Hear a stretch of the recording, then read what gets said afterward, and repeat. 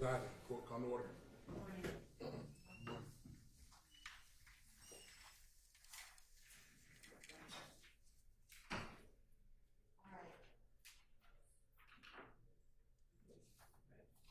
I've listened to the jail call from yesterday, and I've looked at the orders, and Ms. Weaver's just provided a rough of the transcript, so I'll take a look at the transcript and then get back to y'all on that. Good morning. Good morning. With respect to that, the court give us an opportunity before we get back with this to chime in and address. I'll see what I think after I read everything. Okay. One thing, and I don't know whether this got resolved, but I noticed that there was an email at some point that was asking about a couple of states' exhibits that might be the same thing, and I don't know if we need to deal with that or if y'all have already dealt with it. 430Y and 437Y, which were videos. Is that still an outstanding issue? That may be something we covered yesterday. Mr. Steele did, or somebody from his firm. August 8th. I mean, but these may be exhibits we dealt with yesterday or the day before anyway. I just have been kind of marking things in emails that we need to cover and want to make sure this got covered. Good morning, Your Honor. Morning. Thank you for yesterday. I would have sent that email, but I don't remember August 8th email. Can you either let me see it or just tell me? I mean, it says it appears the state's exhibits 430Y and 437Y are the exact same video. Shows Mr. Sledge, Mr. Jeffery Williams, Mr. Shannon Stillwell, and others in-house talking over each other. Mr. Sledge flashes money. And I don't know who you're talking to then, but it says, can you explain why either proposed exhibit is admissible and why are there two proposed exhibits? I think we dealt with that, not yesterday, but earlier this week. Thought so too. I just wanted to double check before I cross that off my list also. Okay. All right. So do we want to do the other, were there any issues with the other CAD reports that are in the second Sharon Ladner folder?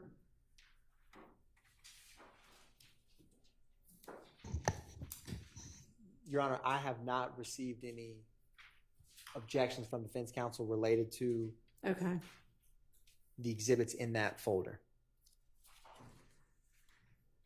Are there any?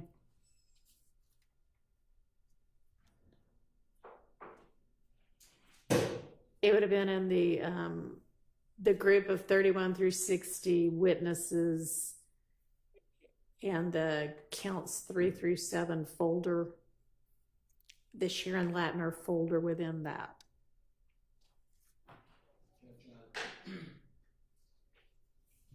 Judge, I didn't see any issues with the CAD report that haven't been previously discussed. However, I'm still obviously going through them again, but I didn't see anything preliminary. Okay, well, told y'all to do that last night and bring them to my attention today. Didn't see anything. Okay.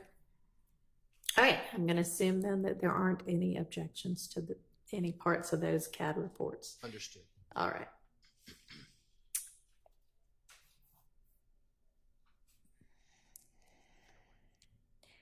And were we going to come back? I can't remember. We were to the Jean-Pierre social media. Is that because y'all needed a chance to look at that? Good morning, Your Honor. Morning. I believe that I was going to narrow down which videos we were going to use, and I did narrow them down. But what I did not do, and I will do that now, is email over the timestamps that we think are relevant that we will plan to introduce, so that defense counsel can take a look at it and maybe we can talk offline if there are any objections. Okay. Did you get that finished last night or this morning? I finished viewing it last night. What I did not do was email the timestamps. Why did you not? So that they could have a chance to look at it before court. That was on me, Your Honor. We were working on some other items, and so I just identified them, and so I will send those. Try to, like, when I give you tasks that you're supposed to do overnight, so that we can discuss them the next morning in court or the next day in court, please communicate across the aisle to the other side so that they can also be prepared. Yes, Your Honor. Thank you. It's not unreasonable. And then we were going to come back on counts 27 through 29 to something with Smith. I can't really decipher my notes sometimes. What was that about?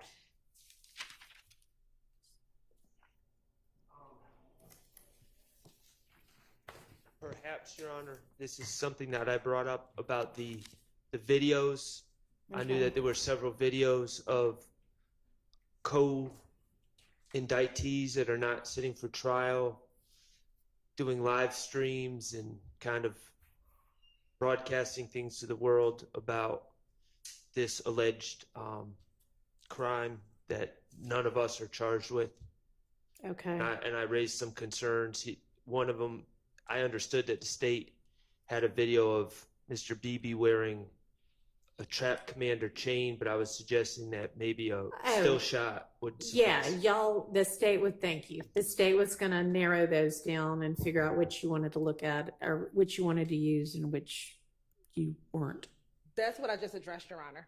Okay. Those are the timestamps. Those are the 3 videos that we looked at. We have identified the relevant timestamps of those videos. So that's all the same thing, the Jean-Pierre social media and that's within count. Okay. Yes. All right. Very good. Okay. And then I think the next thing we were going to tackle was the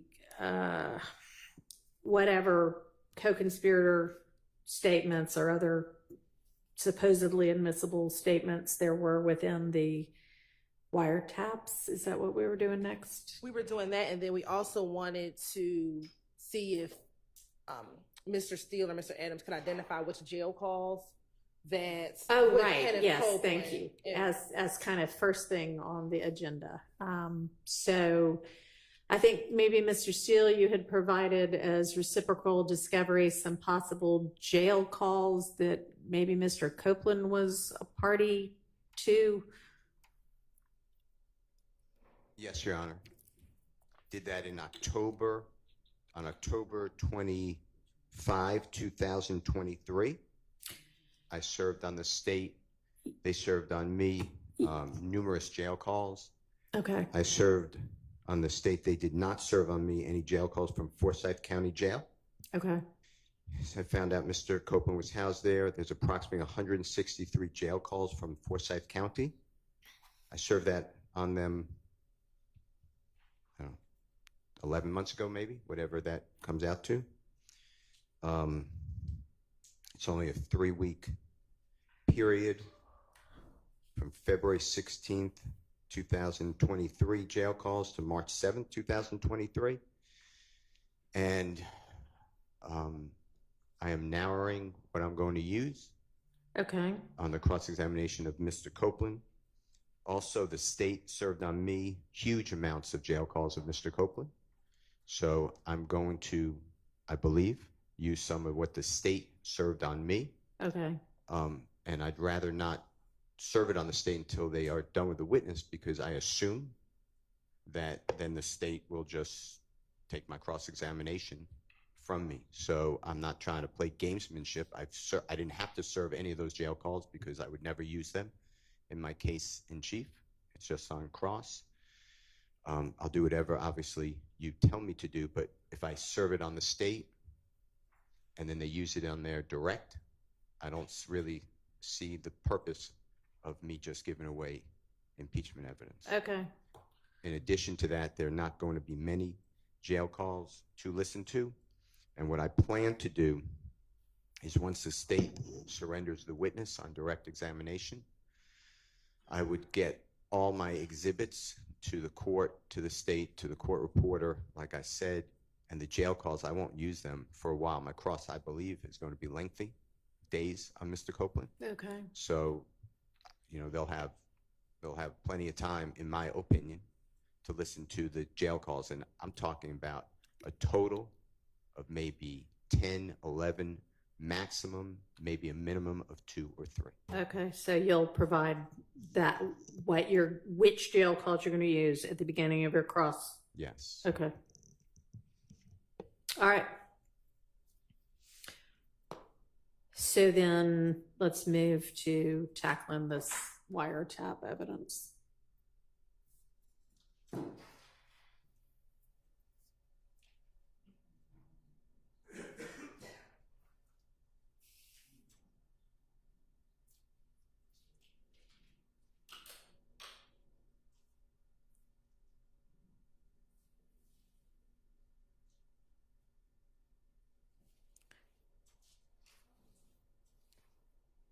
And where would be the best place for us to all look so that we're looking at the same or listening to the same thing? Mr. Atkins served on the court and the defendants, I believe, a Dropbox link that contains these calls that we've identified, and they are in order of the way we would be addressing them. Okay.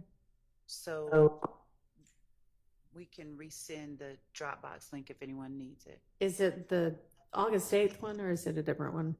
I think it's a different one. I'll let him speak. It's a different one, Your Honor. Okay. I will pull up the date.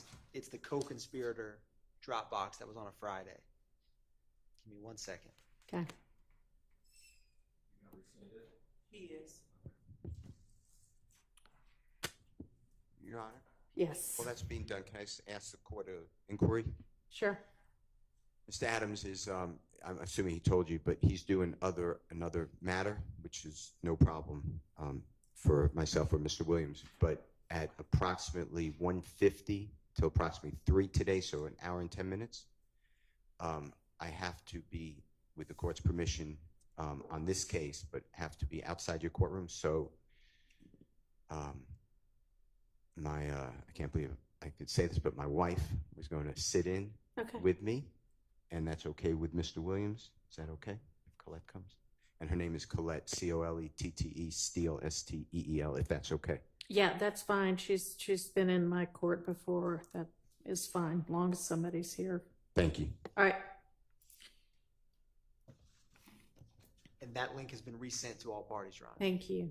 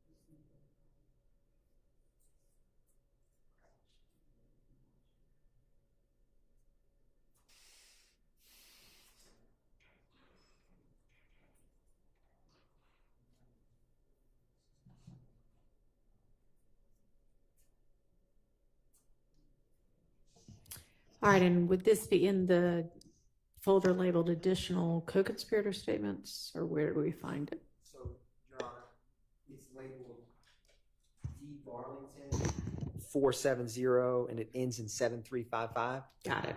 And it has the wiretaps. They're saved, so we're going to be using, it stands for PDF page because the report that they generated was a 6,000 page PDF. So we will be referencing, for example, the first one is PDF page 17. So at the bottom of the D. Garlington wiretap folder, you'll see P17 and then 11 March 22 at 10:05 p.m. Okay, thank you. Yes, Your Honor.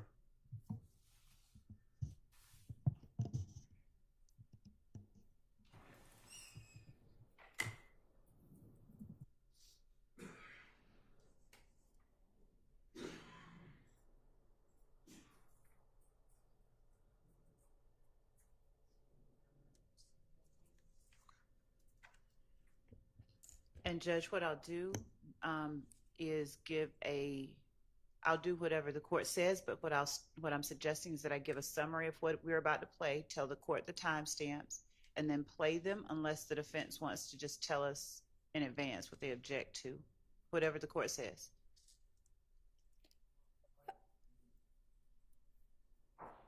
Okay. Well, if we don't need to listen to all of them, there's no reason to listen to all of them right now. So does the defense know which ones they're going to have objection to? How about all of them? But I don't accept, there is a summary, a state summary in the exhibit that you just got forwarded by Mr. Atkins, and I appreciate him outlining that. I do. That makes it much easier for us to go seriatim through the wiretaps.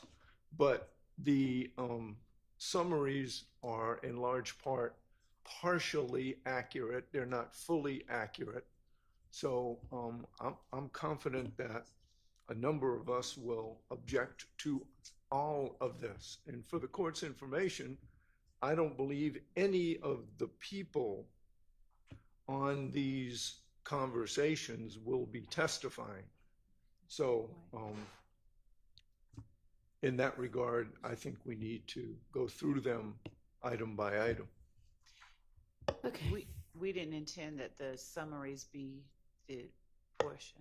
Okay. I don't actually, the bottom of mine is 20 March 22. I don't see an 11 March 22. Unless it's not the actual bottom. It's at the top of the calls on the Dropbox link, page 4.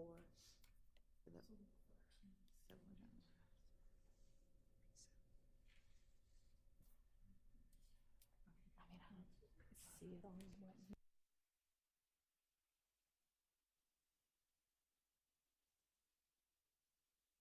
Differently for different people.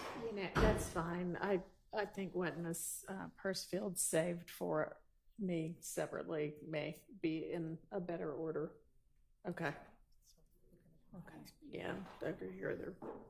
All right. I mean, if you're going to play them, I don't need to open them anyway.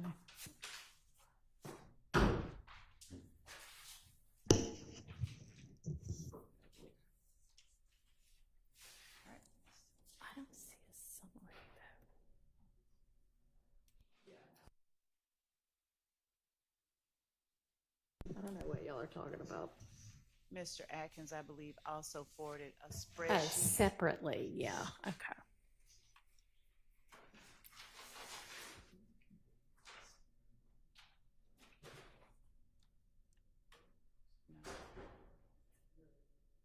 And if your honor would like that, we can resend it. That's fine. I can find it if it matters.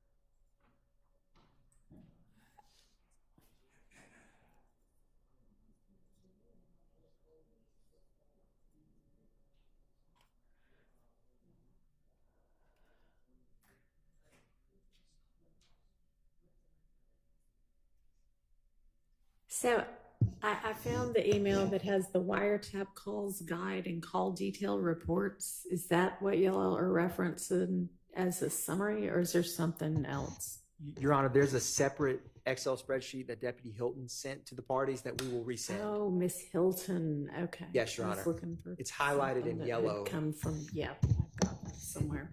And that came on Sunday at 1:40. Yeah, no, that's fine. I've got that somewhere. All right, go ahead. Let's get started with the first one. So the first one is going to be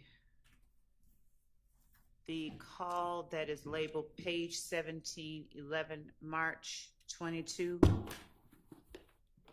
The time stamps that we will be playing is 27 seconds in through 3 minutes and 25 seconds.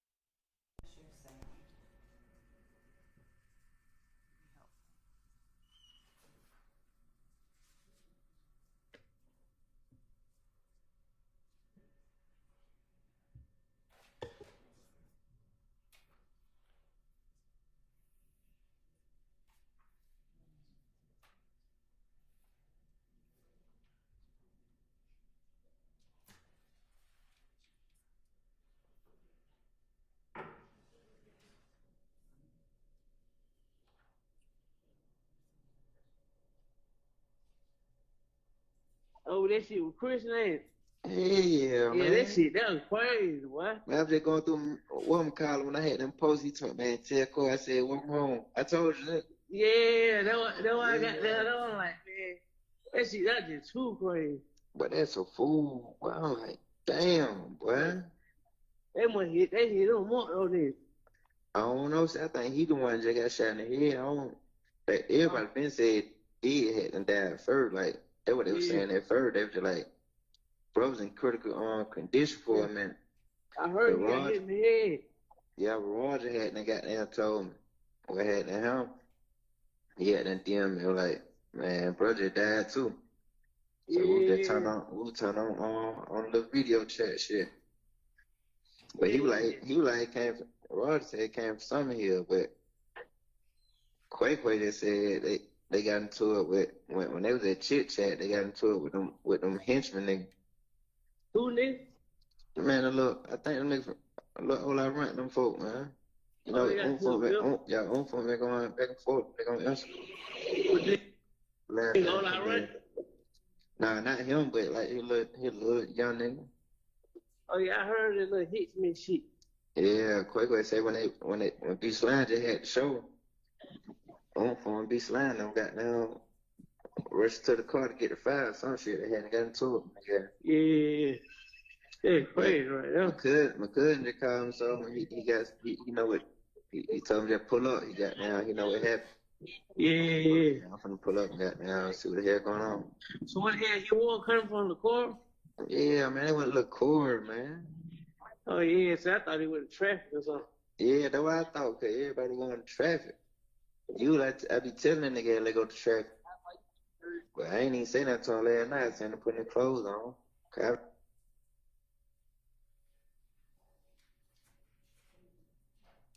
Lured his mom up by 5 in the morning. Yeah. Then like somebody got shot in the car.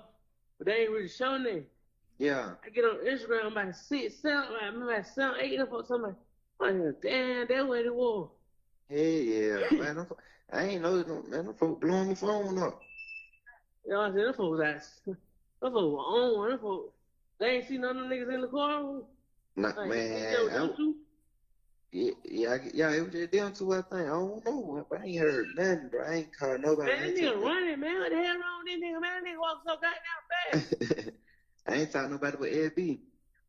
Oh, Ed B. Yeah, you know he on though. Yeah. Yeah. Well, Ed B just laying low. Nah, he with his folk. Okay. Yeah, the girl in charge is tripping, man. Call their phone, somebody, this ain't his number. Yeah. For real. Yeah, I Yeah, think man. it was. Yeah. Okay. And what the hell you finna do though? You got perk? Man, I ain't got nothing, bro. No weed, no perk, no nothing. Tay finna got down, nigga, 21 nigga, he finna got down. He said he just called his folk. He want another hit back. Oh, okay. What they supposed to be want for the week? No, you know, I got folk got down some 26. Yeah. Yeah. Can't beat them right now. Yeah.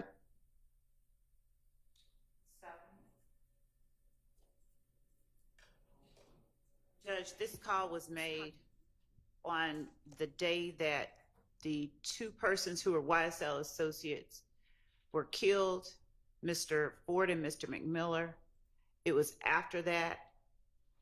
What we've heard is a call, as the court is aware, from Mr. Garlington's wiretap, where he is talking and apprising an associate, unindicted, unnamed co-conspirator, whom we believe is a person called Dwoskin Watt, Wright, WRIGHT. We believe that he is a 30 Deep member.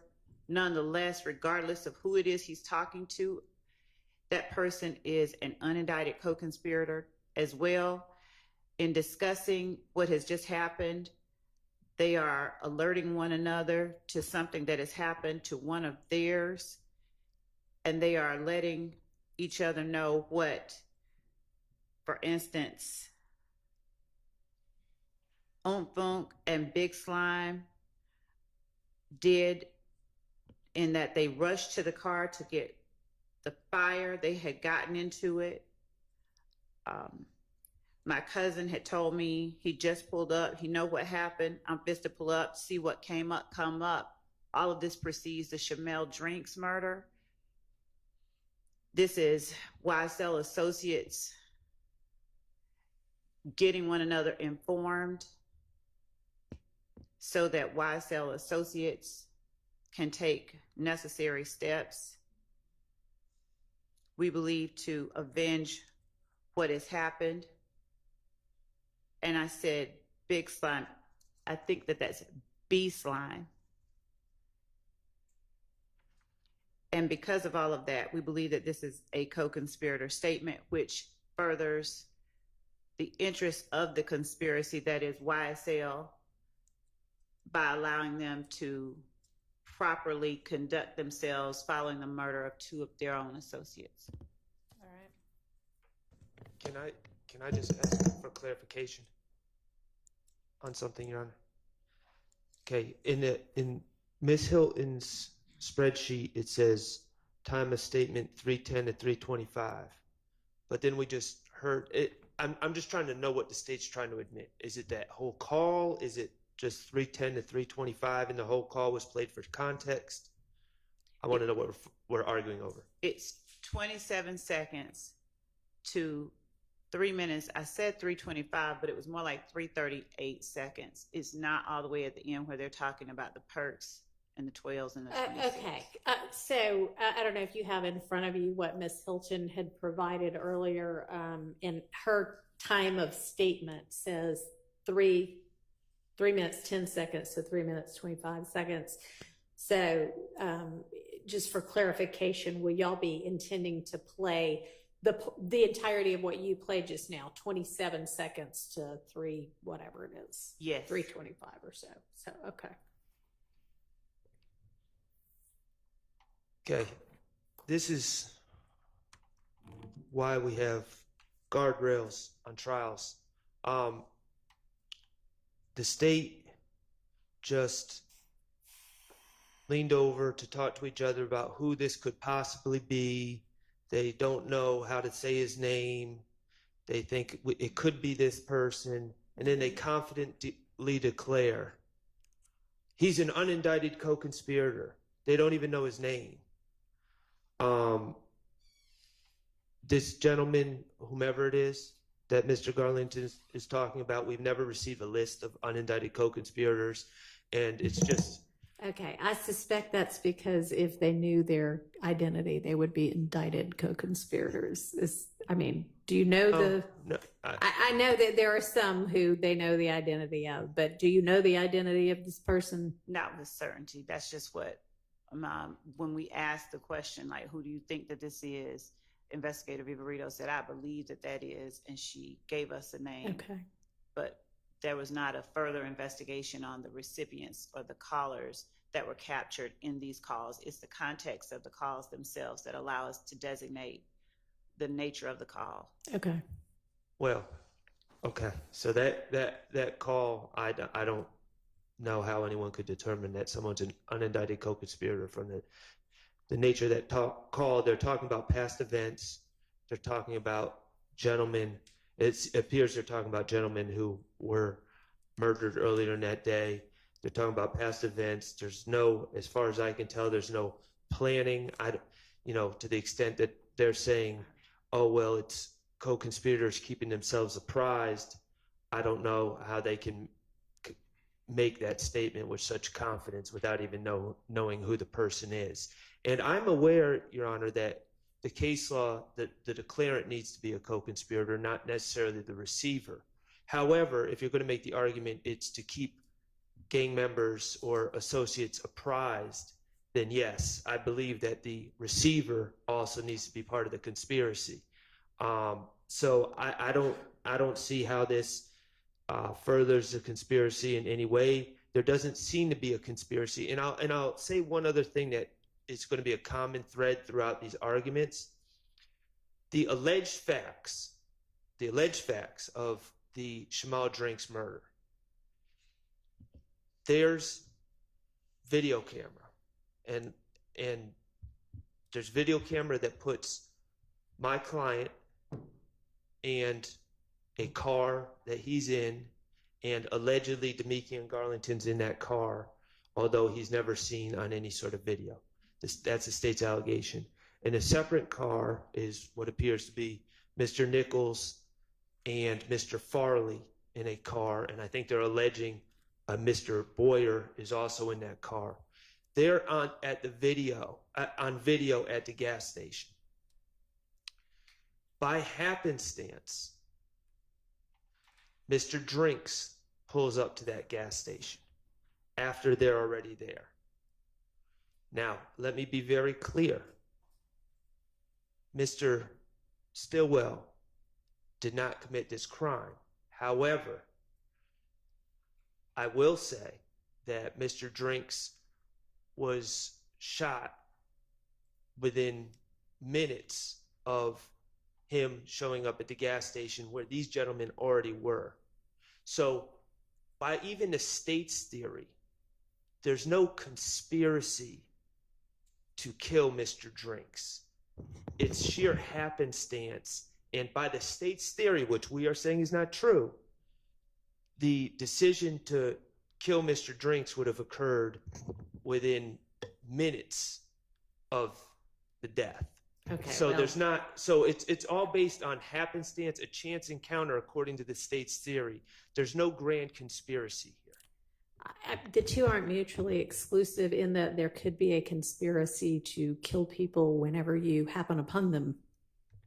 So, I mean, okay. And you can make that argument, but they can certainly make the counter argument. Okay. And in that case, if that is a conspiracy to kill people, and again, we're just kind of assuming that there's no evidence of that, but nothing in this call furthers any such conspiracy. Well, honestly, it would have helped to have known what you said after the call, before the call, so that I know what I'm listening for. So I'm going to need to listen to the call again. Okay. And then let's do it the other way for the remaining goals. Will do.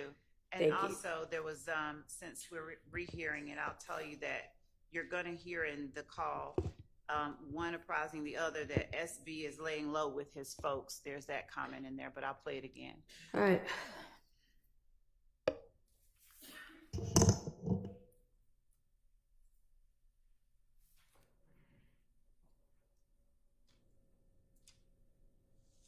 Oh, that shit was Chris name. Yeah, man. Yeah, that shit, that was crazy, boy. Man, I'm just going through what I'm calling when I had them posts. He told me, man, tell Corey, I said, what's wrong? I told you that. Yeah, that's why I got that. I'm like, man, that shit, that just too crazy. But that's a fool. Boy, I'm like, damn, boy. They hit him more on this. I don't know. I think he the one that got shot in the head. I don't. Like, everybody been said he hadn't died first. Like, that's what they were saying at first. And Judge, just so that the court has further context, Shamel Drinks is DFW, and DFW, I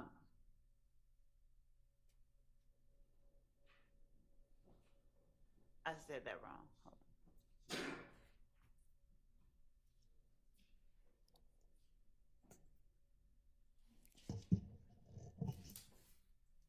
I'm sorry. I was reading notes.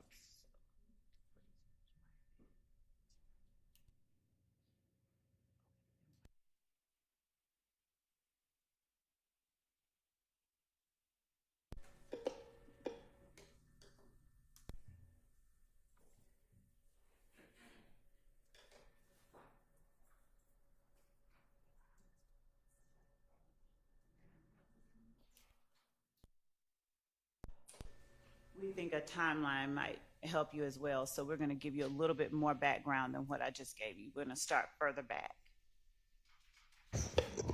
So, Your Honor, just so the court is aware, we believe that the Shamel Drinks murder is the culmination of a few different events, really starting in February of 2022.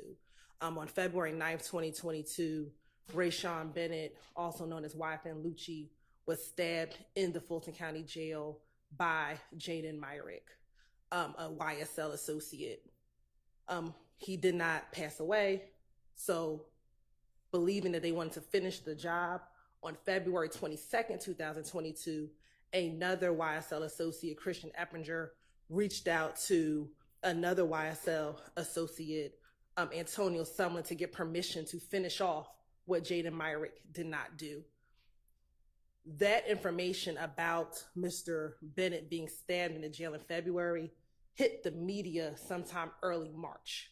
I think maybe around March 3rd or March 4th is when that information was released to the media. On March 11th, in the early morning hours, that is when Christian McMiller and Darius Ford were murdered, pending that release. We believe that they were murdered by YFN associates. We have shell casings from the murder scene that match a shooting that happened on March 16th that I'll get to in a moment. After the shooting of Mr. Ford and Mr. McMiller in the early morning hours on March 11th, there was another shooting on March 12th in which a YSL associate, Stephen Harris, shot at in the direction of 12 Atlanta Avenue, which is a YFN stronghold, hitting a YFN associate. His name is escaping me at the moment. Following that, there is a call that the court will hear in a moment in which there's a shootout on Cleveland Avenue in which Demekion Garlington and I believe Mr. Stillwell are involved in a shootout on Cleveland Avenue. Following that, in the morning hours of, I believe it's the 13th of March, it might be in the early morning hours of the 12th of March, there is a drive-by shooting near 2830 Waters Road. This is what we believe is the trap house of Big Nick, who is, I think it's Nicholas Carter, forgive me on the last name, but he is a YSL associate. Following that shootout is when there's some social media postings, Your Honor, in which Shell Kel, who you've heard of, Kelvin Watts, repost a picture with Shamel Drinks, Kelvin Watts, and another individual that could have had some subliminal messaging that they were the persons responsible for killing Christian McMiller and Darius Ford a few days earlier. Those posts were posted around between the 12th and the 14th, Your Honor. Also, there were some other social media posts from YSL associates basically claiming they are not going to be the only ones crying tonight, things of that nature. Then we had the murder of Shamel Drinks on March 14th at about 9:55 p.m. in the evening. And then following the murder of Shamel Drinks, we have on March 16th in the early morning hours around 12 o'clock a.m., another drive-by shooting at 2830 Waters Road, where you will hear some wiretap calls of Mr. Garlington, Mr. Stillwell, and Mr. Farley actually at the house during the time of the drive-by shooting, or immediately after the drive-by shooting. And then Mr. Stillwell and Mr. Nichols are apprehended on March 17th. So understand that timeline.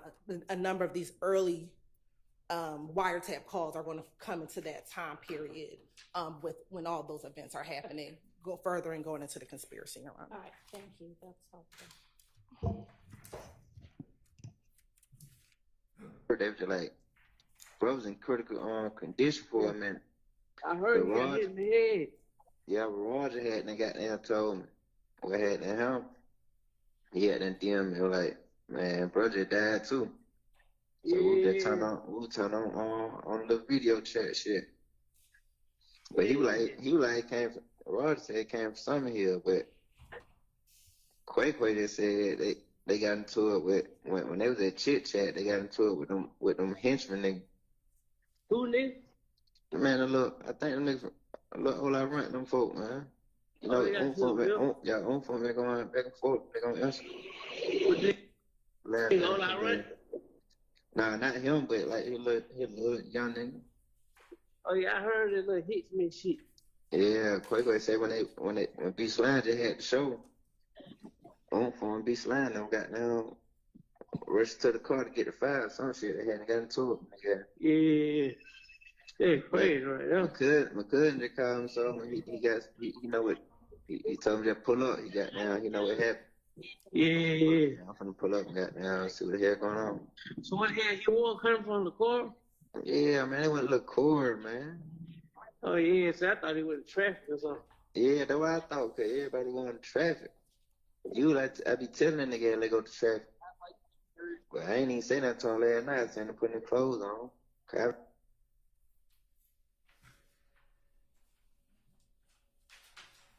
Lure their mom up by 5 in the morning.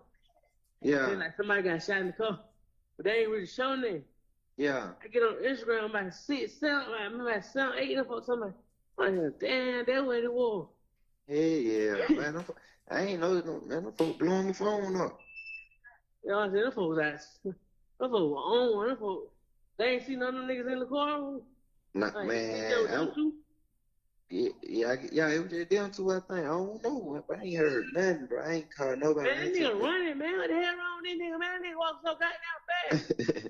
I ain't talking nobody but Ed B. Oh, Ed B. Yeah, you know he don't know. Yeah.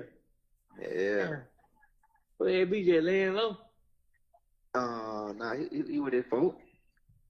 Okay. Yeah, the girl in charge is tripping, man. I called their phone, somebody, this ain't his number. Yeah. For real? Yeah, I think it was. Yeah. Okay. Hey, what the hell you been doing? You got perk? Man, I ain't got nothing, bro. No weed, no perk, no nothing. Tay finna got down. I just stopped it at the 3:45 mark rather than all the way to All right. All right. Both of the speakers seem very familiar with who the people are, and it may not be. I'll give you. They don't seem to be plotting any retaliation in this call, but they do seem to be getting apprised of what's going on, and it be an all-out war and things like that. So I'm gonna permit that under the co-conspirator exception. Can I Judge, on behalf of Mr. Nichols, I'm going to join in to each of these, and I may have something additional. I do want to say that for all of these, I don't know whether the state has established that there was a conspiracy that existed, which is the first element of any admission of 801D2E purported statements. And I think what I heard in this, although a lot more was played than was in the spreadsheet, and I understand that may have just been a mistake, but I heard a lot of "I think" and "who is that?" And it sounds like I got that on Instagram. So I want to have a continuing objection, and I'll object again when it's appropriate, to what's commonly referred to as nested hearsay, which is somebody saying what somebody else said. It's hearsay nested within hearsay. So I don't know whether, well, I don't agree, of course, with the court's ruling. I'll abide by it, but I think there's more to it than just they're telling them what's going on. I think they're telling them what they heard, what's on Instagram, and I want to make sure that this quay, somebody said quay, not qua, or qua, but quay, and I think the response was, "Who's that?" And then they talked a little bit about that. That is not Mr. Nichols. And if there is any dispute about that, we can go into that further. All right. Well, with regard to the nested hearsay objection, I don't think that what got posted on Instagram or anything like that that might be nested. It's only hearsay if it's being offered for the truth, and that type is not, I think, being offered the truth. Is that correct, Ms. Love? It's being offered to show that they are trying to keep apprised of the latest that's going down between these rivaling factions. That is so overruled. Exactly right. And I mean, yeah, it certainly sounds like quay to me. And so if there's going to be any, there's not going to be speculation unless someone decides he wants to tell who that is. There's not going to be any speculation about who quay is or all right, assertion that it's Nichols. Okay, let's move to the next one. I meant Darlington. And then y'all give me kind of the rundown of what I need to be listening for and why you think it's admissible under a co-conspirator exception before I listen to it. Yes, Your Honor.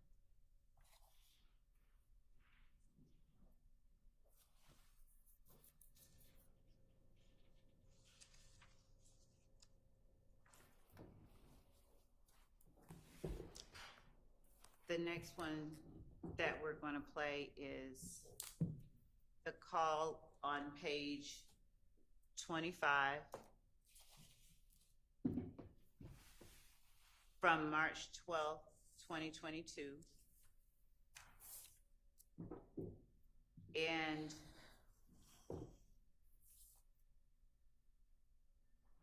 this is a call that speaks to the portion of the indictment regarding the sale of narcotics to support the enterprise. And on this call, Mr. Garlington is on the phone with the female who is asking, where are the people with the perks? Mr. Garlington's response is, SB says he has no more.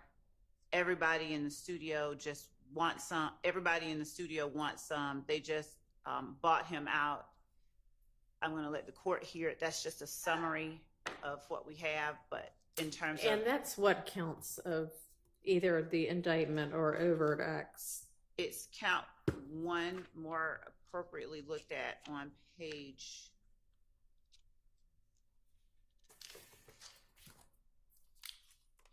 So it's not a separate count, it's just an overt act. Right, but under part one, the conspiracy, if the court, in both the body of the count itself and underneath the description of the conspiracy, where we list obtaining money, weapons, and other property through acts of racketeering activity, including, inter alia, the unlawful sale and distribution of drugs. Your Honor, to address your question, in overt acts or substantive counts, neither Mr. Stillwell nor Mr. Garlington are charged with distribution of drugs. That's nowhere in the indictment. The conspiracy is described as that. Where? What page of Page the? 12, I believe, if you have it labeled the way I have it, but it is directly under count 1, after the names are listed and after the statute itself is described, we have in the indictment part 1, the conspiracy, and if the court looks at the 4th bullet point under the paragraph labeled part 1, the conspiracy. Okay, I see what you're talking about.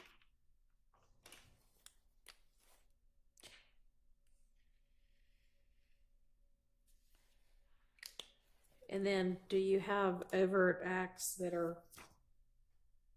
We do have some that are drug related. Okay. Not one that describes this particular transaction, but we have some that are drug related. I want to be clear that. Where are those? Which numbers?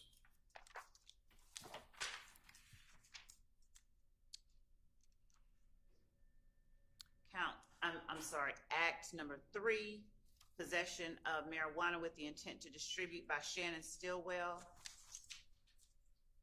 Act number 8, possession of cocaine with the intent to distribute by Antonio Sledge.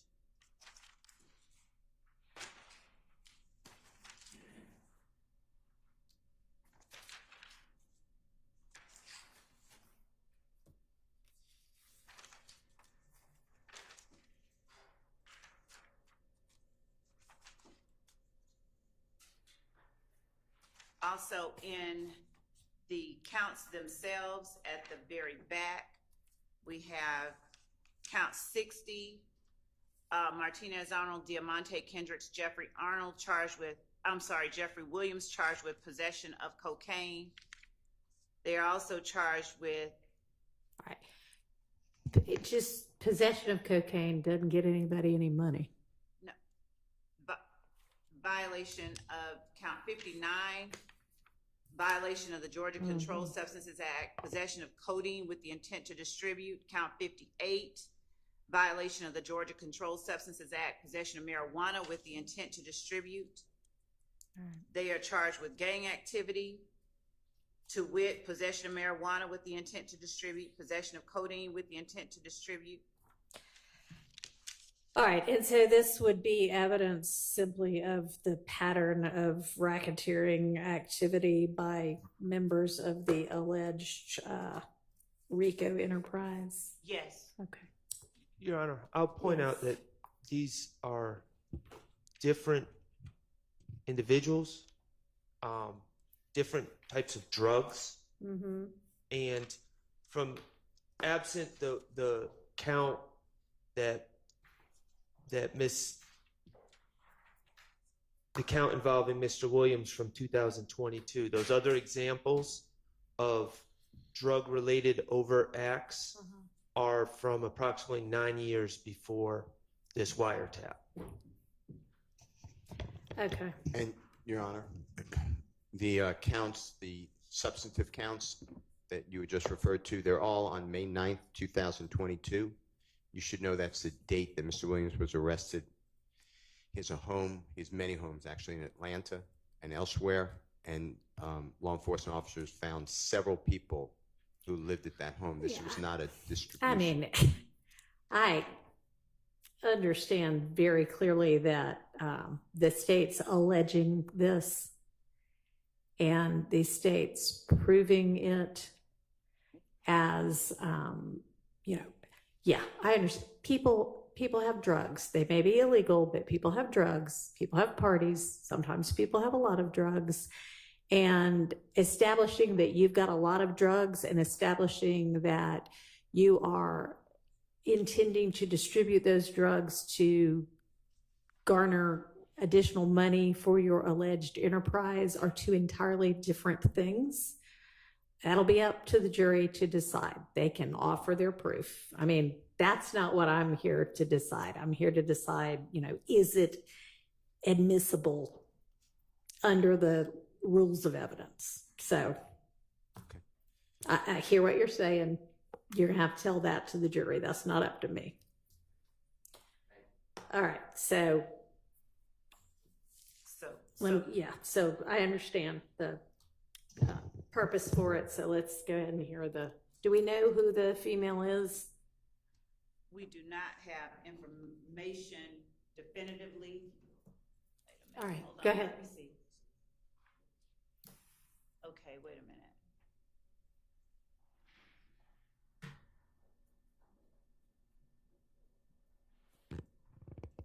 Based on the information that we received from Investigator Vivarito, the female may be a young woman by the name of, well, I don't want to give her whole name, but her last name is Jones. Okay. And she is the mother of one of our defendants' child.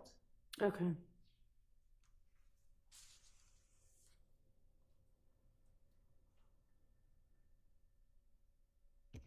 So in terms of the portion that we're playing, we're starting at 51 seconds.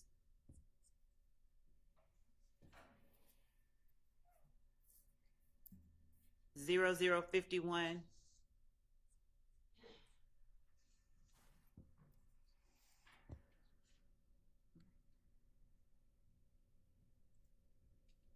I'm sorry, going to 51 seconds, starting at the beginning of the call. All right. I gotta pull it up.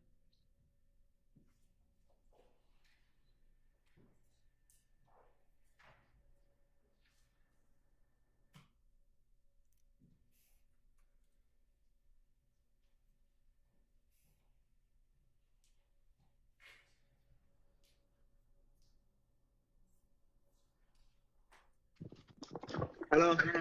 Where the hell you going? Right here finna go. Everybody finna go. They finna go to Coca-Cola. We got now. Okay, where the nigga with the person? Huh? Where the nigga with the person? Huh? Where the nigga with the person? If he say he ain't got no more. He don't got no more. Yeah. We Okay, at the studio. We at the studio. You know you gonna say like. I'm outside the studio. You just seen me run out then. Right, that's why I said where you going. So you don't know nobody else that got some? Everybody in the studio was just asking for some. They just bought them out.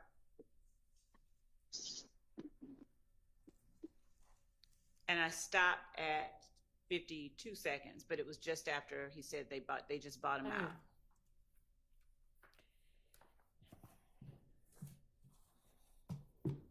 So whether it proves it or not is yet to be determined, but I'll permit that under a co-conspirator exception to hearsay. And for the record, Your Honor, I would also argue not only is this not part of any conspiracy, but also that Mr. Garlington informing someone that Mr.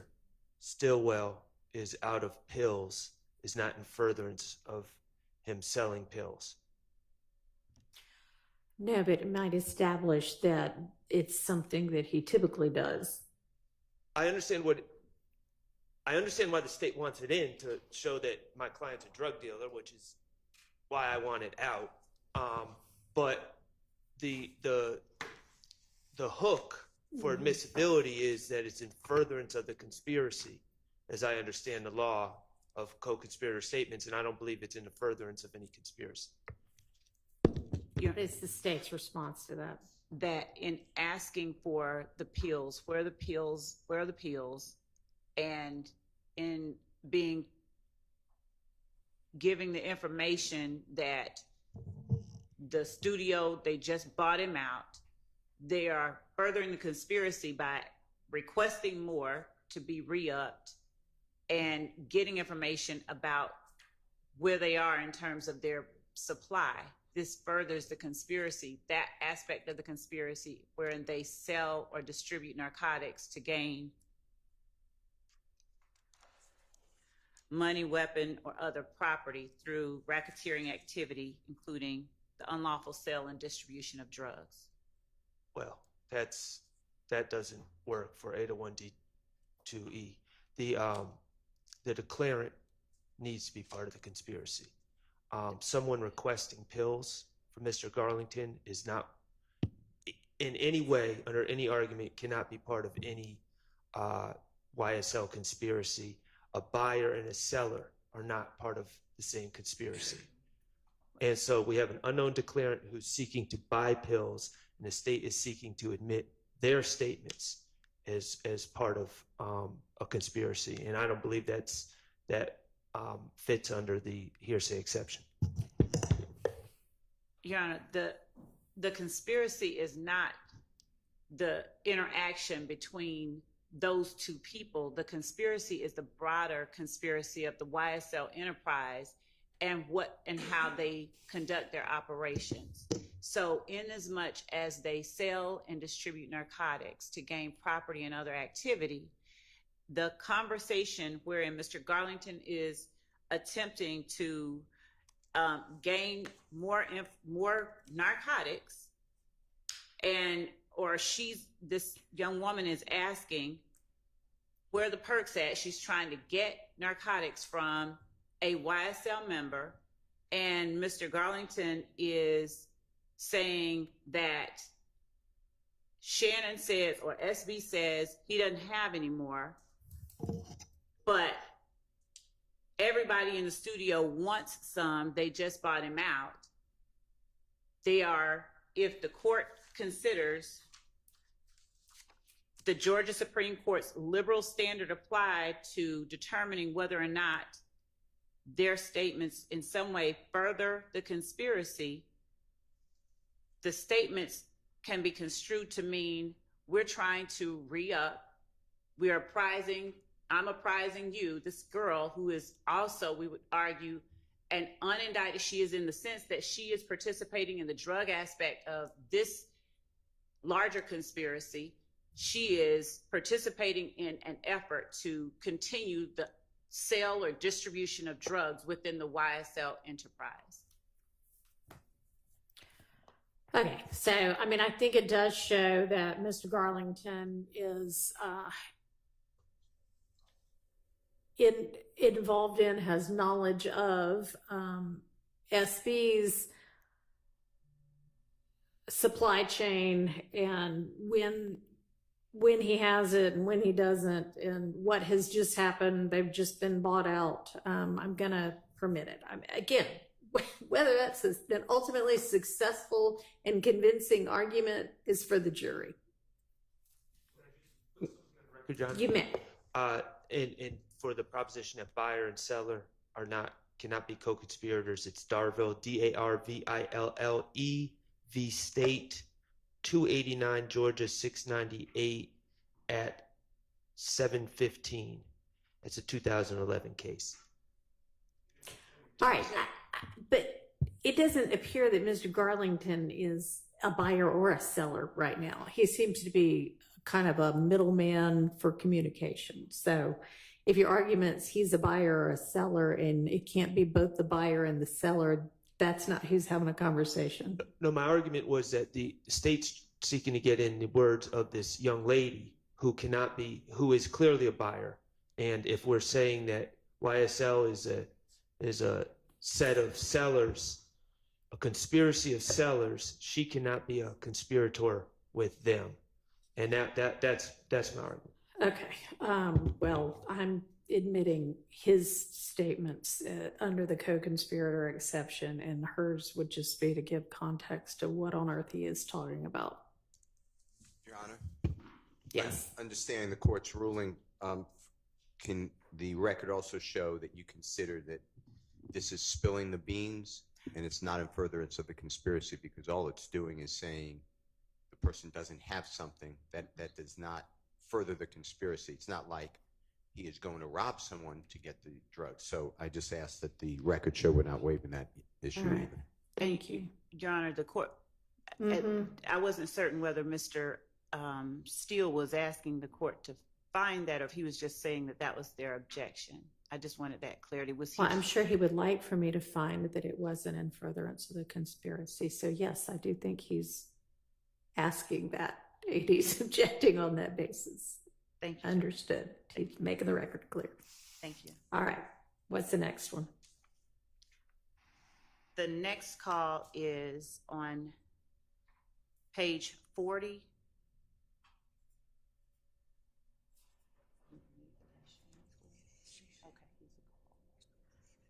This is Mr. Stillwell speaking with Mr. Garlington.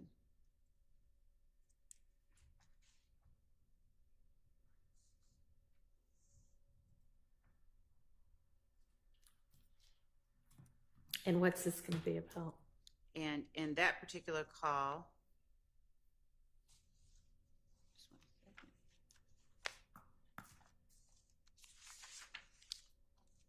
second. Okay. I mean, I think the summary provided by Ms. Hilton gives me enough context for this one. Okay. All right. So we're going to go from the beginning of the call to 1 minute and 12 seconds. It's a 1 minute and 46-second call.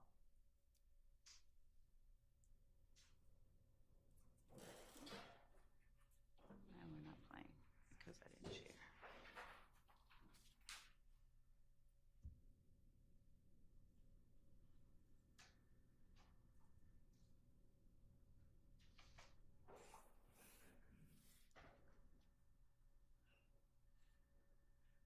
Yo, What the hell you got going on? shit, you got up? Anybody asked, we went and looked like something in the midnight. Anybody just said we went and looked for that motherfucker. We couldn't find it. Okay. Don't tell nobody. Yeah, I know. Well, over there you at? Leaving the room. Leaving the room. Yeah. Leave it. Huh? What you finna do? Shit, same old shit. Same shit. Same shit. I'm saying, what you Something told me he gonna come pick me up. Shit, that was gone. Yeah. Yeah. Next time I meet him, Rollo. I said, man, Rollo ain't getting no coat. Yeah. I tried that shit yesterday with a nigga on goddamn no. Yeah. Yeah.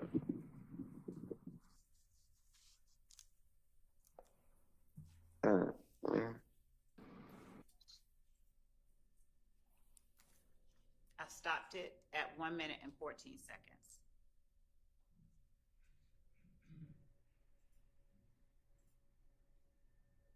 What's our argument against this one?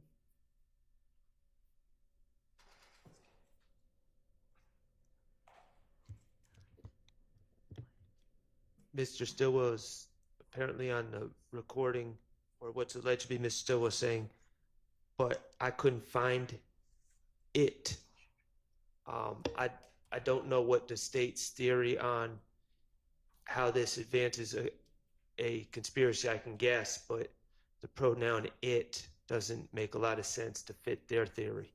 So I don't, from the context, I don't see how that could be in furtherance of a conspiracy.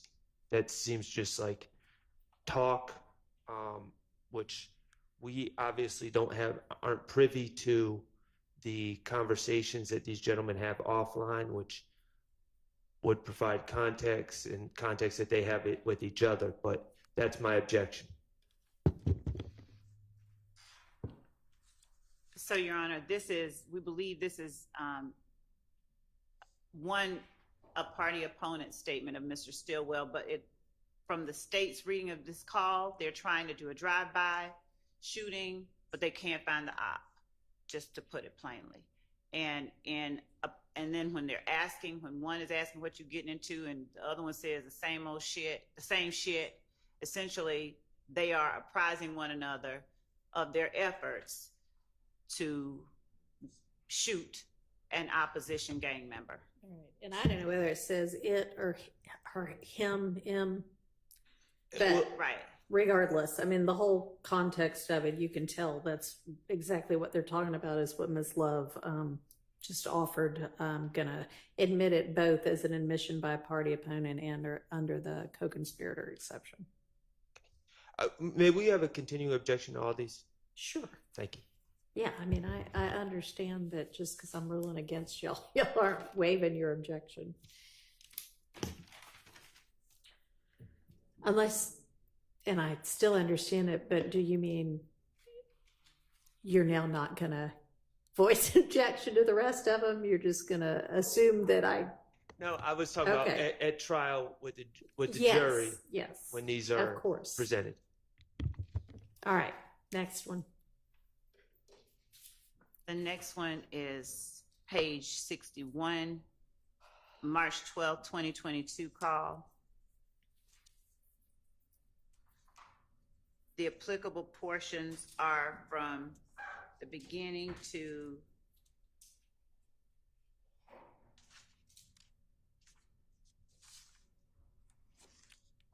(2 minutes and 35 seconds).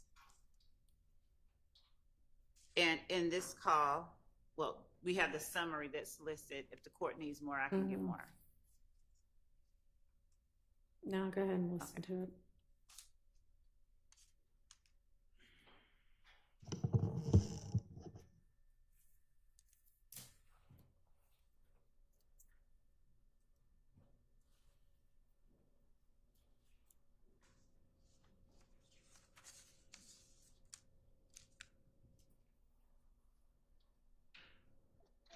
Oh, Twin.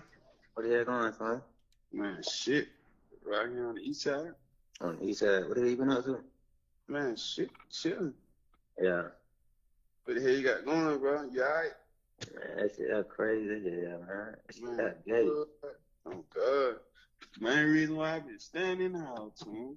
Man, what? That is crazy, but nigga ain't really even trying to go wild. There's been too much going on, bro. Man, what? I been chilling with my brother, boy. If I ain't at the spot, my brother, boy, I'm in the house, man. Yeah, man. Man, you know, goddamn, you know, I ain't got that going, you know, you need, I'm gonna call away, though. Yeah, for sure. I wouldn't you back. Like they told me, little bro, it was your little partner. I don't even know that nigga from the can of paint. Who? They're done. But my mama told they was me and my brother in the car right now, nigga. We come with these niggas now trying to see what the hell they said. Who? That nigga, you talking about little Dunn daughter? Nah, hell no. Oh, you talking about little Dunn? Yeah. Oh, wait, yeah, you might be serving or something. No. He like that. Yeah. All right. Yeah, no, cuz, you know what I'm saying? We got down. I go with the whole, but I think the whole like telling him, like, you know, I stay. He talking about what you want to do, like, what do you don't even know me? Why you don't want to play like that? Man, what? Yeah, somebody just called me and told me this shit. Like, I don't even fuck with the whole. Like, nigga, who? Man, the whole who everybody was just fucking with, man. What whole Twin? The whole YSL. I don't know her, but I'm gonna holler at little Dunn about that. Yeah, I don't know about what you want, like what you want to do back. Dorito taco. But you seen it with your own eyes. No, nigga say he heard it. You know, I got down. You know the little shit with the hammer swing down. She thinking that down Shannon and Pope set her up. Yeah, she think like they set her up, so she got down like. I didn't want to play like that. Like I know what all the drunks did. Like I know what all these drunks did. So they were like they heard. Yeah, they were like they heard, and they were like, all right, so what you want to do? What you want to do about the nigga did? Okay.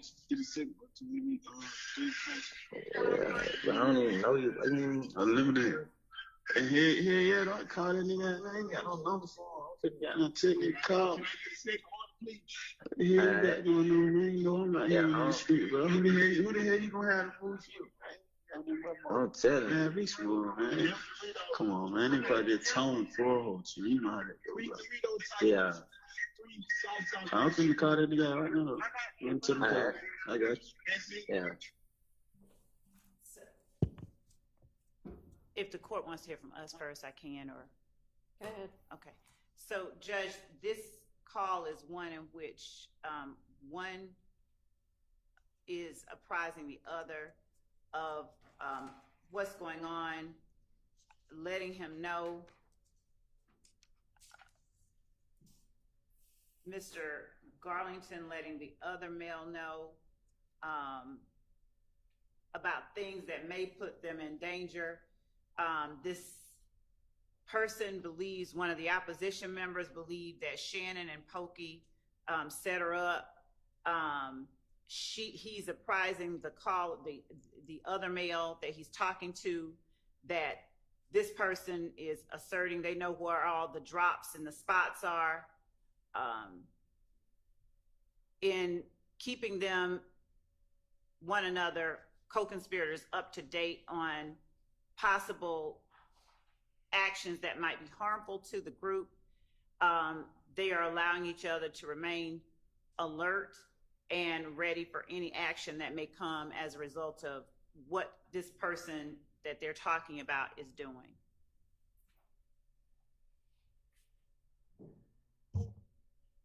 I hear from anybody on the defense side. Same objections, but I heard a lot of nested hearsay in this. There's speculation. There is, I heard it, they heard it.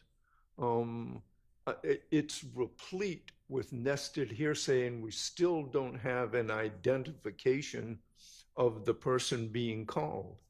So for all the reasons that we've said before, I think that this cannot be considered to be something that fits within the particular definition of 801D2E.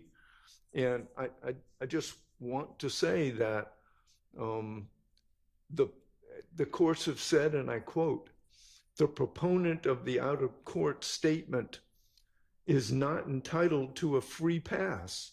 A judicial determination that a co-conspirator's statement tended to further the conspiracy must be supported by some plausible basis in the record. To that extent, the in furtherance requirement represents a real limitation on the admissibility of co-conspirator statements." Here, half of the conversation is by an unknown declarant. We do not know whether or not that person is part of this alleged conspiracy, or even a non-noticed and never noticed alleged co-conspirator. We asked for a list of co-conspirators in November of 2000 or December of 2023. We've never been provided that. And all of a sudden we get into these hearings and everybody in the world, the guy at the gas station, the guy on the corner, Hillary Clinton, they're unindicted co-conspirators. And we find that out when we're sitting here arguing about it.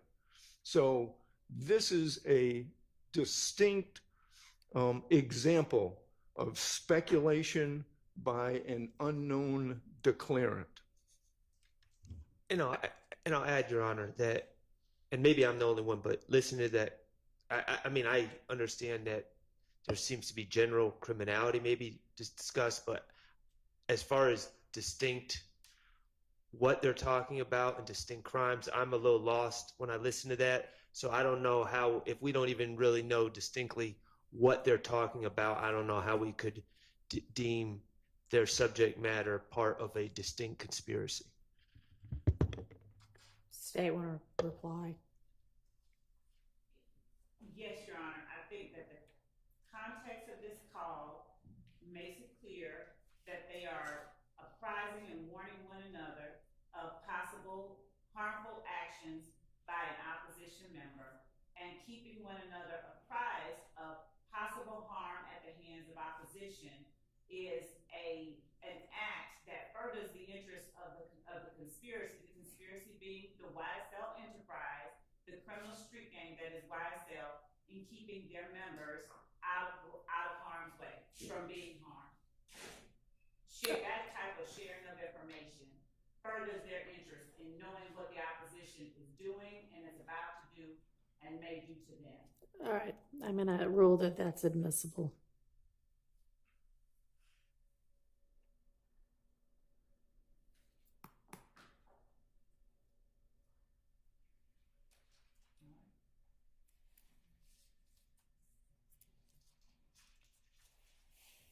the next call is page 71. Demekion Garlington is asking Shannon Stillwell if he should bring the whatchamacallit. We believe that the whatchamacallit is a gun, and bringing the whatchamacallit allows one YSL member to be prepared for the opposition that we believe they anticipate they may be encountering. So we're going to play the call on page 71 of the PDF.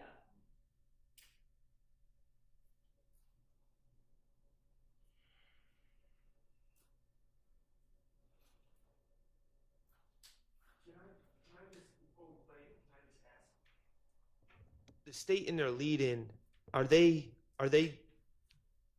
giving the court and us what they believe this is about, or are they quoting to a previous call that they're saying provides context?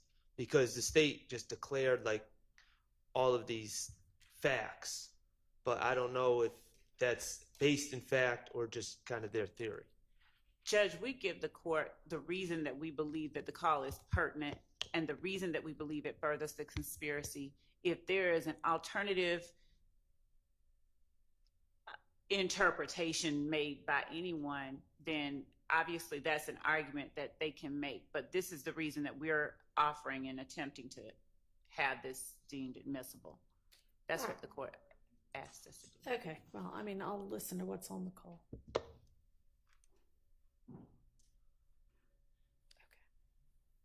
And we'll take a restroom break after this call. Yes, Your Honor. Got some phone with you. Yo, Bro, come outside, bro. hey, Yeah.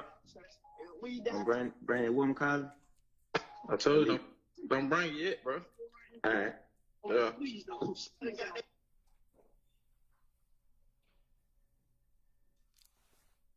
Is there more to that conversation, or that's just all we have?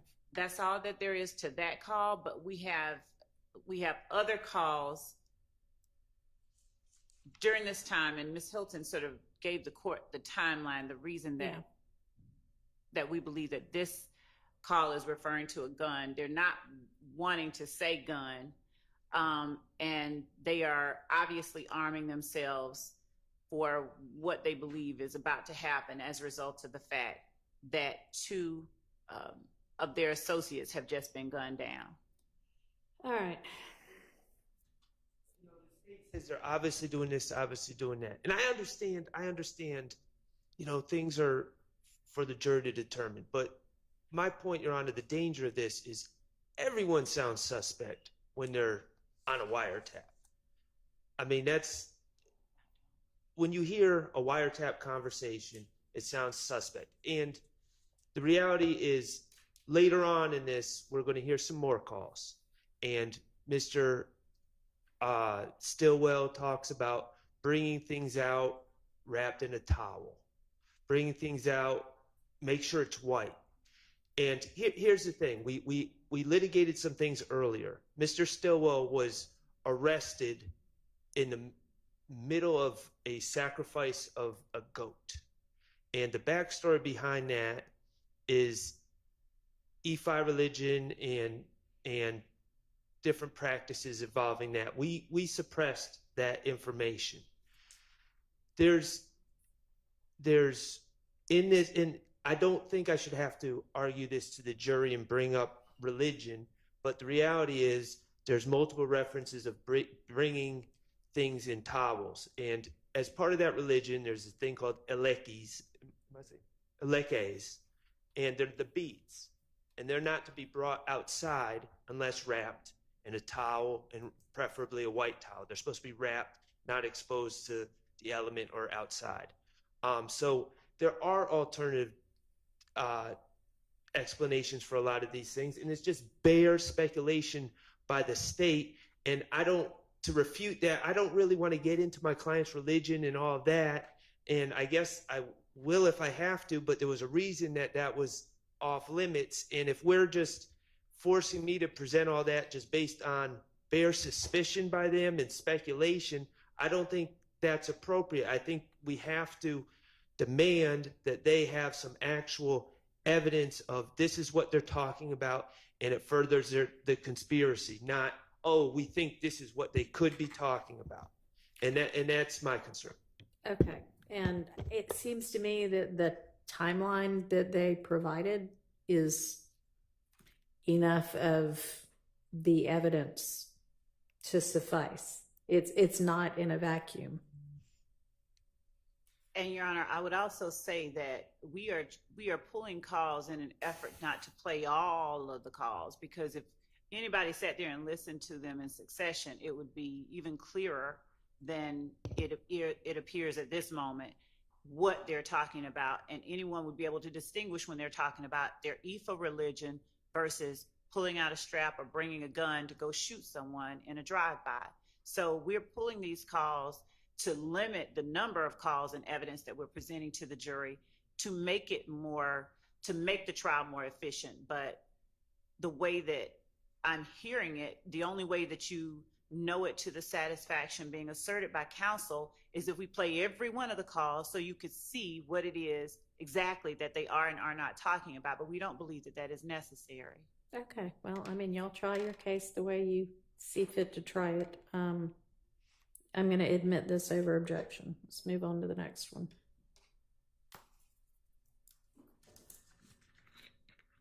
Oh, sorry. We were going to take a restroom break. See, I obviously don't need one yet. I'm still up here drinking water. All right. We'll take at 11.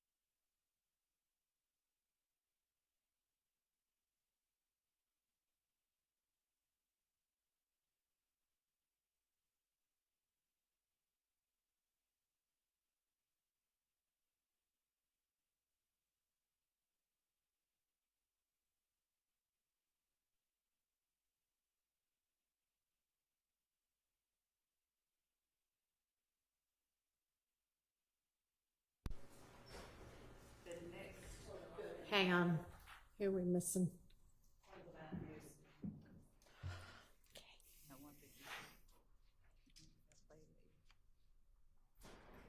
You can go ahead and get it queued up. All right.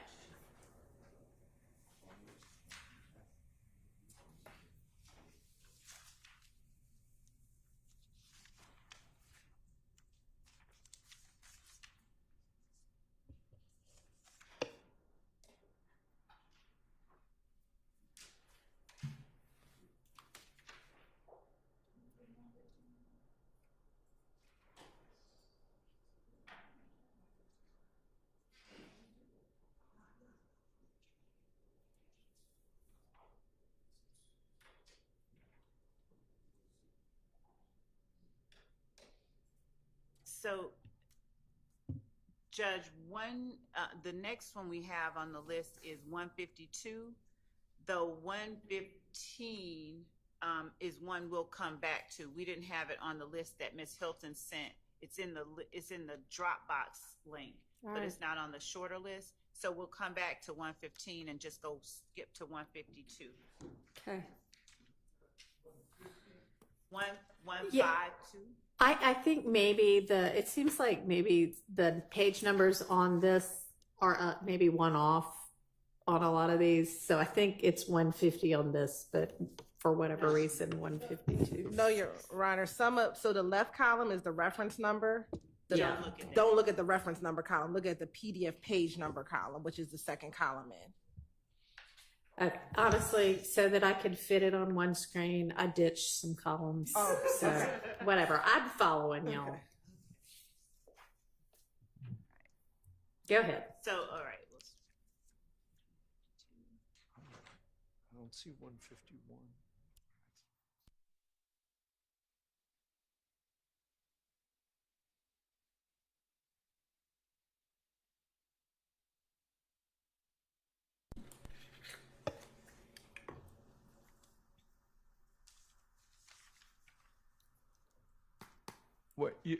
I'm sorry, I'm still a little bit confused. Is it the call reference is 150 though, right? It is, Mr. Okay, thank you. Harvey. Thank you. Yes, Thank you.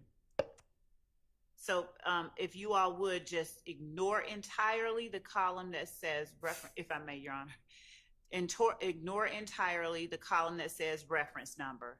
Look immediately to its right at the column that says PDF page number. And that is the number we will reference when identifying the calls. And we will, yes, proceed forward.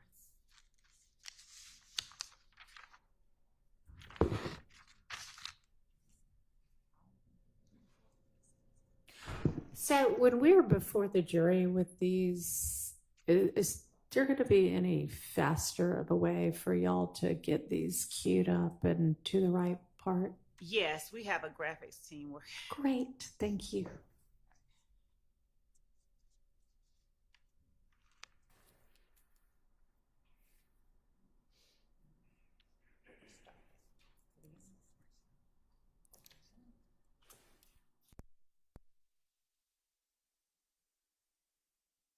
Start at 4 minutes and 47 seconds in.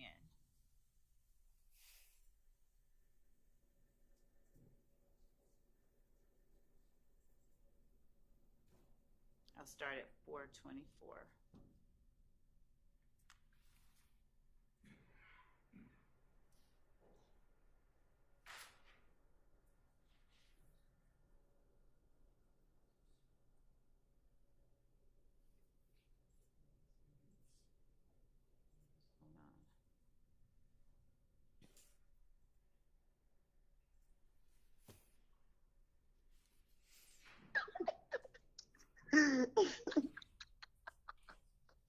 Right, it's just like, oh, why I'm good? I love you like a motherfucker, boy. I don't love you like Stop playing with me. for real, girl. Yeah, for real, right? Bro, D, is you sad about that thing for real? Man, on DB on Saturday, bro. That's why I just had to come drink, bro. No, I said I ain't called you. Dad said, "Do you okay?" I said, "I text. I ain't want to call him." He said, "Yeah, he ain't answer. I called him." Yeah, that fucked up. That shit got me hurt, bro. I fucked with bro. Yeah, that shit put me on. So I know dude said I did. Hell yeah, man. Damn, big puppy little shit too. I know it, bro. Damn. That shit crazy. That fucker said they had like 45 gun shells out there. Huh? 45 gun That- shell? Yeah. Just know, Cash, we gonna get some get back. We already did. D, you better show that down somewhere. I am, but still, bro, I am gonna sit down. Listen, I'm gonna sit down, bro. Boy, you better sit your ass down somewhere, baby. I am, but bro, nigga think it's shit the game out here playing. For real, bro. Like, I already going through some shit before that. Like, it like all the type of trying. They got money on my head, bro. Like, and I still just be going places. You see, I don't be worried about shit, bro. Cause I be prepared. I be prepared for shit. If a nigga pay with me, that they know that shit ain't gonna be easy. Oh, man. I just got into a shootout early. Why the fuck you get into a shootout, D? Because it was a car looking strange. Don't say nothing. Me, Shannon, all the gun there. Why would you? Oh my god. Because the car, they were 3 deep with hoods on, so I had to shoot. I don't know. On the day, it was the car. The day on Cleveland. It was a car. I know it, huh? Yeah, you do. D, you need to, Yeah. Yeah, you right. Yeah. That how them niggas follow me. That how they follow me from Kiku. Yeah, I would have.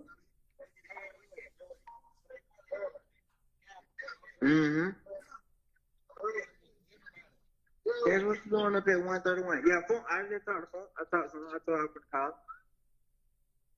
He just said, you know what we on every day.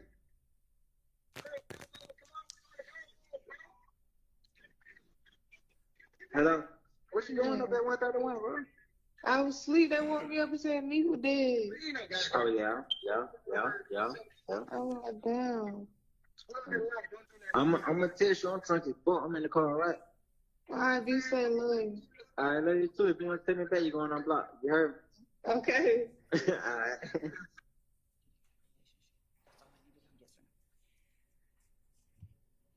So, Judge, this one we believe comes in a couple of different ways. Obviously, it's a statement against penal interest that Mr. Garlington is making about him and Mr. Stillwell. He is, as the young lady is apprising him that people said that there were 45 gun shells out there. He is telling her that they're going to get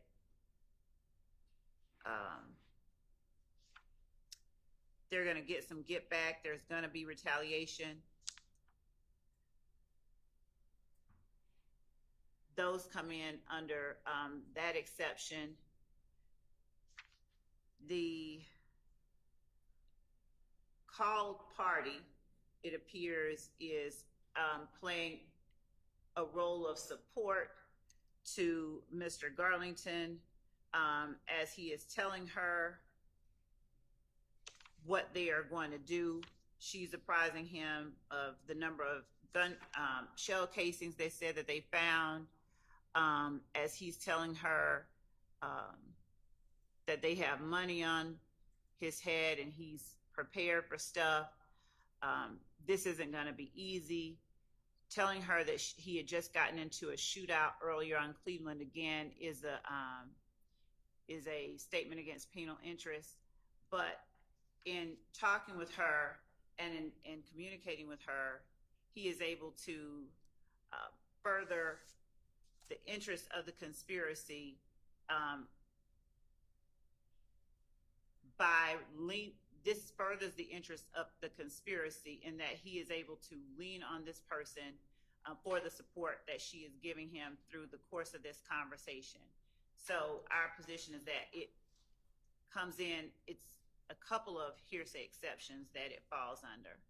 Co-conspirator statement and statement against penal interest, and it also is a reflection of Mr. Garlington's state of mind, his statement that they're going to get some get back. So it's sort of a reaction and a present sense impression.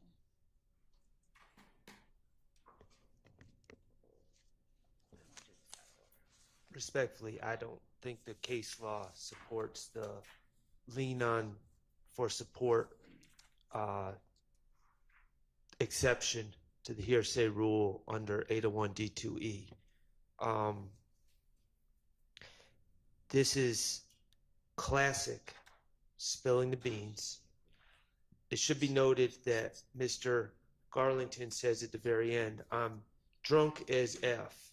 So he's intoxicated, he's talking to a girl, he's likely boasting, trying to seem tough for his own personal reasons that have nothing to do with the conspiracy. And it's not furthering the conspiracy in any way, shape, or form. Yeah, no, I don't believe this would come in under the co-conspirator exception. There are portions of it that would come in as a statement against penal interest, but it's going to need to be a whole lot more narrow than this entire conversation. And Your Honor, I would ask that the court look at, if the court sees the case the way that I do, I'm not saying that it will, but Mosley versus the state, 307 Georgia 711 at Penn site 717, where at trial, Singleton testified that shortly after Brown and Mosley arrived at her residence, she had an emotional conversation with Brown in which Brown disclosed that Mosley shot Carter. Mosley contends that this statement did not further the conspiracy, but instead, quote, spilled the beans. However, the court found narratives of past events, and they were quoting Kemp at 303 Georgia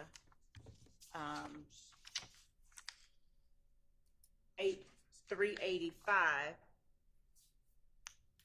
at Penn site 395, stating narratives of past events are admissible under Rule 801 D2E if they serve some present purpose in the conspiracy. The court pointed out here that the context of Brown's statement is important, and then went on to say that it is clear that Brown relied extensively on Singleton for help throughout the week-long crime spree. The court noted that Brown used Singleton's telephone to set up additional crimes, including the one involving Knight, and Mosley and Brown continued their crimes while staying at Singleton's residence and hid the evidence in the residence while staying there. Brown's statement to Singleton, in which she identified Mosley as a trigger man, was made during an emotional conversation in which Brown asked Singleton for help. Thus, Brown's statement to Singleton was not simply a confession. Instead, it was made as part of Brown's ongoing relationship with Singleton and as part of Brown's continued need for assistance from Singleton, whether emotional or logistical, while she and Mosley continued to commit their crimes and attempted to evade arrest.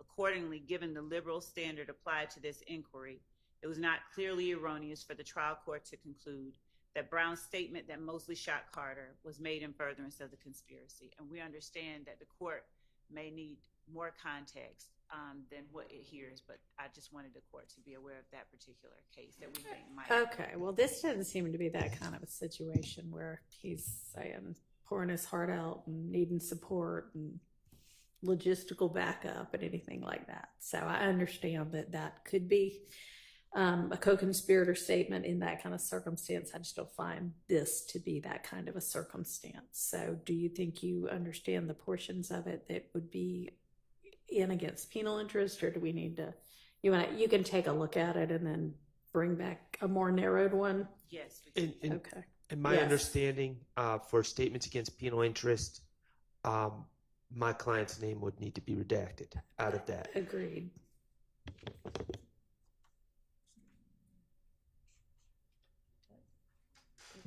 It's against the penal interest of Mr. Garlington. It comes in against Mr. Garlington perhaps, but not against anybody else. I would not expect if it's a statement against Garlington's penal interest, and I would ask for a 105 instruction if this comes in.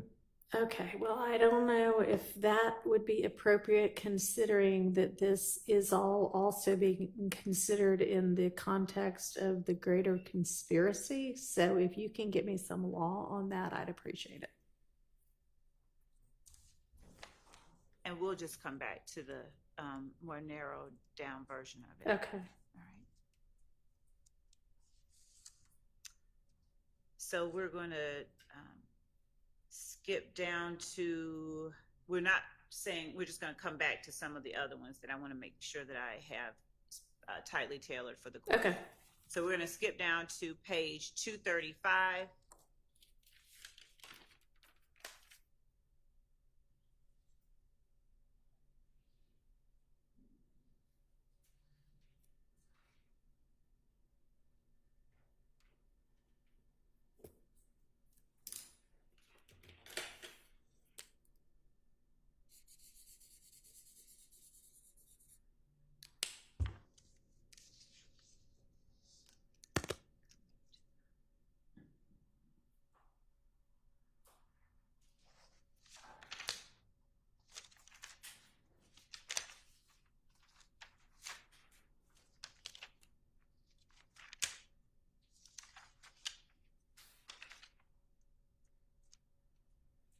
Okay.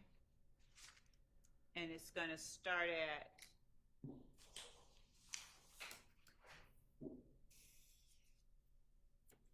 the beginning.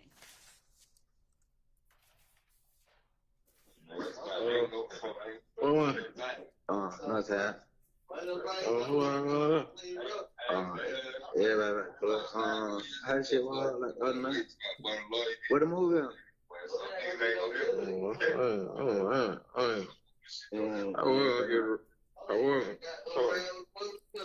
I wasn't get one. No, sis, I wasn't get one, but my mind ain't there yet. I'm really on the other one. Yeah, that's what I'm saying. Nobody just had with the movie at. Yeah, I'm just trying to wait. Yeah. I said, I ain't, yeah, bro. Like, I was just telling myself, I ain't made no money in about 2-3 days. Nigga ain't. You too? For real, bro. Nigga, mine ain't done. I told you, I've been leaving my drugs in the house, bro. I ain't said shit. Yeah. I ain't even got down. I still left that, bro. What you got going on? You know where I'm at, bro? Hey, I'm talking about, man. What happened? I ain't in it. Yeah, that's what I'm saying. You know where I'm at. I'm right here. I just be right here. Yeah. Wayne. And, you know, man, that time come, I got one on. Yeah. Got to, bro. You got them. Huh? Get with me. You don't know where I'm at. Right. Yeah. Okay, but I got some whole What's causing somebody they on the way clear? You need to go on and tell them to come to you and get up on me. No. Different. You say get off you? I ain't saying I don't fuck with it, but like just make it come to you and get you and tell them to bring you. What you talking about? I smack that shit now for shit. You did? Yeah. Man, you ain't win, bro. What you mean when I told you to get me up out of it? This call is a call between Demekion Garlington and defendant Stillwell, and they are discussing their ability to sell narcotics, apprising one another of their narcotics. And defendant Stillwell said, you know where I am, I'm just waiting, as they are trying to get themselves resituated so that they can better distribute their narcotics.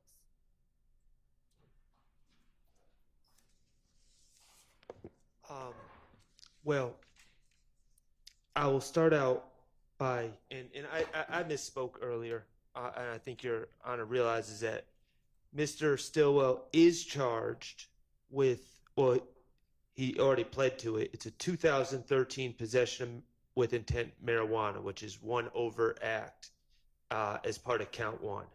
Okay, after 2013, to my recollection, there's no other allegations of Mr. Stillwell selling drugs in furtherance of YSL. In addition, we have heard absolutely no evidence, and I don't anticipate hearing any evidence that there's any sort of profit sharing or anything else involved in drug distribution. We've heard about Durante Beebe selling drugs at a gas station. There was no indication that any of that money. Mr. Trontavious Stephen talked about his sale of drugs. He actually testified, and we asked him, and he was like, no, it was worth like $150. I'm not giving it to anyone. I was selling drugs. I acknowledge that it actually appears that they're talking about drugs and not selling drugs for the time being. But so that's not really furthering any conspiracy. But there's to say that just because they put in their indictment in count one an allegation of drug dealing furthering the YSL does not, in my estimation, open the door to any discussions of any individuals on trial selling drugs to pad their own individual pockets. There's nothing that supports the argument that this is some sort of vast conspiracy as alleged in the indictment. So to me, we're just end-arounding how to get in bad character evidence about Mr. Stillwell, about talking about drugs with Mr. Garlington.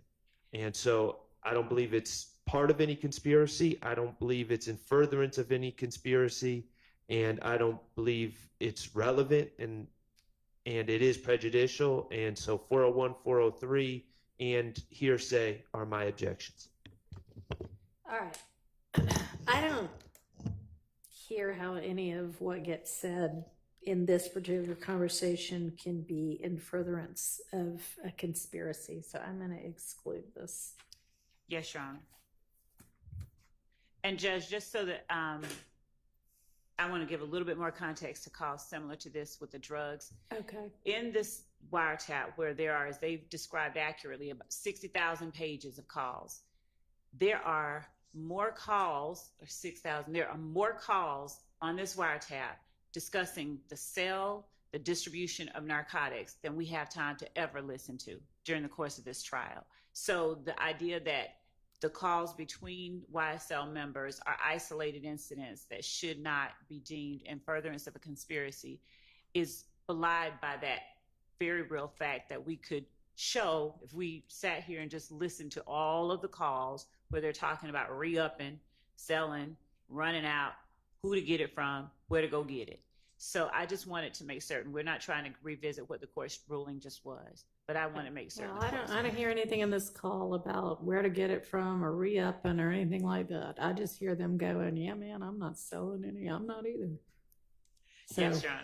There may be another one that might meet the requirements, but this one doesn't. Yes, Your Honor. All right. All right.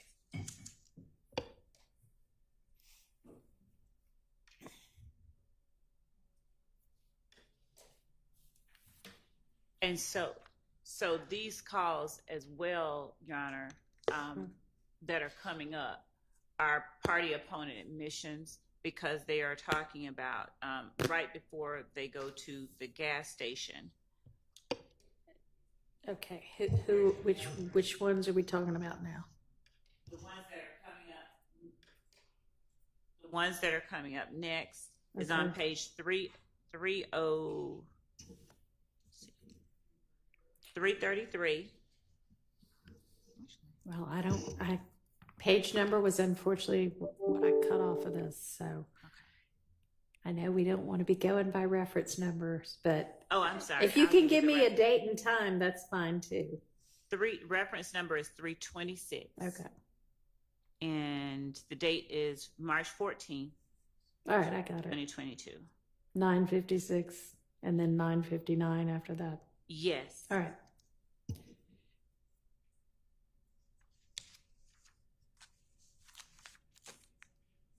Is there any evidence that they have any reason to believe Mr. Drinks is going to be at this gas station? Yes, I'll let Ms. Hilton. When you mean that before they get to the gas station, I think seeing him at the gas station is happenstance. When they see him at the gas station. Okay. So I mean, I'm wondering, maybe there's something more going on here, but if they're just talking about meeting up. No, Your Honor, I don't believe, we don't have any evidence to show that they knew prior to going to the gas station that he was at the gas station. I do think that part was happenstance. All right, well, I'll just have to listen to what the content of this call is to see whether this might be. Oh, I'm sorry. Y'all are saying this one's a party opponent. So I'm sorry. Never mind. Scratch what I said. Go ahead. But we do think that they were on the prowl because Mr. Stillwell earlier that morning on March 14th had rented a car from Alamo at the airport and then went and got the car tinted. Okay. And so we do think they were on the prowl, but not that they knew that Mr. Drinks was going to be at the airport. All right. Understood. Thank you.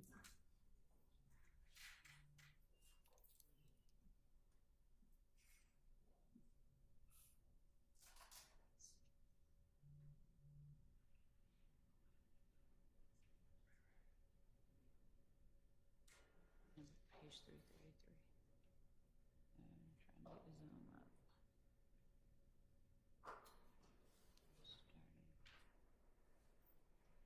Beginning. Yeah, the whole call. 333.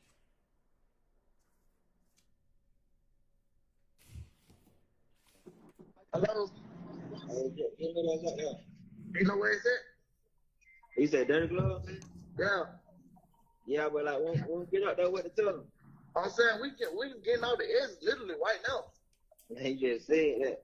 I'm telling you, I promise you, we get out the edge right now. We stay right here. Yeah, come on, bro. Tell Shannon don't be mad at me, bro. We can bound. He said, y'all can bound.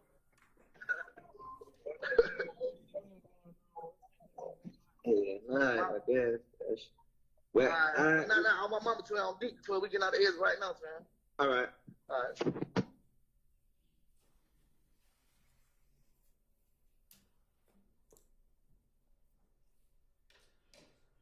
So this is actually, we believe, not even co-conspirator here statements, but this is actually, we believe, evidence of defendant Stillwell's and Garlington's participation in the murder that eventually, the murder of Shamel Drinks.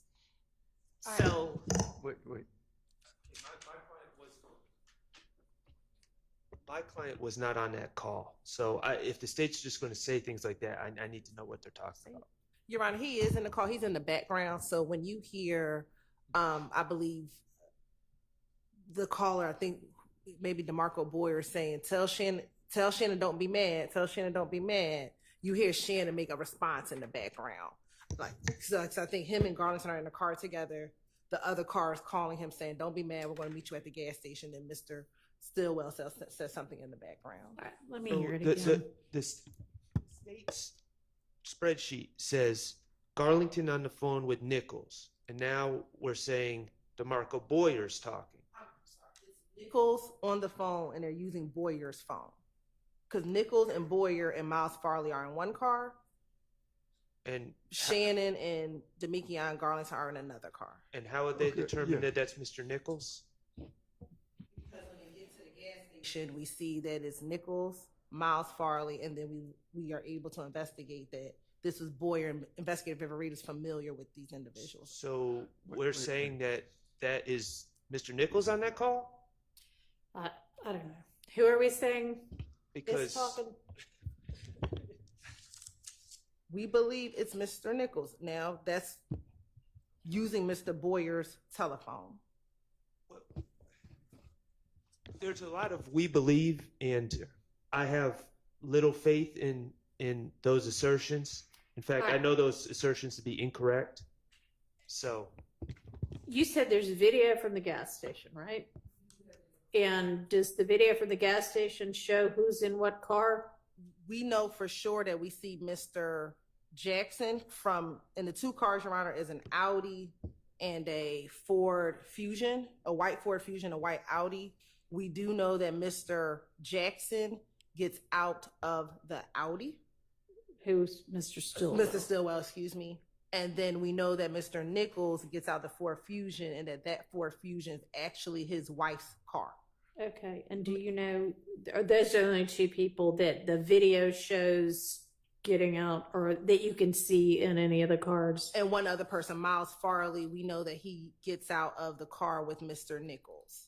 Okay, so he's in the Fusion. He's in the Fusion. We do not see Mr. Garlington. He does not get out the car at the gas station, nor do we see Mr. Boyer. He does not get out of the car at the gas station.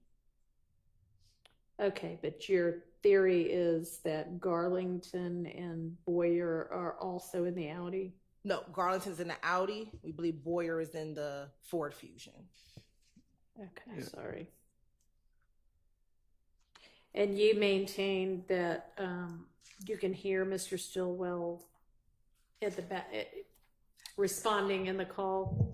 Yes, Your Honor, in the background, yes. It's faint, but you hear him. Can I hear it again? Yes, Your Honor.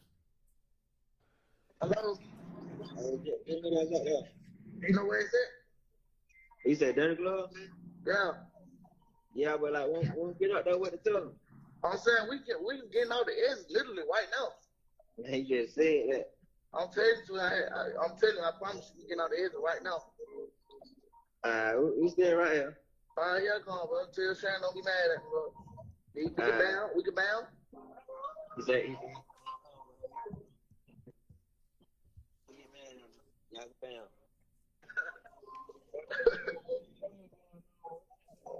Yeah, nah, I guess. Well, nah, I'm my mama to on deep before we get out the edge right now, Sharon. All right. All right. Somebody says something in the background. So, well, what I hear is this. I hear Mr. Garlington speaking to someone, and them trying to explain to each other where they are. My understanding from what the state's saying is this conversation occurs from the context of the call before either car, or at least the car that Mr. Nichols is in, according to the state's theory, arrives at the gas station, which means this is before Shamal Drinks arrives at the gas station, which means there's nothing, according to the state's theory, nothing immediately criminal afoot. And they're just talking about getting up, and the person alleged to be in the car with Mr. Garlington is Mr. Stillwell. And, I can't really hear what was said in the background, but the context of what was repeated is Mr. Garlington saying, Mr. Stillwell's sick of waiting on you in a friendly way, and hurry up. And then saying, Shannon said, y'all are going to bam, meaning y'all are going to fight when he gets here because you're holding us up, and then them laughing about it. So I don't know what's criminal about any of that, or what's furthering any criminal conspiracy, especially since under the state's theory, Shamal Drinks hasn't even arrived at the gas station. Yeah, no, I don't think there's anything further in any conspiracy here except a conspiracy to meet up at the gas station. So this would not be in under that exception for sure. And I'd also point out, Judge, that it shows the coordination between the two sets of the called and the calling party.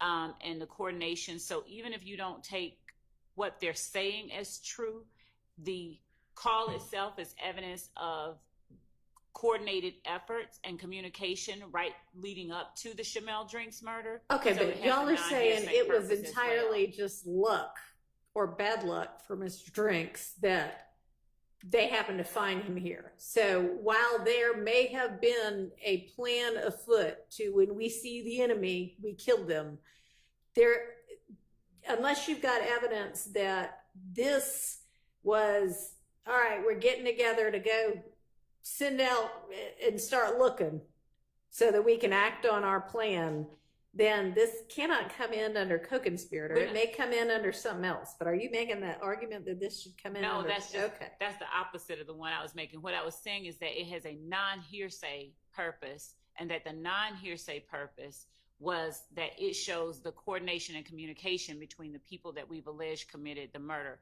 even outside of the fact, even if you don't take as true anything that they're saying. So not even trying to take the truth of what they're saying, the fact that they are communicating with one another is one. And then the other was that we were saying it was the statement of a party opponent, in that Mr. Stillwell was one of the people that was communicating with Well, another. I mean, we can't hear what any of those communications are. So I don't hear anything coming in as a statement by Mr. Stillwell here. If Your Honor could allow us one more comment on that. No, I was just going to say, Your Honor, we agree. We don't think it's a co-conspirator thing, but it is evidence of the events leading up to the murder of Shamel Drinks. And so we believe it can come in as we're not offering for the truth of the matter asserted that he was getting off the exit at the time that he says he's getting off the exit, but simply, like Ms. Love just said, to show they are the series of events that occur right before the murder, them in communication to meet up at the gas station. You're going to see that they meet up at the gas station. Then a call that's coming up next is when DeMarco Boyer calls Demekion Garlington and tells him, get on FaceTime. And we believe that is when the plan happens to kill Shamel Drinks. And that's the next call. Does the video show the Audi's already there and then the Fusion pulls up? Yes, but it doesn't, again, because of the video, we are not aware of DeMarco Boyer being in the car prior to seeing the video, nor do we see him afterwards. We just hear these phone calls between this individual. All right, well, I'm not talking about the next call yet. I'm talking about this call and trying to figure out why we need this call at all. Because I think it shows them coming from wherever they're coming together. We believe that they were either near each other or had planned to meet up prior to do whatever they're doing. And so it just shows a series of events, Your Honor. Just if we have to prove what happens before, during, and after the murder, this shows before the murder, they were in communication. It's not like they randomly met up at the gas station together. They literally planned these two cars, at least, to meet up at the gas station. They meet, they unfortunately see Mr. Drinks, and then the plan becomes afoot. But it's not like the Audi and the Ford Fusion randomly meet at the gas station. They have planned to meet at the gas station. And all right, well, if that's your purpose, I think you can narrow it down a little bit. We don't need to hear the whole conversation. And Your Honor, I'll also say that they have a call log that establishes that, and they actually had Mr. Burney, the cell phone analysis gentleman, plot this number in question that they're saying belongs to Mr. Boyer.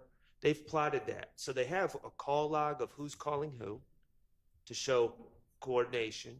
Okay. And they have the plot of where the phone was at times that it was used and who was calling who. So the coordination, they don't need the contents of the phone call to show coordination.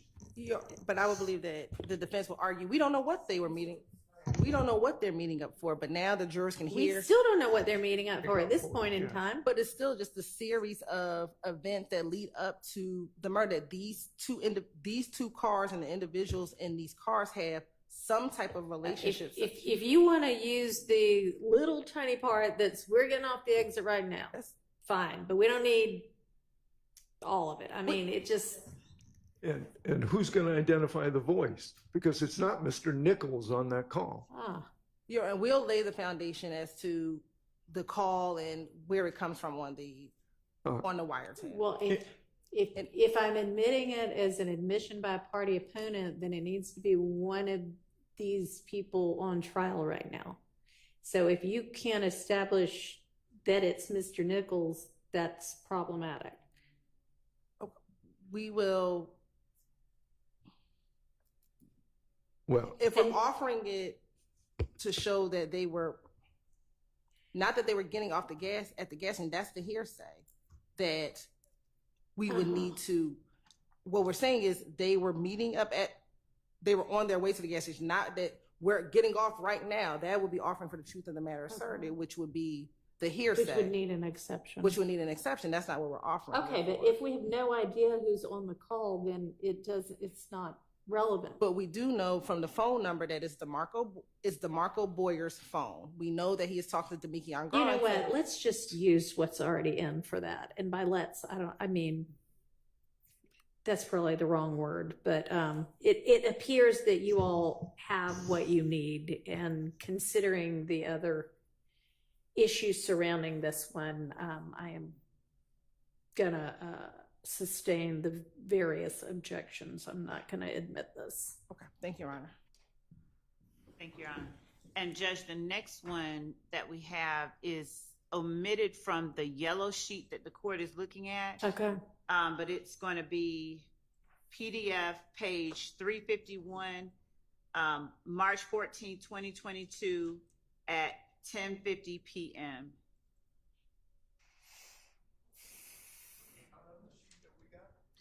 It's not, but Your Honor, as I stated, it's not on the yellow sheet. It is in the Dropbox. Okay, yeah, the yellow sheet was something that got sent later that was just to guide us, but. What's the reference number? It is the PDF page 351, reference number 345.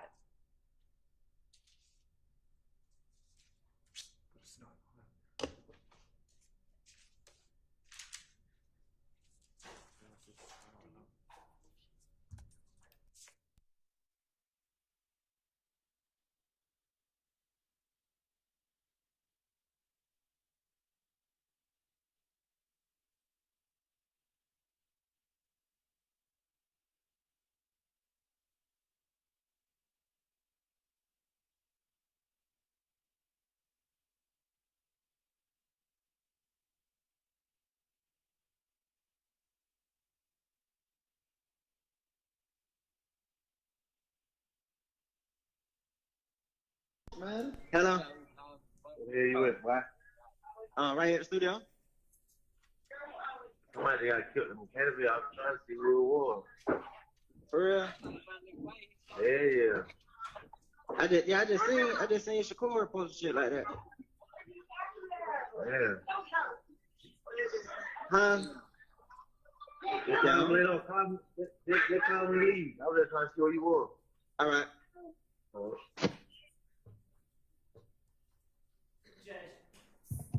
Just 1 second. That was not the one that I expected to play.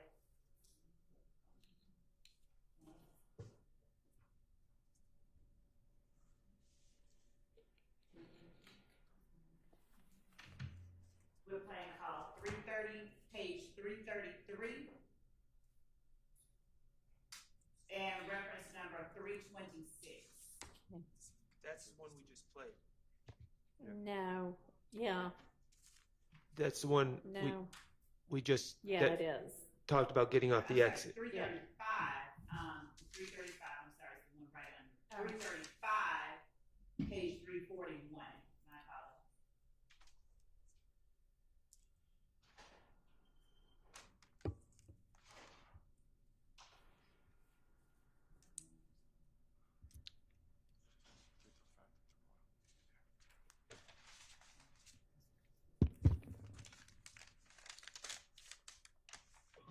Hey, what the hell y'all pulled up?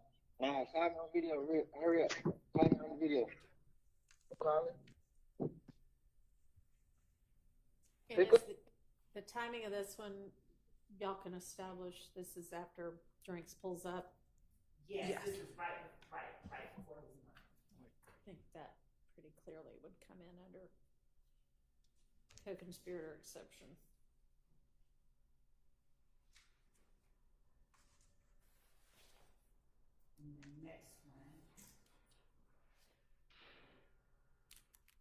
And so, just so we're clear, though, that the state is asserting that because, like the last one, there was some question about the involved parties. The state is still asserting that is Mr. Garlington and Mr. Boyer. Yes, we believe that's Mr. Boyer telling Mr. Garlington to get on FaceTime. That's his phone number calling Mr. Garlington. All right, we can't hear you. That is Boyer's phone number calling Garlington, telling him to get on FaceTime. And this is right after Shamel Drinks. When we look at the timestamp from the surveillance video to this call is after Mr. Drinks has pulled out of the gas station, and they are pulling out behind him. Whose phone's making noises? Can you make it silent? Yeah, I did. I'm sorry. That's all right. Okay. All right, what's the next one? It's reference 350, page 357.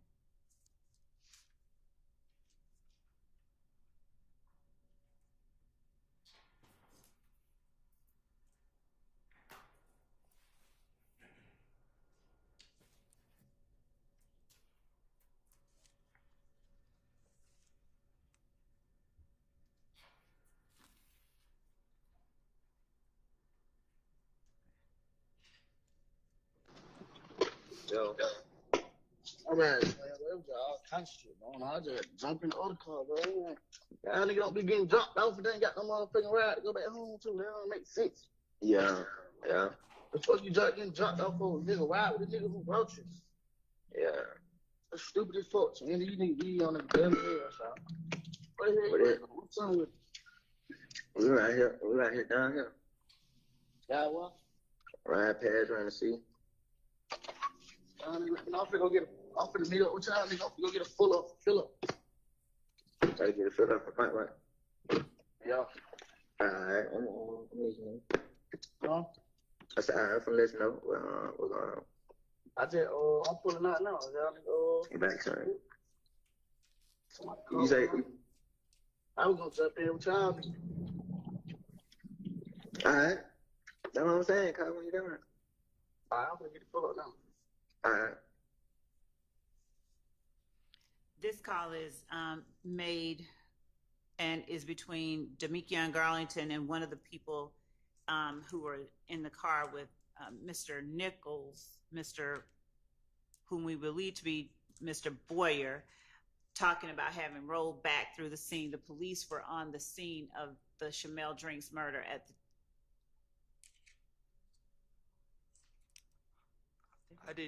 I didn't hear all that. You didn't hear it on the call, or you didn't hear what Miss Love was saying? I didn't hear it on the call. Yeah, I didn't hear. Okay, this is them having, when they said we just rolled back through the scene. I'll play that again. It was at least that's what this team. And this is supposed to take place at like 2 a.m.? Yes. All right, let's hear it again. What pinpoint to me where in this conversation, at what minute and second is that supposed to be getting said? Do you know? No, it's a minute long call, so it's about midway, maybe. Okay. Go ahead. Yo. All right, man. There was all kinds of shit going on. I just jump in the other car, bro. Y'all nigga don't be getting dropped off and then got no motherfucking ride to go back home to. That don't make sense. Yeah. The fuck you getting dropped off for a nigga ride with a nigga who wrote you? Yeah. That's stupid as fuck. So, you need to be on the damn head, so. What's up with it? We right here down here. Yeah, what? Ride past trying to see. Okay, so it's right there at 31 seconds, and the phone records, when he said right here, riding past the scene, their phone records put them at the scene at that time. Okay, so right here, riding past the scene is. We don't believe that's trying what to he. see. That's riding not, past, trying to see at the scene. Let me hear well, that. she keeps saying scene, and no one says scene. Let me hear it again. And Judge, I want to make clear, like the court is doing, the court can judge whatever is being said. Whatever it is they're riding past to see or the scene, their phone records place them at the scene of the Shamel Drinks murder at the time that the call is made. But Your Honor, this is the problem. The state keeps asserting things as fact. He said through the scene, and now I'm just pushing back moderately, and now it's like, well, we don't really know what was said, and Your Honor needs to know what was said to be able to judge it. And if the state doesn't know, they shouldn't be asserting as fact this person said riding past the scene if they don't know that's what's said. And my belief, and I'm not going to assert it as fact, but what I'm telling the court is, after listening to that numerous times on my own and several times in court now, I'm not hearing scene. Okay. And I don't think anyone else is. I don't know. Let me hear it again.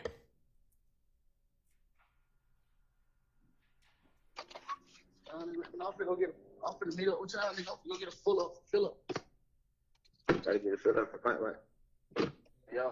Wait a minute. All right. Get down here. Yeah, what? Ride past around the seat. Yeah. Stupid folks. We can be on the damn air, what's on with? We right here down here. Yeah, what? Ride past around the seat. I'm finna meet up with y'all. Go get a fill up. Yeah, what? Ride past around the seat. I'm finna get a ride past around the seat. I'm finna meet up with y'all. Go get a fill up. I mean, I don't know what he's saying, but they're talking about, I mean, never is saying I need a ride, right? A little context. No, not right there, but before then. And they're saying, why didn't you ride with the person that you started out with? And they're trying to figure out where each other is, right? He's asking, where are you? And he said, riding right here, riding past the scene, trying to see. Either way you look at it, the point at which he is saying that, yes, they are trying to apprise each other's location, and that person right there saying that he is riding past, his phone puts him at the place where Shamel Drinks was murdered at that moment. I'm hearing, and I think everyone else is hearing over here, riding past around the city. Okay, around the city. I mean, and maybe he is saying around the city if they've got something that's going to show. I don't believe. Well, they just said. I mean, it honestly doesn't matter whether he's saying riding around the city or riding past the scene, when what they're trying to do is communicate with each other about what's going down between them right after they have allegedly shot and killed somebody. Well, it's 4 hours after Mr. Drinks was shot. The context of all this meeting up is to go to the studio. That's the part that the state's not playing. They're all going to a music studio. And so I hear who they're saying is Mr. Boyer, fussing that it seems that someone should have gotten a ride with someone else, and he's fussing with that, and he's asking, where you at now? And he says, riding around the city. There's nothing conspiratorial or anything else about that. But my bigger concern is we just have this situation where, like, if Mr. Garlington really said, I'm riding around past the scene, that would be some damning evidence. So we just shouldn't be throwing that out without knowing that's what's said. All right. Well, I'm not going to let them hand the jury a transcript of this call that says that, because I don't think, I mean, it's up for debate what it says. I don't think, y'all don't agree. I don't agree. Who knows what it says? But I mean, it could very well be a part of a conspiracy, and they could be meeting up at the studio to figure out what it is that they're going to do next. That's not for me to determine. That is part of their theory. They can present this evidence in support of that theory. Whether the jury buys it or not will be up to the jury. But it is this I'm going to admit. Do we have lunches yet? Yes? Okay, let's take a lunch break. We can all be back in an hour, right? Yes, Your Honor. Okay, let's be back at 1.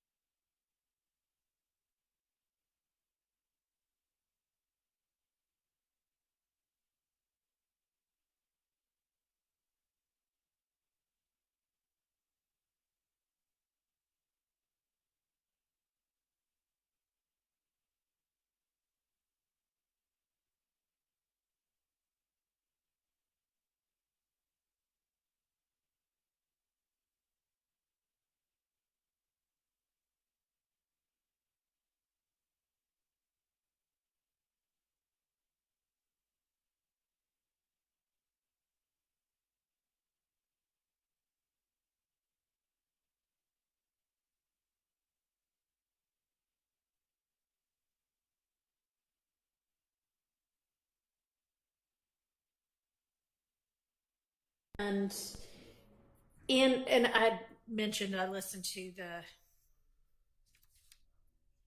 jail call itself before that. And I'm just going to add, in addition to everything that is set forth in the order on this from November 16th of 2023, not stated in the order, but I think relevant to the order, and it may just be because everybody already had it in their mind that it was true, but I just think it's important to note that the three speakers, Ms. Stanley, Mr. Holloman, and Mr. Minder, what their relation to each other was. And Ms. Stanley and Mr. Holloman, it appears, are brother and sister. I think we had already mentioned that Miss Stanley is Mr. Minder's mother, and that makes Mr. Holloman and Mr. Minder uncle and nephew. And then I just wanted to note an additional, there in paragraph 5 of that order, lists out several circumstantial guarantees of trustworthiness found by the predecessor judge.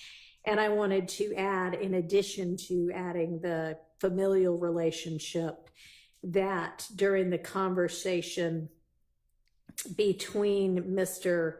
Minder and Mr. Holloman, Mr. Minder actually states to the effect that this wouldn't have happened if I hadn't been locked up. Essentially that, his uncle would have been under Mr. Minder's protection. And so I think that also provides another kind of indicia of their close relationship. All right, so I just wanted to go ahead and put that on the record as well. Okay, may I respond briefly? You may, but I'm not, I saw that you had already made the record, so I'm not really considering additional argument. Okay. Is that what you wanted to? I just want to respond to Your Honor. I guess the issues of sufficient or substantial circumstantial guarantees of trustworthiness in the order, Your Honor, it indicated that it was apparently, those are the words in the order, apparently a close relationship evidenced by, it says, tone and tenor in that call. And additionally, it says it was there was an unlikelihood of and lack of a motive for fabrication on GH's part, or Gary Holloman, the deceased. That was in the order to those close contacts. And I just wanted to just make the record, when we objected at the hearing, I want to respond to Your Honor's most recent statements, or the addition there.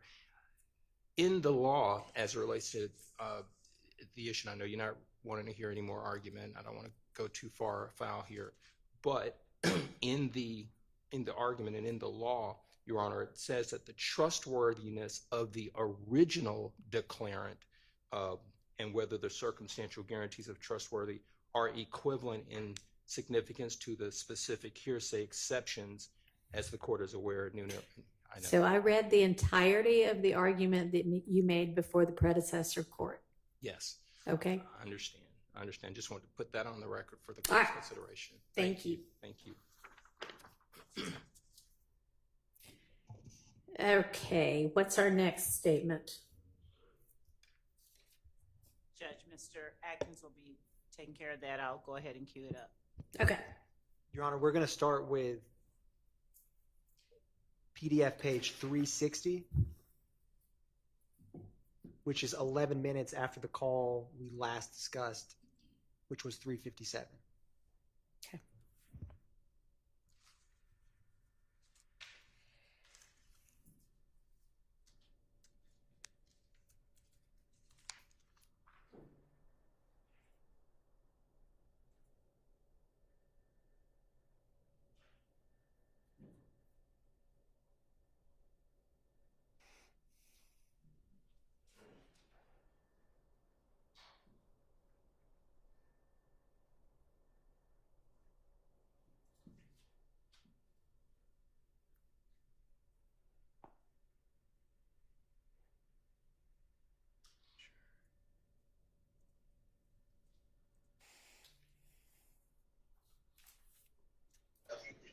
Where you at? I'm out here on Boulevard. That shit dead, though. One down. Yeah, one down. This nigga just sent nigga on the dumb mission. For real, got you over there when he now. Man, we probably got the gas, but that nigga ain't even there, and I ain't picking up the phone. Damn.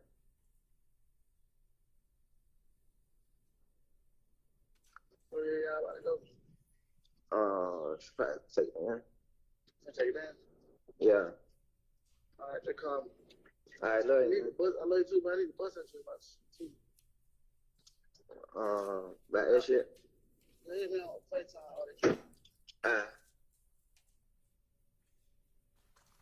And Your Honor, this call, which is at 2:12 a.m. on March 15th, 2022, so the early morning hours after Shamel Drinks was murdered, it's the state's theory that the utilization of FaceTime or other applications that are not classic phone calls are utilized either right before or right after or in the preceding moments after crimes. And so the state wanted to highlight that we had just played the call about rolling back through, however you hear rolling back through the area that was the crime scene based on the cell phone records. Mm-hmm. This is 11 minutes after that, where this is Garlington and Boyer, who we've discussed, asking again to get on FaceTime. So that's why the state is playing this call and feels that it is a co-conspirator statement. We don't know what they're about to discuss, but it's the fact that they're going to talk on FaceTime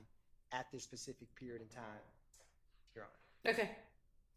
Is there objection?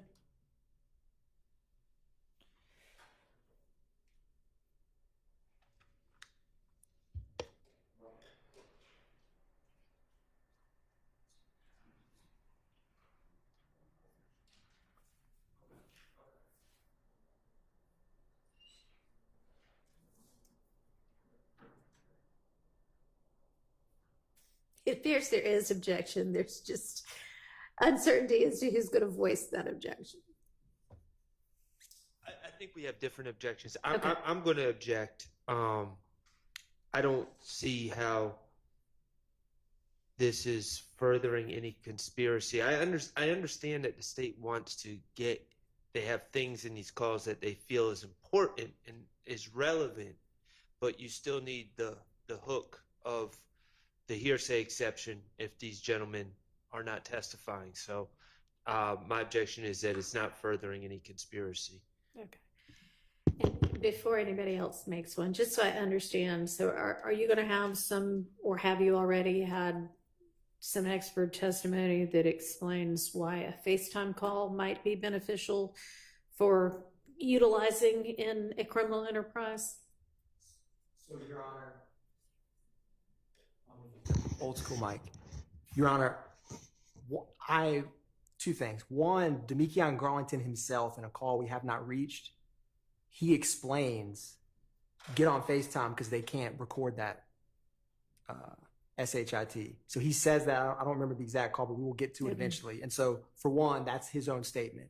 Number two, I wasn't present when Detective Belknap first testified, and so I don't know if he addressed that, but it is my understanding that Detective Viverito, when she is reached, is going to discuss, because it's intimately wrapped up into this murder of Shamel Drinks from the state's theory. Okay. And Detective Racy, who discussed the April 26th shooting of Mr. Dwayne Carter's tour bus, talked about how FaceTime doesn't show up in records. Okay. And so... All right. Thank you. I'm going to overrule that objection. Was there another one?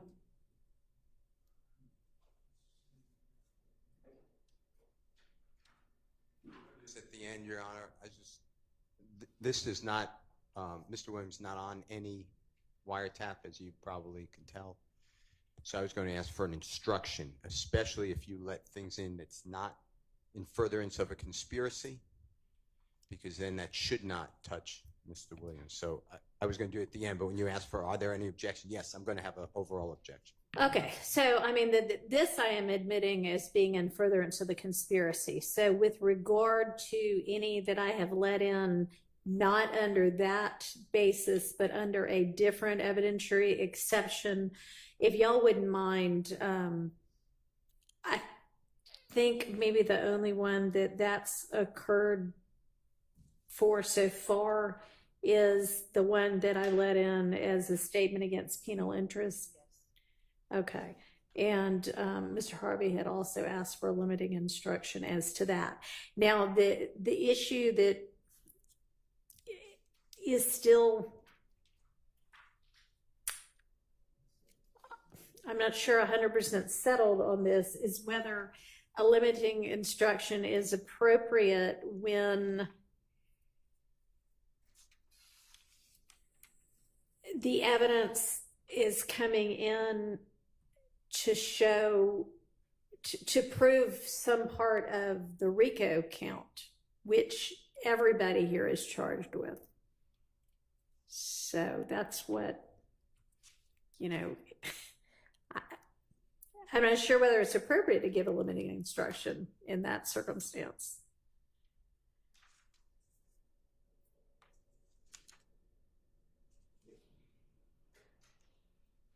I believe it would be, because if it's not furthering the conspiracy, and I'm not saying the jury will find Mr. Williams willfully and knowingly joined a conspiracy. I understand that, but the court must have made a finding that there was at least some evidence of a conspiracy. So then it becomes a statement. Right. You make a good point there. Yes. So I guess yes, you're right. So if I have, and I did for that one, specifically said, I don't find any kind of furtherance of a conspiracy with regard to that one, then yeah, a limiting instruction I would think would be appropriate as to that. So if somebody doesn't mind keeping track of which of those need one, then if y'all would provide me also with a suggested limiting instruction, I would give that. I think that would be appropriate. Thank you.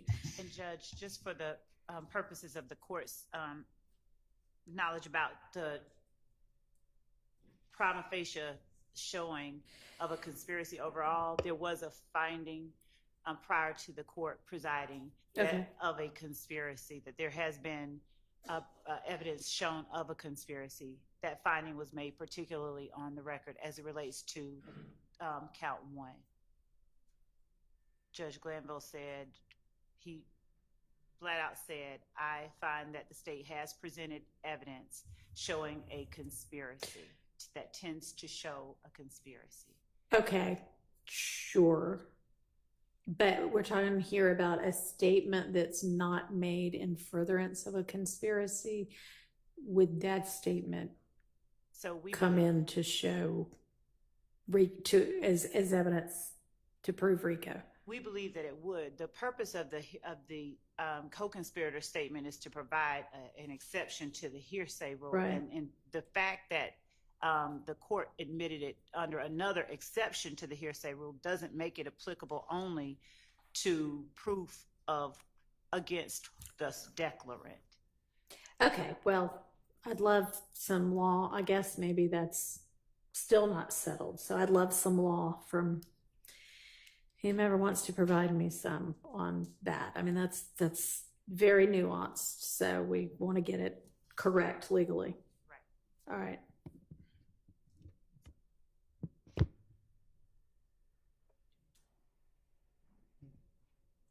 Your Honor, if I may. Sure. With the call that we just discussed, number 360 in the FaceTime call, what was the court's ruling? That is in as a co-conspirator statement. So specifically for that one as made in, like the discussion we just had about. Yeah, the only one that I have so far, there are two I haven't let in, and one I let in under an exception that wasn't co-conspirator. Yes, Your Honor. So for the rest of them, they've all been under the co-conspirator exception. And Your Honor, for your notes, I believe that was PDF page 152. Was it? Yes, that's right. Thank you, Your Honor.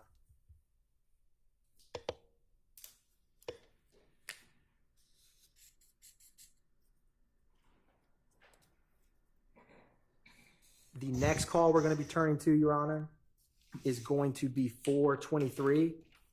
And just to give the court a little bit of backstory, in addition to what Deputy Hilton discussed this morning, is this call is on March 16th, 2022 at 12:22 a.m.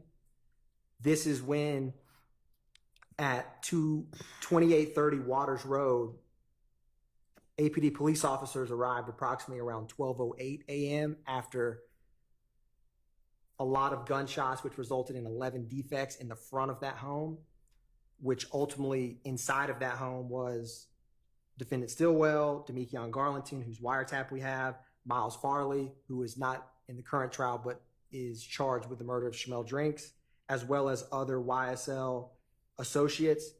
And the significance is the shell casings from the murder of Mr. Ford and Mr. McMiller were connected with the Waters Road. And so this retaliatory back and forth, that backstory is significant with these calls we're about to play. Okay. So, Your Honor, with that said, I'm going to play PDF page 423. And for this one, we're going to play the entire call. Okay.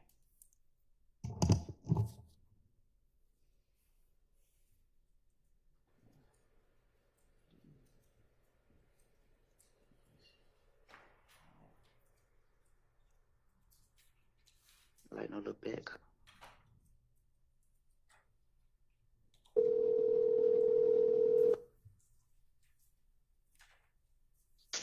Hey, where the hell you at? Where the hell you at? Hey, ain't like no little back cut. Oh no, what they at? I think they in the front. Man, they gotta goddamn get through their back. They can't come in the house. Yeah, that was my house. Shut up, open the door. And so, Your Honor, them whispering, this is Mr. Boyer, who Garlington is speaking with, his phone number. So officers, when they arrive, they ring the doorbell camera. There's a brief exchange from someone inside, and then they don't respond anymore. And ultimately, Demekion Garlington was in a crawl space. It was raining that night.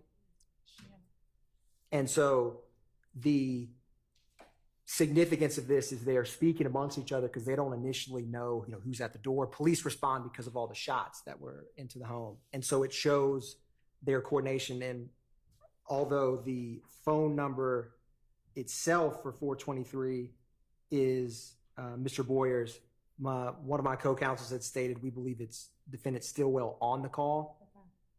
But the significance of them speaking while, it's 20 minutes after APD arrives to the house, and it takes some time for them to fully come out of the home. So it's in furtherance of the conspiracy because they're coordinating with one another about where are you? And he says, I'm in the woods. And then I believe Mr. Garlington is underneath the house when he's making this call in the crawl space.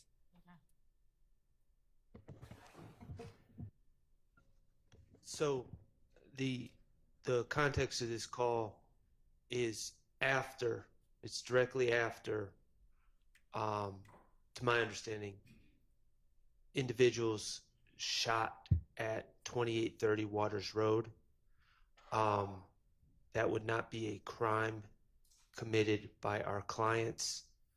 I don't know what could.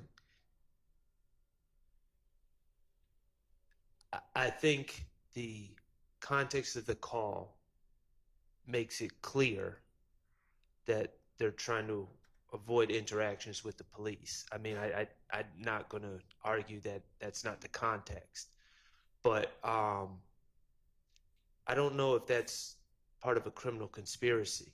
I mean, they were just victimized and they're trying not to talk to the police about it. I don't know if communications on a phone about that would be in furtherance of a conspiracy because there's no underlying criminal act, as far as I know of, that is being furthered. Your Honor, the conspiracy itself, coordinating with one another in the wake of an act that has been committed in the wake of criminal activity at that house. We believe that the other calls will show that there are guns in the attic that they want to keep concealed from the police. They want to keep themselves secreted and separate from that location. It's one of their trap houses. and them coordinating with one another to evade detection by the police does further the interests of the gang by keeping themselves from being detected and found out and connected to that house by the police. So calling to find out where each other is, because the police did descend upon this house where hundreds of shell casings were found in the yard. And it was one of those central locations that was involved in the wake of the shooting of Mr. Ford, Mr. McMiller, and Mr. Drinks. We believe that this communication does further the conspiracy of the YSL enterprise and the criminal street gang and its enduring, detection from the police for their criminal activities by apprising each other of where they are in relation to the hot spot or the hot zone. Okay, and let me ask you so that I am sure what my understanding of it is.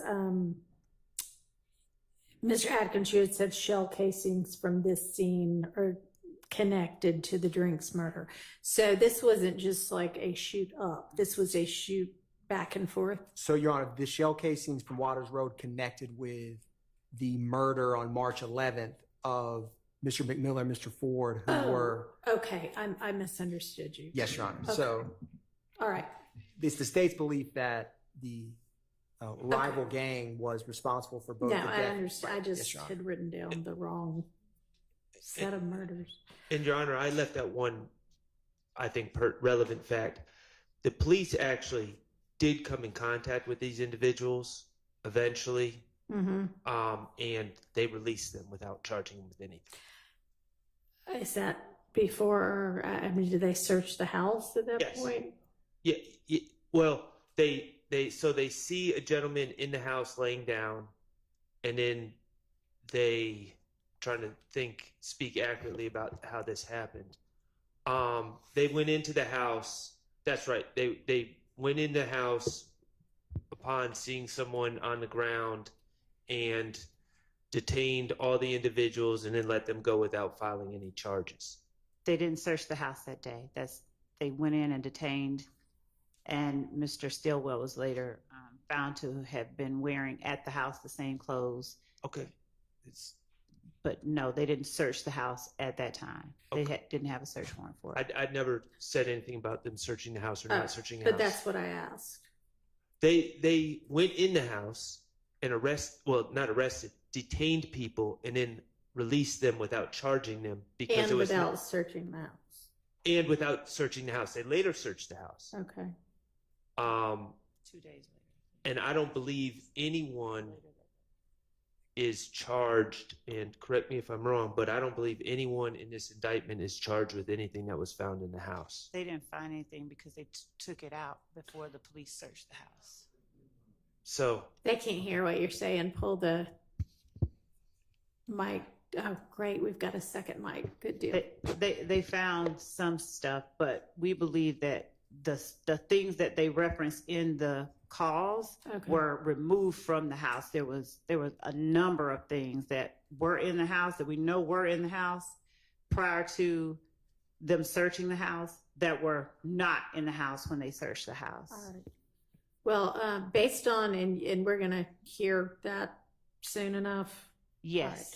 Right. Based on what's about to come up, I'm going to admit that under the co-conspirator exception, since there's apparently some evidence that they were concerned about some criminal activity or contraband or something in the house. Yes, and I think that the next call might shed All more right. light on it. So, Your Honor, the next call we're turning to is 472. So the call we just played was at 12:22 a.m. This is at 4:33 a.m. again on March 16th.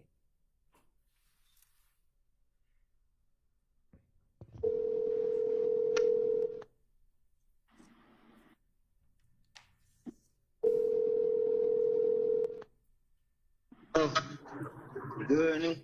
Hello? You good? Yeah. What is it?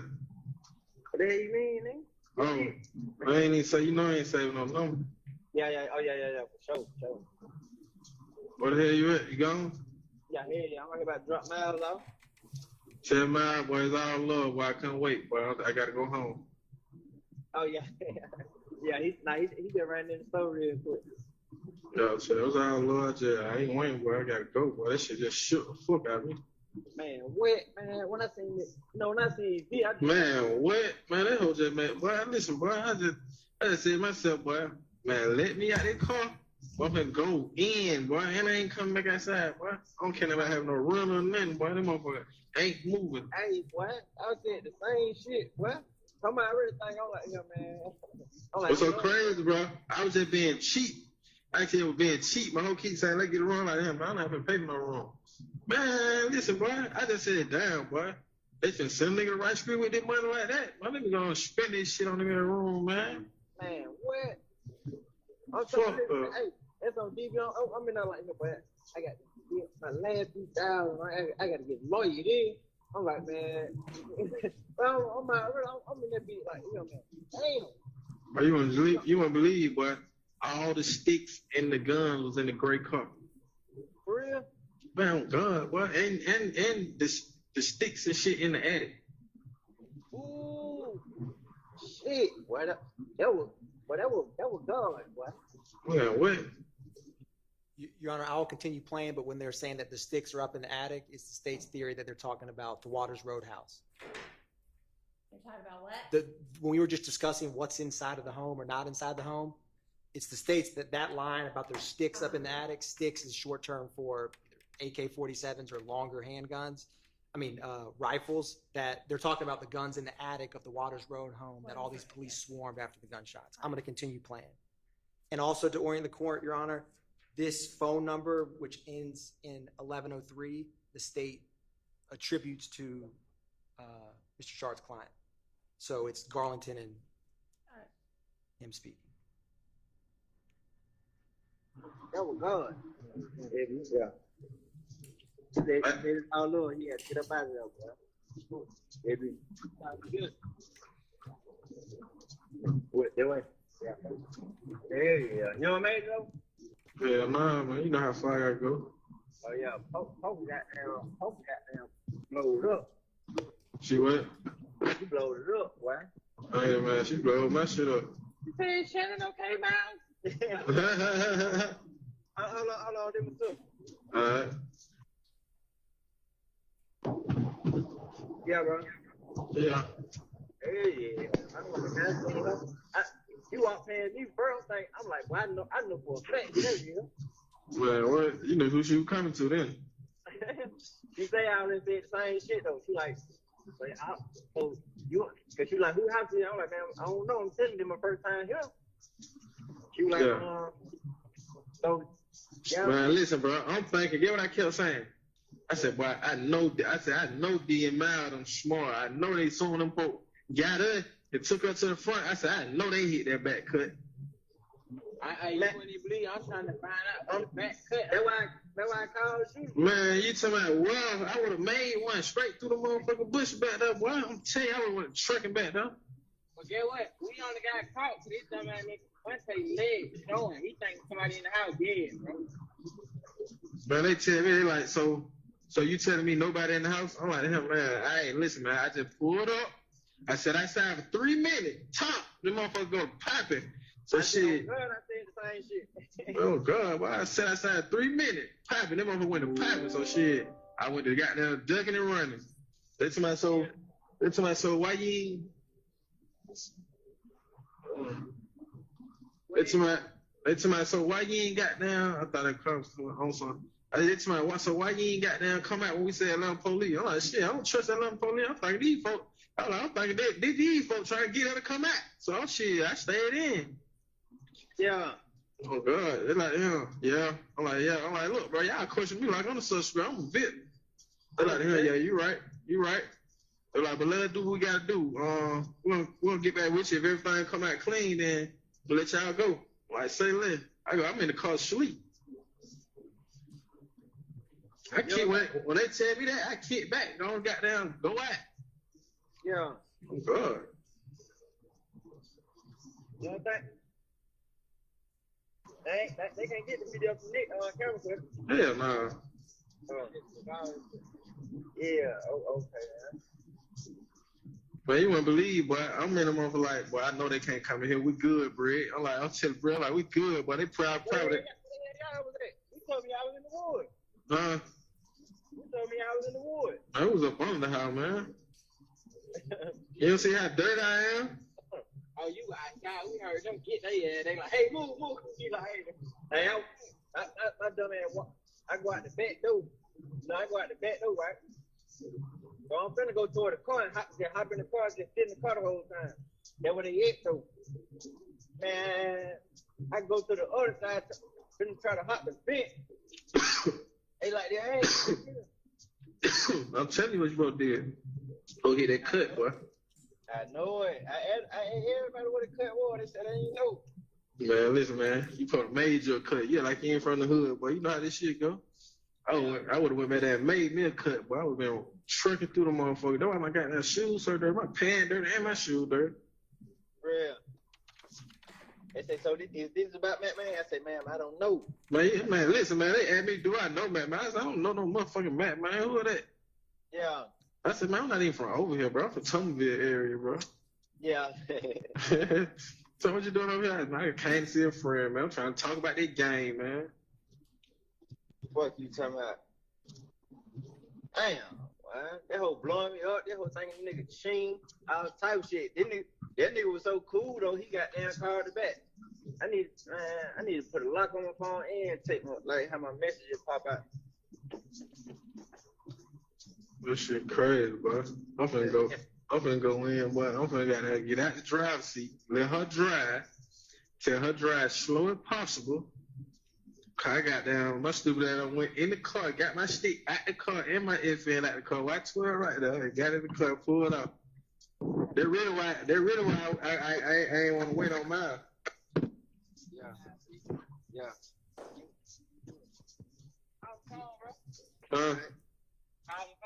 All right. I'm gonna text you now.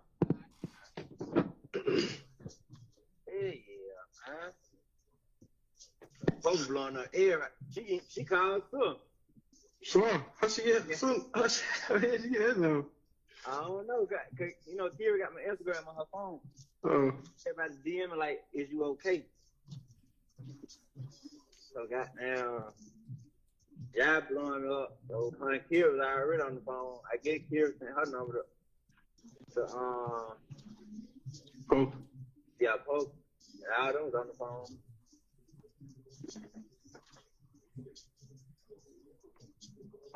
Damn, man. But I say, I'm like, here, bro. Bro, listen, bro. I kept saying to myself, I don't know what the fuck. I'm on drill time though, so I'm really like, but I ain't going nowhere. But I'm telling myself, pull out, baby, pull out. You ain't hear me say, boy, let go.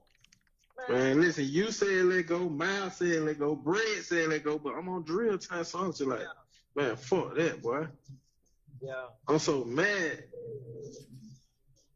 This time they served. He was just telling me like he was like, either somebody follow D or your girl or it's that whole Elmo, cause they serve Elmo. I was like, man, Elmo up. Elmo fuck with them folk. Yeah.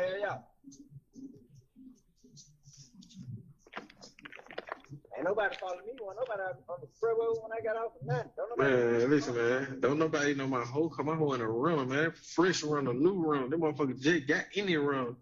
And my hoe coming from goddamn, all the way from goddamn out here. So, come on, man. Stop playing. Yeah, man. I know for a fact nobody follow me.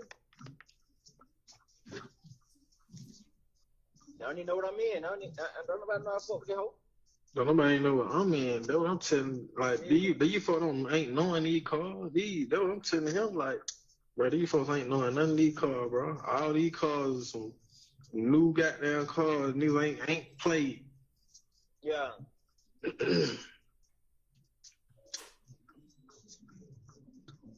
Damn, I hear them boys. Damn.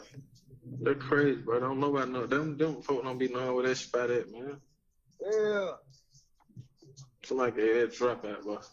But on God, boy, I know what I believe. On TV, that's what I believe, boy. Somebody had get it. Hey, boy, I ain't gonna lie, boy. I know you happy like I'm happy, boy. I'm happy as hell, boy. I just was saying to myself. Get what I just was saying to myself. I just was saying to myself, boy. Man, all these niggas might get out except me and D, boy. Oh, man, on God. I'm like the him, boy. I'm gonna call you back out. Yeah.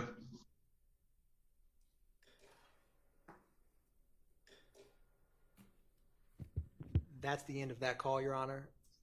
The state feels this really has two methods of admissibility. The state feels that Garlington and defendant Stillwell speaking about, for one, when they say sticks and FNs, those are firearms. They're mentioning about a female they know, and they say that she's dating or sleeping with the ops. They're also mentioning how APD, this is 2022, was the APD gang units was following the YSL and YFN or IF gang back and forth. And so they kind of, in APD gang unit, when they were talking about, they're like, I don't know McMain. They're laughing. They're kind of saying, I just got to the house. APD is thinking, like, before the investigation is complete, because the shooting just happened, that it was probably YFN who just shot up this Waters Road, which is a known YSL spot, because they believe that they murdered their friends 5 days ago. And so with that said, all of their conversation, they're talking about getting away. You should have run this way through the woods. And when he says, I'm on drill time, because they were just shot at by the state's theory of rivals, if you're on drill time, you're trying to go either shoot somebody or murder somebody in retaliation. And so that's why he says, I was so mad I was on drill time, but the police came because they were just shot at, so they all hid at that house. With all that said, you have statement of party opponent against defendant Stillwell, but the state feels that they're keeping abreast of the conspiracy, talking about how they evaded police detection, at least for some time. And when they're talking about, I think they use the term Miss V, they're talking about Detective Viverito, who also used to be a probation officer and is very familiar with the individuals at that home. And so what happened in terms of the search warrant, Your Honor, is the search warrant was executed March 17th. This was March 16th. But pending any questions from the court, that's why the state feels that this is admissible. So I'm going off of my understanding of the events, and I'm sure Mr. Atkins will correct me if he disagrees. I don't believe what was said earlier by another person on the state side was completely accurate. The police entered the house. They secured the location. They searched the house. I believe, and Mr. Atkins can correct me if I'm wrong, but my recollection is they did find firearms and they found ammunition. The reason I bring that up is because none of the firearms located at the house had anything to do with any crime scenes on this case. So when we're, the state's saying that that's my client, it's clear the context. There's statements, I think retrospective statements about guns. My client, to admit against my client, I concede would not have to be a statement by a co-conspirator. I believe that my argument regarding Mr. Stillwell's statements are a 403. He's talking about guns. He's talking about a lot of guns. All that is bad character, bad. It's prejudicial to us. And I don't believe that any of these firearms that are found in the house, I know none of the firearms that are found in the house have anything to do with any of the charged crimes in this indictment. So that's my argument on behalf of Mr. Stillwell, who doesn't really have a co-conspirator argument.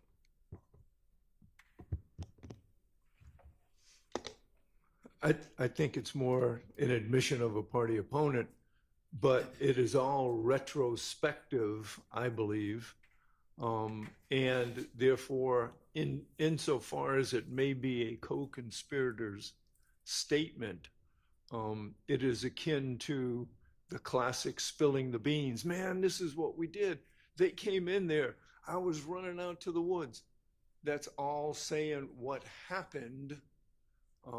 And what happened is the classic spilling the beans. So I don't believe that it would be admissible as a 801 D2E statement, would be my position. Be admissible against others, but not as to the conspiracy. Potentially admissible against others, I think is what you meant to say. Your Honor, the classic argument always in furtherance of the conspiracy is always, defense counsel who's trying to keep out a statement is going to orient to spill the beans, and the state's going to argue it's in furtherance. And that is the crux of the matter always. The state, and this is in the state's filed response to Mr. Shart's motion for reconsideration on what Demekion Garlington told or Kenneth Copeland when we filed that a couple weeks ago. But the seminal case is Kemp v. State, which is 303 Georgia. I'm using my motion for quick hand to find the site, but 303 Georgia 385, which is 2018. Another important case is Chavers v. State, which is 304 Georgia 88. Oh, my apologies, Madam Court Reporter. Yes, Chavers v. State 304 Georgia 887, which is a 2019 case that also cites Kemp. And a key part here, when you have, take aside the RICO count one, when you have a criminal street gang, the statements that keep other co-conspirators of the larger criminal street gang, not necessarily the individual murder or crime, keeping them abreast of even past activities, that, and also statements that foster cohesion, because when you listen to this call, right after they've been shot at, right after the police that they were not clearly, trying to evade were there, they are speaking about all of those events in kind of a cohesive unit, right? They shot at us. The police were trying to get us, and they're talking about what happened. So the case law within Kemp, Shavers, all of that is why in gang cases, the criminal street gang, and also the count one conspiracy, which kind of become part and parcel of the same in this case, because it's the YSL enterprise, as the state alleged, those statements, even of past activities, do serve a purpose because they keep cohesiveness.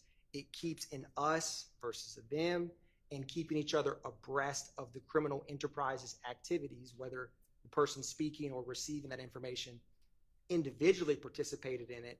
The criminal street gang's activities is something that the case law allows as 801 D2E, as in furtherance. So I just wanted to highlight that for the court, because the state's argument is going to all, when appropriate in this circumstance the state feels it is, it's going to be under the prognosy, so to speak, of Kemp, Shavers, and I believe Hassan v. State, which is a March 19, 2024 Supreme Court of Georgia, also discusses this, but I wanted to confirm that. But that's a much more recent decision before citing it to the court.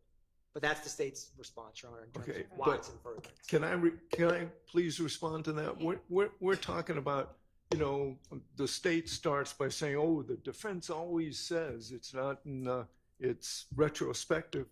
Well, the state always says, they throw out these buzzwords, cohesiveness, kept them apprised of the events. So the buzzwords from the state are the same. They're accusing the defense of using, but it's the same buzzwords. It's the same thing every single time.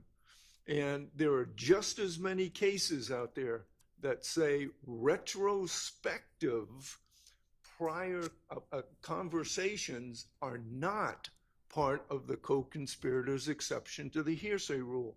Stafford versus the state, 312 Georgia 811.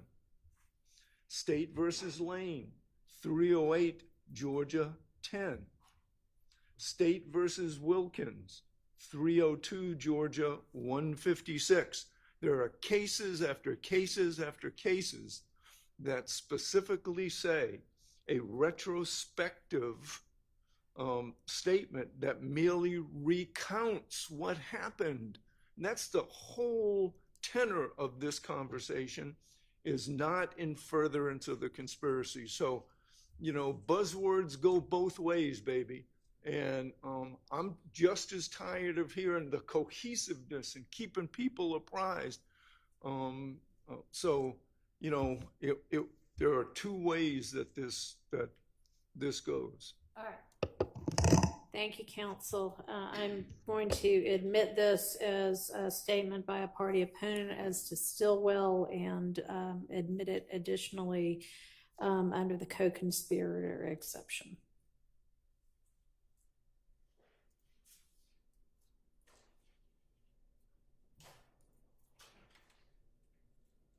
Your Honor, the next call we're going to go to is 512, which is, again, March 16th, but it's much later in the day. The last call was at 4:33 a.m.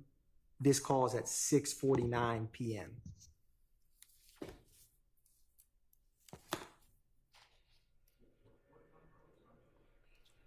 Mr. Harvey, it's page 512. Okay, I got it. I'm sorry.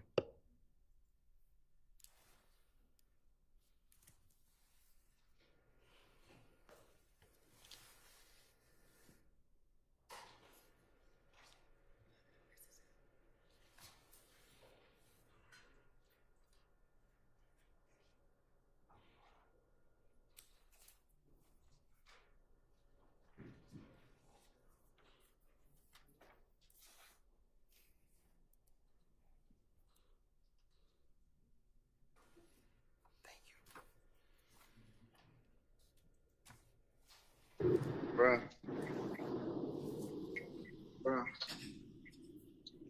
D. Yeah. Man, that's what I'm looking at weed, man. Man, you told me you had it. I got it now, bro. I got it. You do? And I got a few different flavors. You say you got a few different flavors. Flavors. Oh, okay. The same though? Yep. Okay. When I got now, it was just too much going on yesterday. Man, this shit crazy here, man. 12 head nigga about 3-4 hours, man. For real? Sweat. Holy? Yeah. Yeah, now you know they shut up Big Nick spot I was in though. We think. Oh, they shut up Big Nick spot, bro. Man, yeah, man. So we got down, we think them niggas gonna come back. You think they gonna come back through? 12 pulled up. God, keep on careful, D. But them folks shut up Big Nick spot, bro. Man, yeah, I'm motherfucker coming through the window. You know, all this in the living room, it's crazy. Why nobody get hit? And you know when one bid was, bro, one day one of y'all don't get hit, bro. But Yeah, for sure. Yeah, what the fuck wrong with these niggas, bro? Man, when they little party that died in McKinneyville, about 2 nights ago. Boy, that's wild. I don't even think Milk know that, boy. He gonna be. You know, Quay had locked up. That's the only reason you seen his ass. Why ain't he know that? Hey, he locked up, bro. That's the only reason you ain't seen him, bro. Yeah, this shit was last night. If you talk to him on the phone, you know what I'm saying? They be like, the shit got shut up, you know what I'm saying? Yeah, Baba. Yeah. Damn, he gonna be that. I ain't gonna lie, but that nigga gonna be fine. That's crazy, bro. Yeah, man. That's crazy, but your ass need to goddamn be smooth, bro. Man, yeah, bro. But too much going on. Like, this shit. Too much going on, bro. Hey, nigga, bro. Why the hell y'all ain't got no drop on these niggas, bro? Man, nigga high, bro. That's wild, bro. That's wild. I'm on the way to the spot, bro. Just got down, you know, whenever you pop out, bro, pull up on me, bro. All right.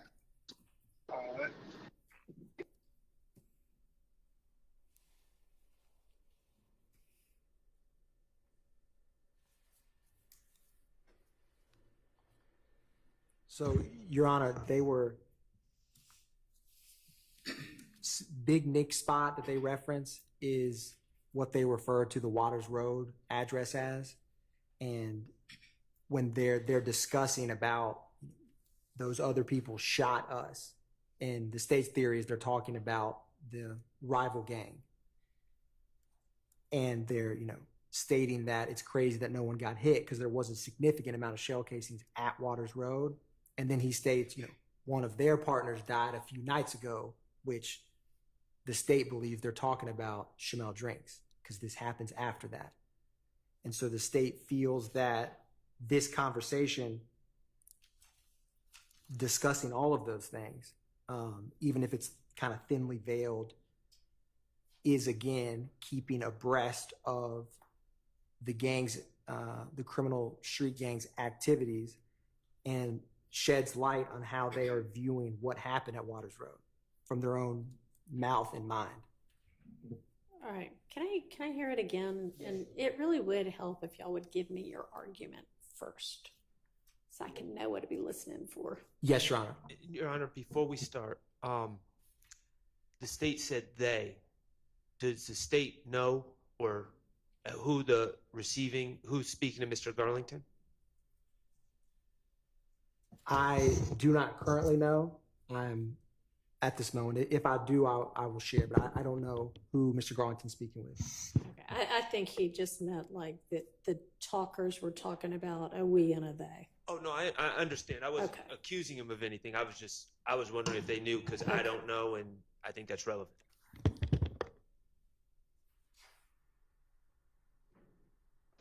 Bruh.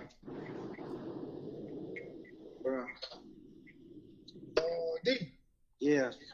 I thought you were gonna look at the weed on me. Now you told me you had it. I got it now, bro. I got it. You do? And I got a few different flavors. You say you got a few different flavors, Flavors. Oh, okay. The same though? Yeah. Okay. When I got down, it was too much going on yesterday. Man, that shit was crazy here, man. 12 head nigga about 3-4 hours, man. For real? What? Holy? Yeah. Yeah, now they shut up Big Nick spot I was in though. We think. Oh, they shut up Big Nick spot, bro. Man, yeah, man. So we got down, we think them niggas gonna come back. You think they gonna come back through? 12 pulled up. God, you more careful, D. But them folks shut up Big Nick spot, bro. Man, yeah, I'm over coming through the window. All this in the living room, it's crazy. Why nobody get hit? And you know when one did work, bro. One day one of y'all don't get hit, bro. But Yeah, for sure. What the fuck wrong with these niggas, bro? Man, one day little partner just died in Kennerville, about 2 nights ago. Boy, that's wild. I don't even think Nelp know that, boy. He gonna be. Quay had locked up. That's the only reason you seen his ass. Why ain't he know that? Hey, he locked up, bro. That's the only reason you ain't seen him, bro. Yeah, this shit was last night. If you talk to him on the phone, don't, know what I'm saying? If like, shit got shut up, I'm saying. Yeah, Bob. Yeah. Damn, he gonna be that. I ain't gonna lie, but that nigga, that's crazy, bro. Yeah, man. That's crazy, but your ass need to goddamn be smooth, bro. Man, but too much going on. Like, this shit. Too much going on, man. Hey, nigga, bro. Why the hell y'all ain't got no drop on these nigga, bro? Man, nigga hand, bro. That's wild, bro. That's wild. I'm on the way to the spot, bro. I just got down, whenever you pop out, bro, pull up on me, bro. All right. Any further argument on this one? I have some, Your Honor. Okay. We don't know who Mr. Garlington's talking to. Mr. Stillwell is not a part of this call, so this would have to be a statement in furtherance of a conspiracy. There's no apparent criminal conspiracy that's being discussed. It's a retrospective statement about them being shot, or them being Garlington, and I don't think he names anyone else that was there, but Garlington is telling this other unknown individual that people shot at me at Big Nick's spot last night. That is a retrospective statement that falls under the line of cases that Ms. Harvey just cited, and there's also, of course, 11th Circuit cases that talk about spilling the beans as well. So I don't believe that there's any apparent conspiracy that is being discussed here. They're victims, and also anything that's said that's a retrospective statement is not in furtherance of the conspiracy. Okay, well, I don't hear it as entirely retrospective. They're talking about whether they should be thinking people are coming back, whether they've got the drop on people. It sounds like that's still an ongoing conspiracy, so I'm going to permit it under that exception. Your Honor, if I could be heard just briefly on the issue. Yes. I did, sorry. Like, I know. look Where's at this all coming the- from? yes. Judge, I did hear in the audio recording a name, Quay, that was heard, and under 403, in an effort to not be misleading or confusing the jury as to, there are a number of people on the indictment that have names that are similar in nature, so we don't know what Quay or that they're referring to, and I would just ask for the court to provide at least somewhat of a 105 instruction that deals with or ferrets out who they are actually referring to, because I don't believe, I know that they're not referring to Mr. Marquavius Huey. Okay, and So I would like to. is the AKA, I don't know how to say it, I wasn't here for the beginning of this trial. Is that also Quay or is that Qua? Well, from what I. Or no, that's Mr. Nichols. Qua. Are there any Quays that are AKAs to any of the co-conspirators named on the indictment? Well, No, but there are plenty of quays as opposed to quas that are mentioned in these wiretaps, none of whom are identified. This particular phone conversation has a quay is locked up. Yeah. And that, well, I didn't want to bring this up at this point. Any idea who the Quay they are referencing in or belief as to who that is? Your Honor, as I do not know who exactly they are speaking about.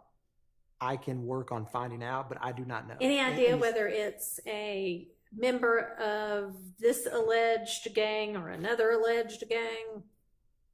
I do believe they're speaking about, well, I want to get clarity from exactly who they're speaking about before I speculate. So I will find that out, Your Honor. And the state's position as well is if the state, there is any number of things in a trial that can come up that, the state is not going to be, other than this wiretap played before the jury, the state is not going to be making any wild reference about who that, like this specific second clip where they say that is not going to be a huge theme of the state's case. So I don't feel that, a limiting instruction is necessary, but I still will determine, at least within the gang experts and ABD, of who they believe and who the state's theory believes they're talking about. And the reason Somebody can probably tell me the nickname or street name or whatever that Mr. Huey is alleged to go by. How is that pronounced? in the indictment, That's what I'm talking about. It was initially by the predecessor judge, he used Qua, and then there was a correction or amendment to that reading, and he referenced Quay. So Mr. Huey has been referenced in the indictment and has come out during this trial. In front of the jury? In front of the jury. Do you know Quay? Okay. So that's why it's important for our team to make sure that there's no misleading or confusion under 403 as it relates to who they're talking to in this particular recording. I mean, it sounded to me from the conversation that they were not talking about anybody that they were a compatriot of, but possibly somebody that might have been the opposition. But Yeah, we can circle back on that. Thank you, Judge. Okay.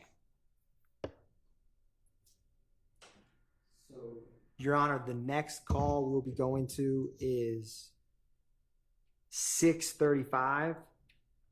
This is on March 17th at 4:10 p.m. Give me just a second. Yes, Your Honor.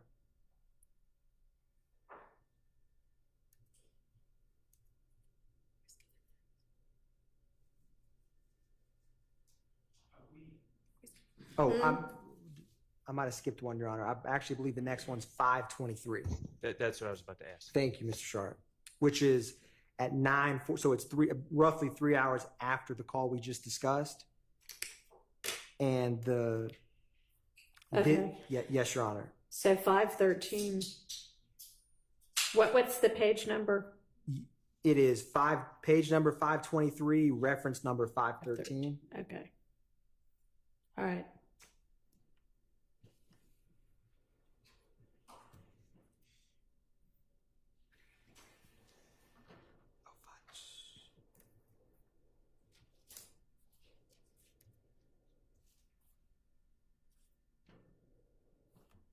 And Your Honor, the state's theory of what this call discusses is, for one,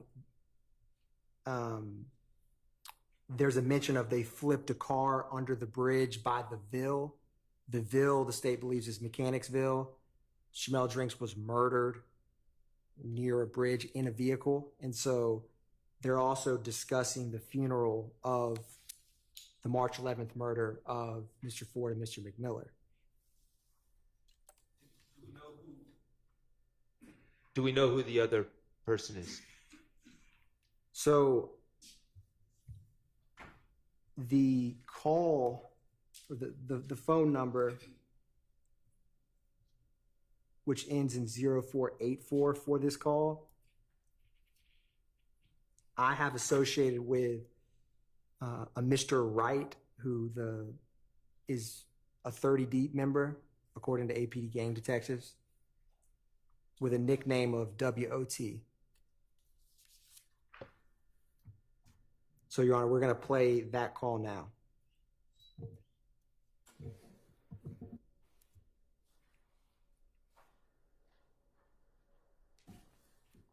Hey, man, I'm playing, boy. I've been out, nigga. What's up, man? I ain't seen you, boy. Man, who the hell did everybody talk to? I said, but I ain't talk that nigga ass. Somebody from jail, man. Oh yeah, I think. I didn't talk to Free. He asked me much. Yeah, he called me after that little shit happened last night. I called him. He shit went straight to voicemail. Oh yeah, it was like I called the detail on there trying to check up on him, man. Yeah, man, them folks hit. Them folks shot the spot, man. I'm talking about so what spot? He fucking Free. Last night? Last night, well, you know, I wasn't even gonna come out. Man, yeah. He was like, goddamn, pull up. We're finna be on one. Goddamn. So y'all was in there? In there, boy, about 6, 7 deep. Toon just had them pulled out, boy. Damn, that's some food. I thought they already went over there and shot one upside. They did, but still, man, I'm on some everyday shit. They double back. Oh, you talking about oh, yes. Right? Yeah. Oh, ain't nobody went next, right? Oh, no, I heard it a couple days ago. Somebody they say they went over there. Oh, that one ain't yeah, no. No. You said they just went over there last night. Yeah, well, we down, man. I'm like, hey, man, I wasn't even finna come over here, man.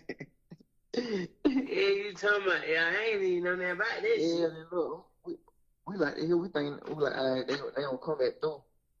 Man, we think they gonna come back through, so we can hit that motherfucker up, man. 12 pull up, man. Hey, what? It helped? Yeah, I'm like, yo, we hit them folk like, cause we got our lights out. Them folk like, we gonna have to come in. We gonna have to come in and goddamn make sure ain't nobody dead. Man, I hit the back door like, hey, boy, I'm on parole, man. All this shit in here, man. Hey, you talking about, hey. Y'all have to come in. Yeah, no, we just heard them talk to the other officer like, yeah, we can go in, make sure ain't nobody. Man, it be them up under the house. Goddamn, man, about 4 of us in the house. they keep saying, man, you don't go out. I'm like, man, I got me fucked up, man. You took out right? No, I hit the back door. Them folks it was on both sides. And I was just like, I seen them on one side, 'cause I was just gonna sit in the car, in the yard. Yeah. But I seen them looking at the cars over there, go through the other way.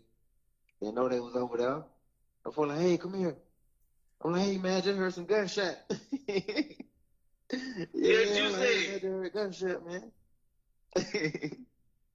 Okay.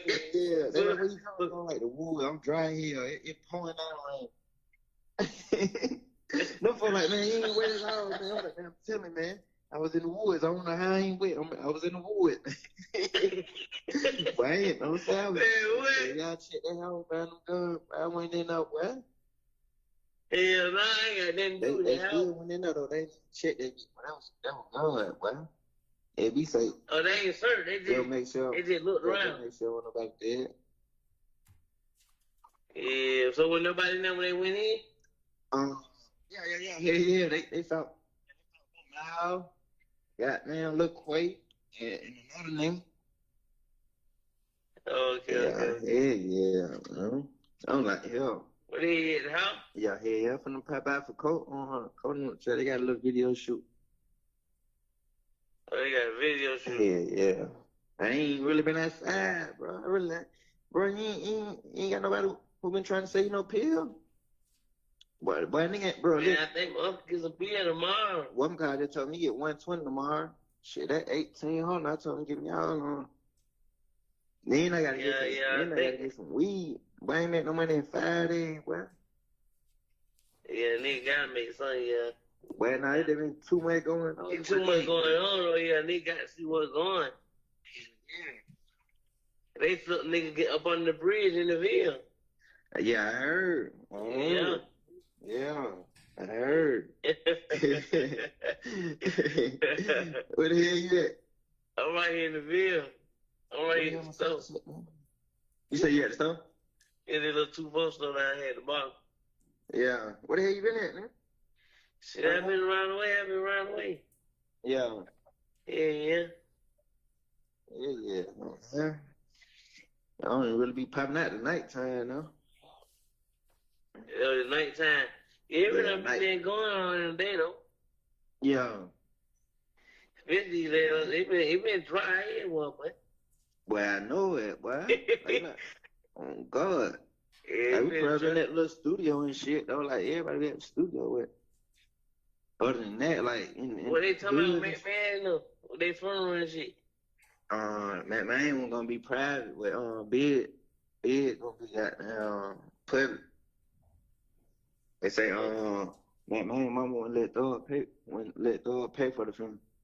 Oh, yeah, they were like, they say his mama like, well, she don't even want him to come. Yeah, they said she don't even want him to come. Yeah. I already told them before, but folks' family gonna be talking crazy anyway. Like, they gonna be, like, we don't want no money, nothing. Like, they gonna be tripping. Yeah, you know how. That's just how this shit be, yeah. Yeah.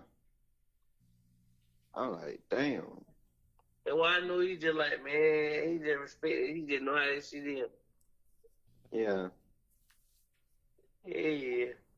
I never seen what the hell you had going on. I just chilling. I'm pull up on you like tonight or tomorrow or something. All right.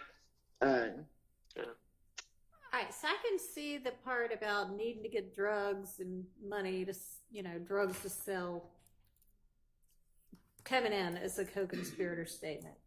The rest of it, you're going to have to flesh out a little bit more how that is anything more than them just kind of talking about stuff that's already happened and a funeral that's going to happen, but that isn't, a part of any kind of conspiracy. Understood, Your Honor. And also, because this came up again on this call, one of the Quay that they mentioned very briefly, there is, I don't know definitively they're talking about this individual, but one of the individuals at Waters Road is Quaytez is his first name, last name Arnold. So they may potentially, in reference of who was at Waters Road with them, be referring to that individual just through context. But number two, a key part of this call that the state wanted to introduce was when, in the state's reading of this call, when they laugh about, I heard that someone got flipped, they flipped a car under by the bridge in the Ville. Yeah, I heard And that. then they kind of laugh in a way that's like an inside joke laughter.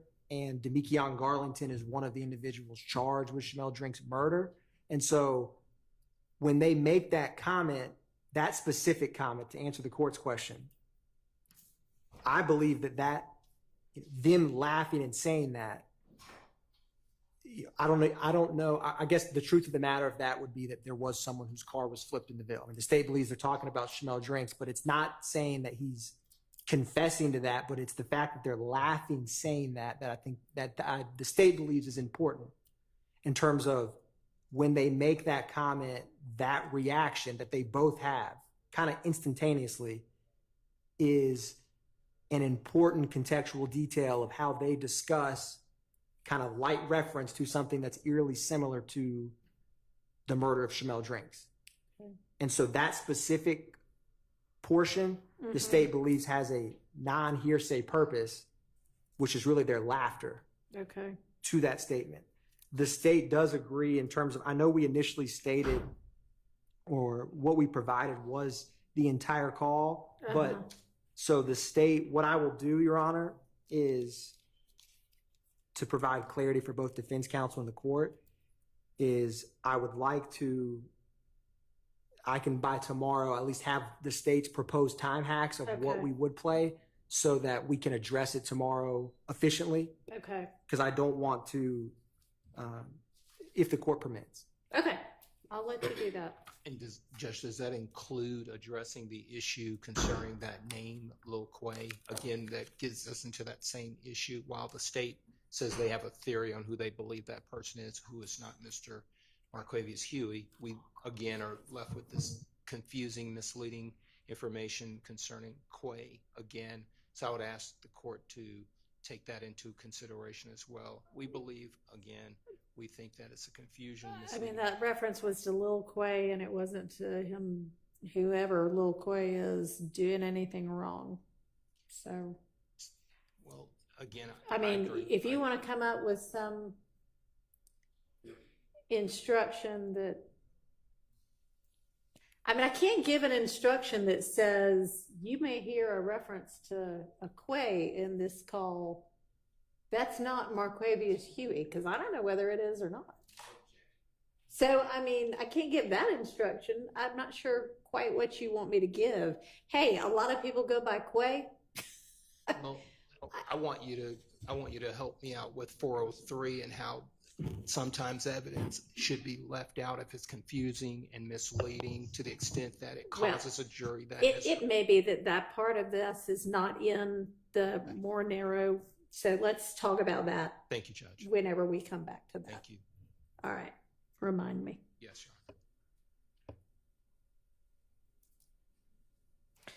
Your Honor.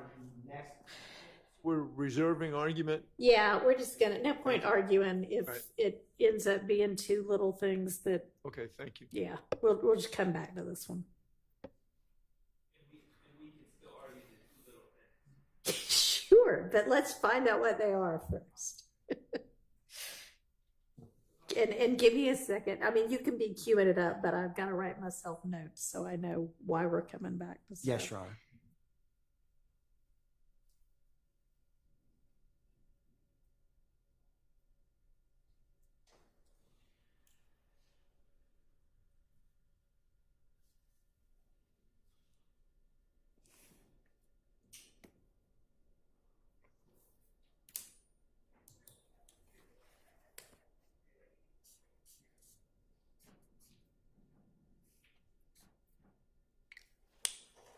Okay, ready.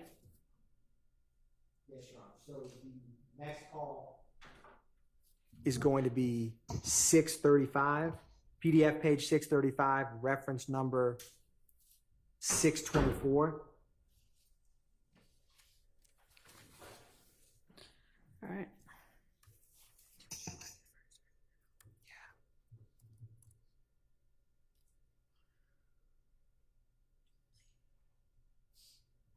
So what's going to be like the significance Yes, Your Honor. of this, and why do y'all think this comes in? So, Your Honor, this is Demekion Garlington speaking to the caller about the search warrant on Waters Road, and says that Miss V is on them, in the state's theory referencing Detective Viverito. Okay. He calls the individual on this call UNC, like UNC. Mm-hmm. I don't exactly, the state does not know who definitively he's talking with as UNC. Mm-hmm. I would like to reserve this one because to know with this, the topic of this discussion, it's more important than in other situations where someone's like asking for a gun or trying to get drugs, of this individual's relationship with the street gang. Okay. If I could add this to one to discuss tomorrow. Sure. Yeah. So we can come back to this one. Yes, Your Honor. Okay. 513 we're coming back to in 624? Or it's 523? 523 and 635. 635, yeah. And Your Honor, on a similar vein, this is the only other one I see coming up recently. 820, which is PDF page 820, reference number 806. It's the same number, same individual. So come back to that one. Yes, too? Your Honor. Yes, Your Honor.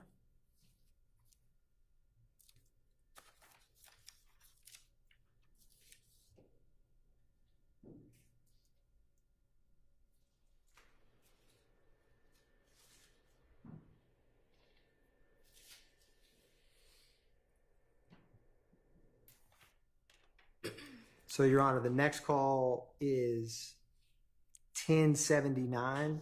Excuse me. Is that right? Okay.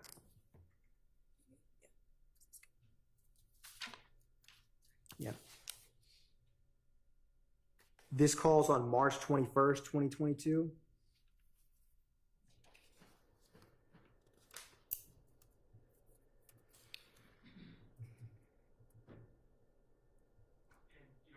Mm-hmm. I'm just going to add this before you listen. I just want the court to know that my client, Mr. Stillwell and Mr. Nichols, had been arrested by this time.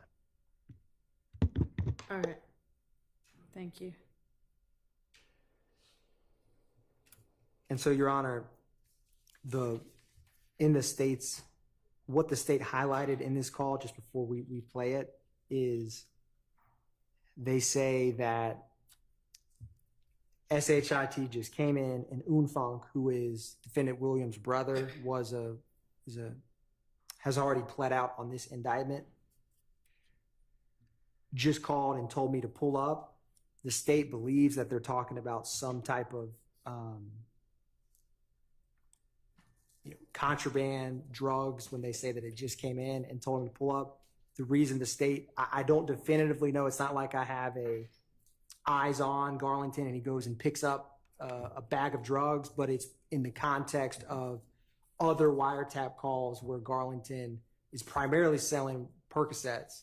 And so that's why the state wanted to highlight this, because it speaks somewhat in code and also references another co-conspirator when he says, the shit just came in, Unfunk just called and told me to pull up, which is like in reference to going to get it from another co-conspirator, at least in the state's theory. Okay.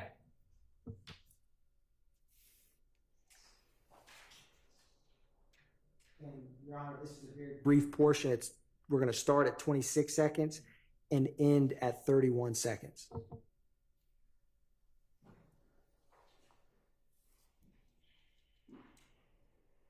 For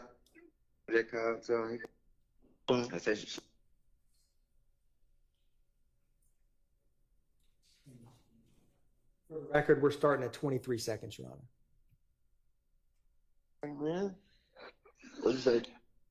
I said shit that came in. One for that car, so he go, so he pull up that now. He get 9 times.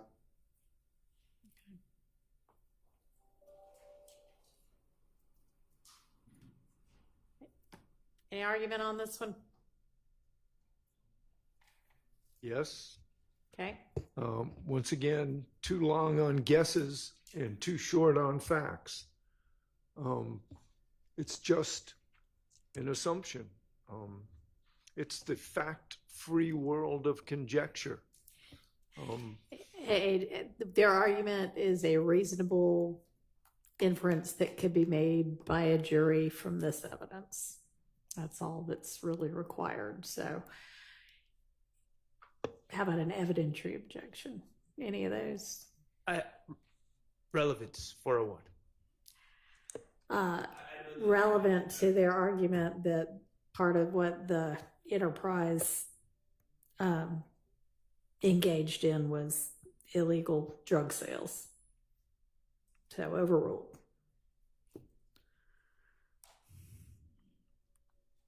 Your Honor, the next call is PDF page 1124, reference number 1109. This is on March 21st. The key part of this call, and the state's intending to play 17 seconds to 19 seconds, is the individual says, "I'm trying to get the weed, answer your FaceTime," which again goes to the state's theory of before and after or during criminal activity, they utilize FaceTimes so that what is discussed can't be recorded and phone logs or phone references are not tracked.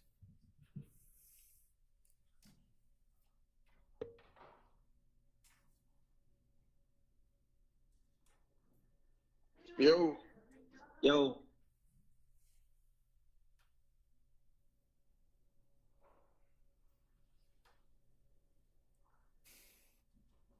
For the record, Your Honor, we're starting at 14 seconds. What's it? Yeah. Okay. Come, what you doing? I'm trying to get the weed. What is it? D? Yeah. All right, so I'm gonna call you. Matter of fact, I'm see your FaceTime. I'm right here at the spot. I'm see your FaceTime. Look, too. All right.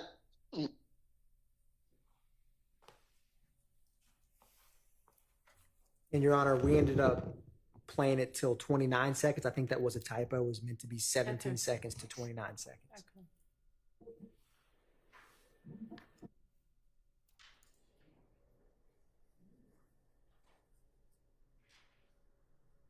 Any argument?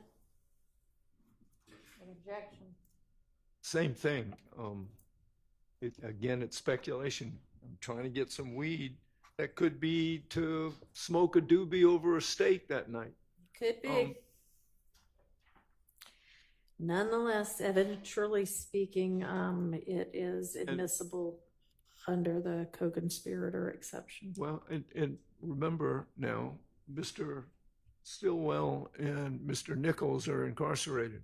So if somebody else is out there trying to do something on their own, it may not be admissible against Mr. Stillwell. I'm just not buying the concept that just because somebody is in jail, they're no longer a part of an ongoing conspiracy. I mean, in an ideal world, that might be true. But there's, that'll, y'all have to, if you want to make that argument or present evidence that it all stops, then. Well, it presumptively stops them upon arrest. I've heard no argument to you or any proffered facts that either one of these gentlemen continued to be involved in the drug conspiracy on the outside after their arrest. The presumption is the arrest stops it. Well, I mean, I guess at least as to Mr. Stillwell, I might need to revisit the whole thing about drugs found in his cell.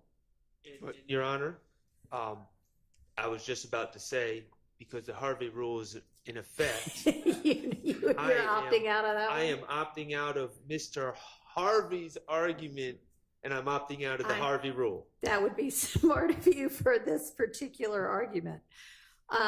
So, I mean, he might have something as to Mr. Nichols with regard to this, unless y'all got something that would suggest that it's on, this is something that Mr. Nichols continued to be involved with, because I do think the law is kind of that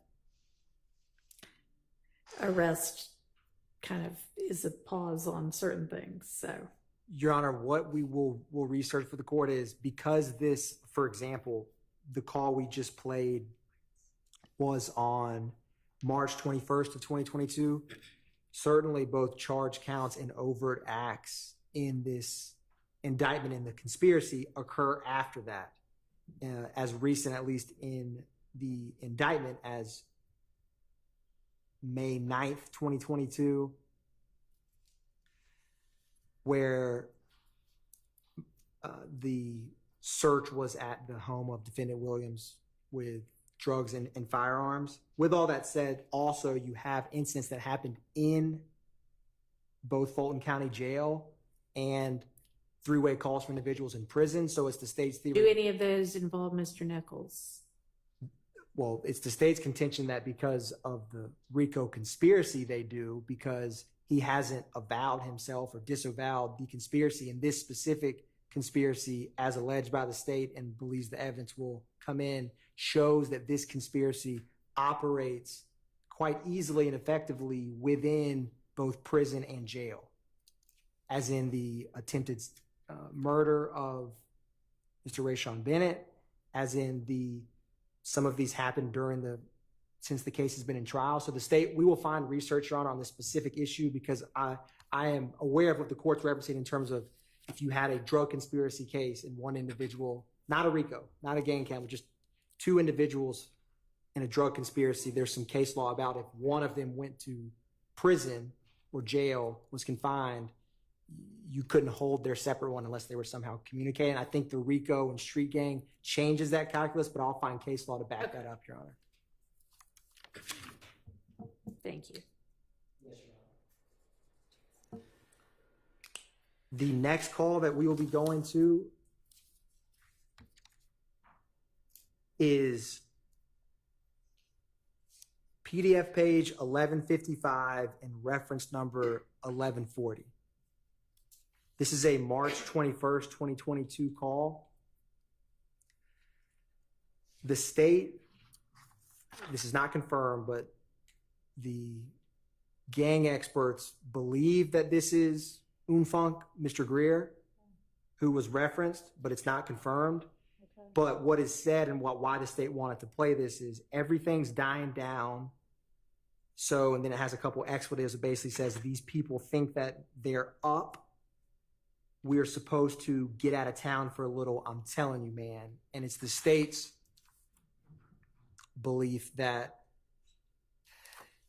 in the world of criminal street gangs being up, there's references, not specifically on this wiretap or in this call, but from APD gang detectives about like, it's like a scoreboard, or so being up on someone is like we have more murders or more violent acts on you. So we have the dominance over you. And so that's why the state wants to play this when it says everything's dying down after there's been murders of YSL members. They've been shooting up Waters Road.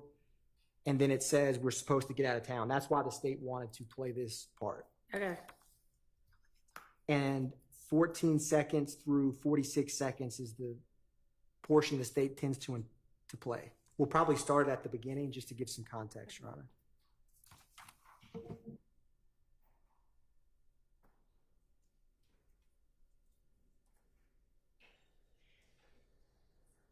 One thing to him, yeah, that shit, FaceTime shit was tripping. I said, let me know, I'm gonna pull up.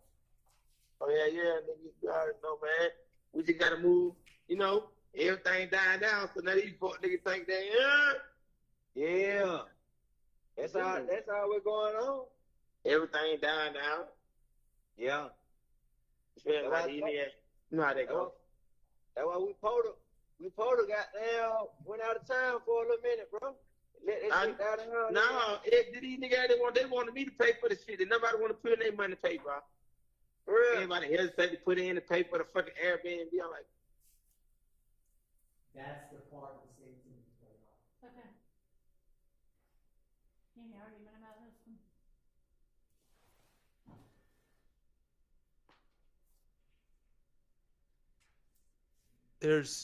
There's no doubt that Mr. Garlington is a talker, but not everything he says furthers the conspiracy.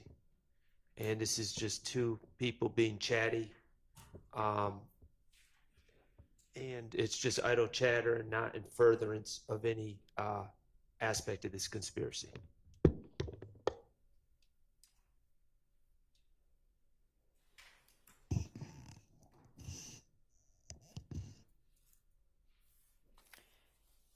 right, I'm gonna admit that under the co-conspirator exception, appears that they're still contemplating future moves as a group. What's our next one? Your Honor, our next one is reference number 1163, PDF page number 1181.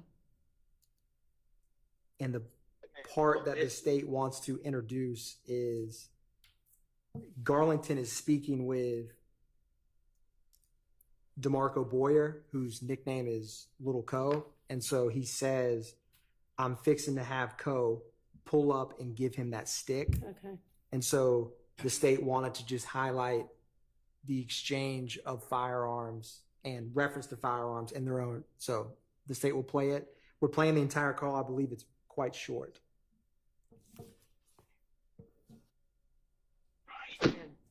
Where you at? I'm finna have Cody pull up, give him that the stick. All right. All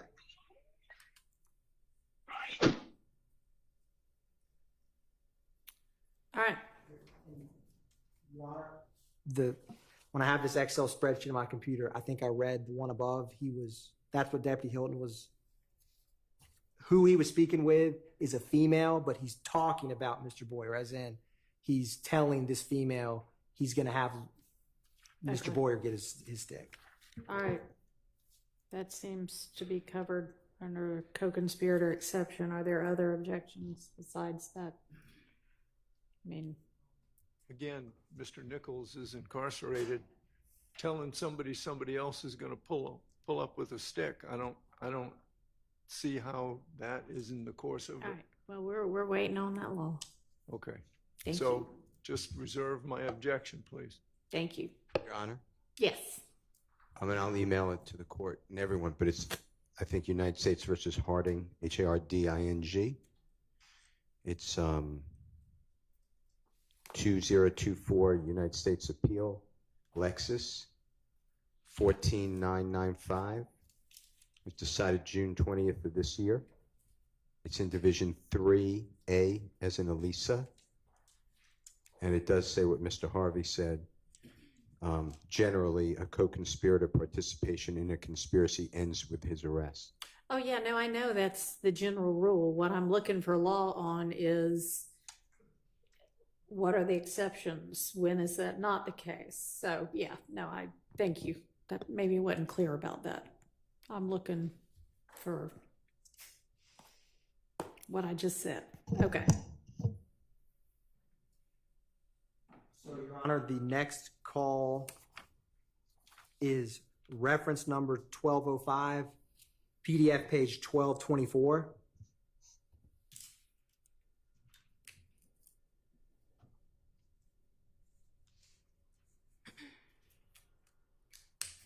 And this is Garlington talking with Mr. Wright, whose street name is WOT, where Mr. Garlington and Mr. Watt, like you've heard reference about 30 deep, it comes up with Mr. Copeland. And so they were 30 deep. Mr. Garlington was 30 deep and then became YSL, but that is who he's speaking with. And the state is going to be playing 904 to 1032. Okay.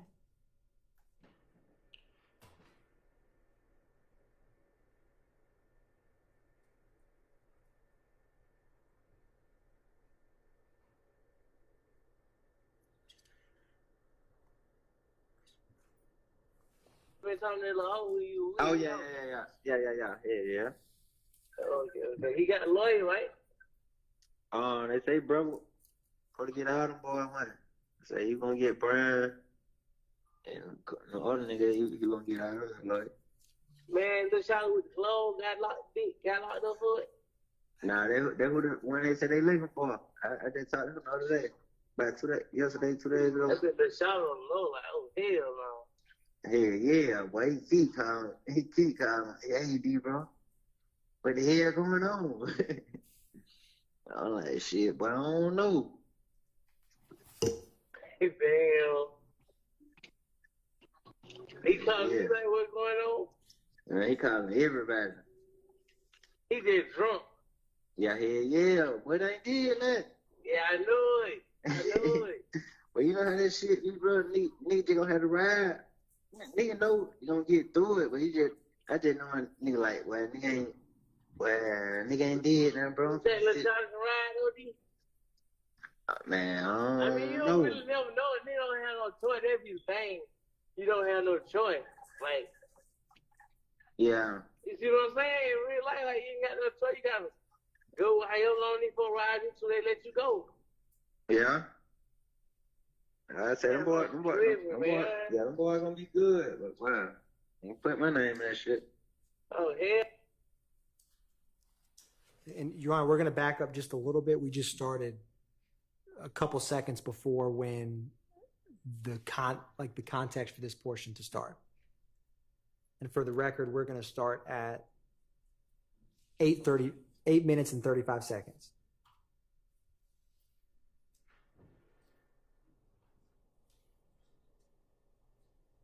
To the house tomorrow. Oh. She came by herself.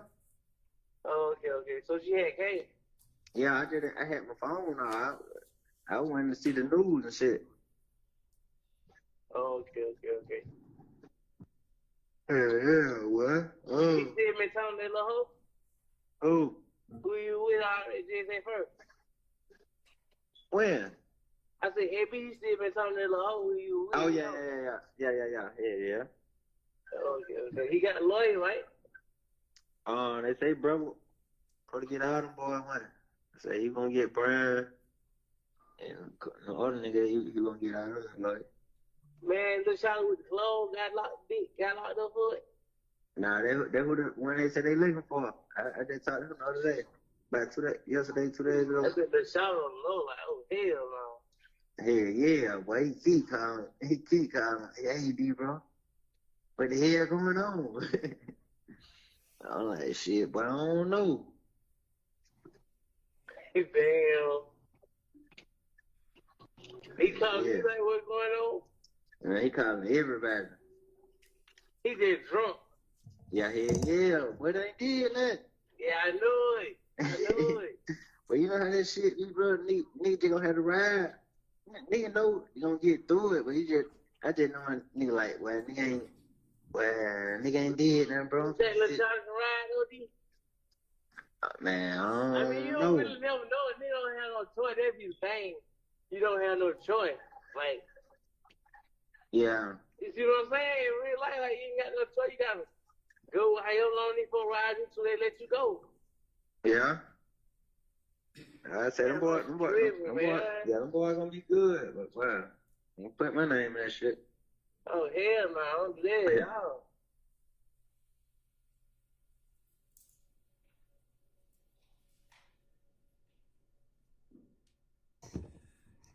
That's the portion, Your Honor. It's the state's theory that when he says bro is going to give all the boys money, he is referring to defendant Williams. That's a common theme that the state has put forth argument on to the court. That's why the state wanted to include this in terms of when criminal street gang activity occurs, trying to further the conspiracy through that. That's a common argument the court's heard about the relevancy of that, Your Honor. All right. What about the rest of it? So, Your Honor, they when they mention Little Shorty got locked up for the clothes, Miles Farley, who was charged with, he's one of the individuals charged with Shamel Drink's murder. He had a clothing line like Keep America Slime. And so that when they say, this comes up a couple times on the wiretap, and it's going to come up kind of frequently because you're going to hear later about YFN and some Goodfellas, which is another street gang members, attacked Miles Farley when he was in the Fulton County Jail. But people reference him in terms of Little Shorty who sells the clothes. And so it shows familiarity with, and he was not on this date of March 22nd. I do not believe he was not arrested yet. And so that was the portions that the state, and then they say he's just going to have to ride, don't put my name in this. And at the time, of course, Mr. Garlington is not arrested either for this. And so we're going to get in a couple calls where he gets nervous when he hears about stuff on the news, or they'll warrant out, because when he's making these calls, he's obviously not incarcerated.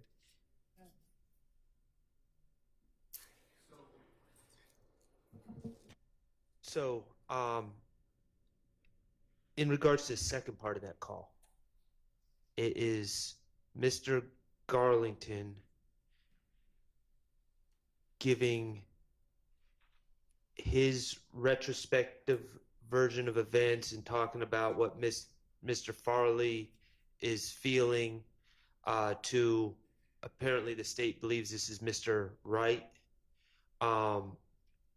I don't know how this kind of, again, idle chatter about what Mr. Farley is going through and everything else, while the state might believe that's relevant, it still has to fall under a hearsay exception. And this sort of chatter is not furthering the conspiracy.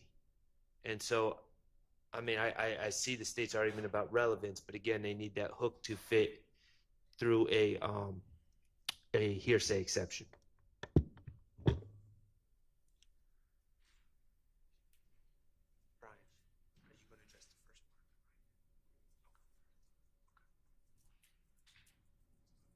part? Is there some other meaning to when he says he's just going to have to ride? Do y'all have a theory as to what that means? Sorry, can't hear it. I'm so sorry. Are we just going to have to ride?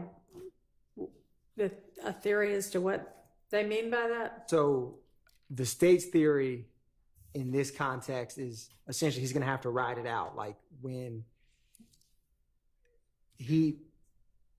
Farley he didn't have any criminal history to my knowledge before this happened. And so what ends up happening is when he goes to Fulton County Jail and some of these calls that come up, they try to get protection for him. And so they're basically like, he needs to ride it out, not tell on anyone, not, panic, and just stay the course. That's what I believe that they're talking about. All right. That's the state's theory. Okay. I mean, I thought that might be what the theory was, but I mean, that sounds like them still sort of, here's our plan for how we're going to handle this as we, the enterprise, go through it. Well, the way I hear it, Your Honor, respectfully, is that Garlington may opine like that's what Mr. Farley needs to do, but there's no directive or plan to convey that to Mr. Farley, as far as I can see in this call.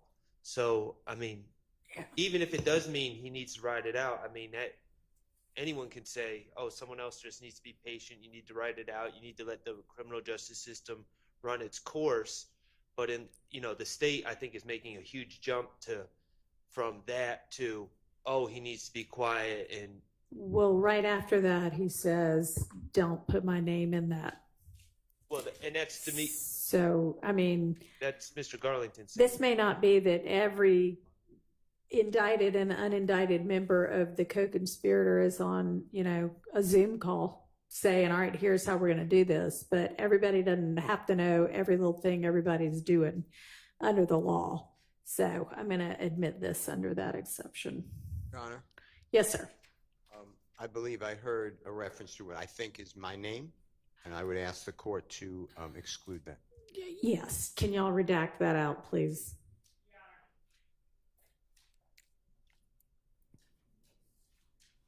Yes. And of course, we'll do as the court instructs. We do have a point at which we believe later on in trial that we would be presenting evidence, and we would ask the court's permission, bring it up to the court as Judge Glanville had instructed us to do so. There will be a point where we believe it will become necessary to bring up the fact that there has been representation of multiple persons, or an attempt to provide representation for multiple persons in YSL. By Mr. Steele, he is correct that we were instructed not to bring up his name before we brought the issue before the court so that the court hears it. the court may or may not be aware that prior to trial actually starting with this jury, we had a hearing on whether or not Mr. Steele should not be qualified to represent a party in this case. The judge determined that there was not a conflict, but also noted that the case may be that the state has the right to present that evidence, but before we do, we have to bring it to the court's attention and litigate that issue. All right, well, at this point, y'all haven't done that yet, so excise his name. Yes. And when do you expect to get to that point? Because this is, I believe, the second reference that we've had, there will be multiple times. We didn't want to bring it in, like piecemeal here, piecemeal there. So it would be later on, like at the latter part of the trial, around the time that we present the Drinks murder, that we would be bringing up Mr. Steele's representation. If the court permit, we're going to bring it to the court's attention. Okay, so I don't know. Obviously, we'll need some more non-jury days at some point besides what we've had this week to sort out other issues that we know are on the horizon. But for right now, let's just take his name out. Yes, Your Honor. And let's leave his name out of that, no matter what my ultimate ruling is on why it might ultimately be relevant. All right? Yes. Okay.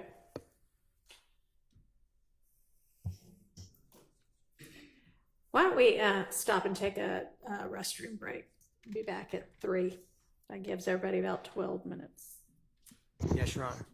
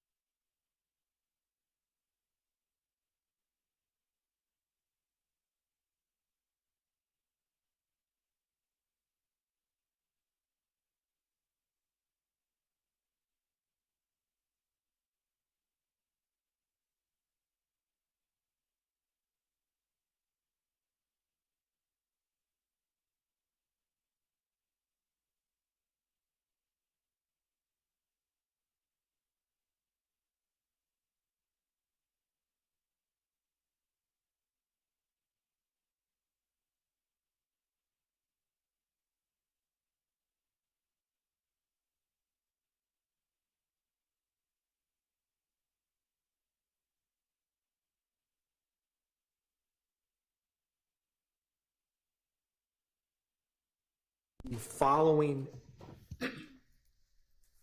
after that is reference number 1739, PDF page 1762, which is a March 28th, 2022 call.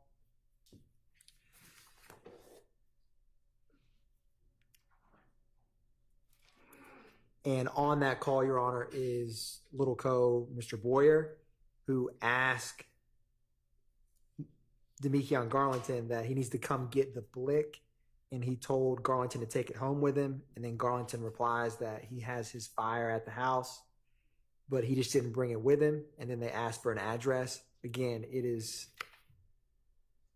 that's what the portion of this wiretap call the state wants to play to show, one, how they reference firearms, and two, how firearms get exchanged between members. Quaterius Zachary, which the court has heard about when we went through his interview, and other evidence will come out.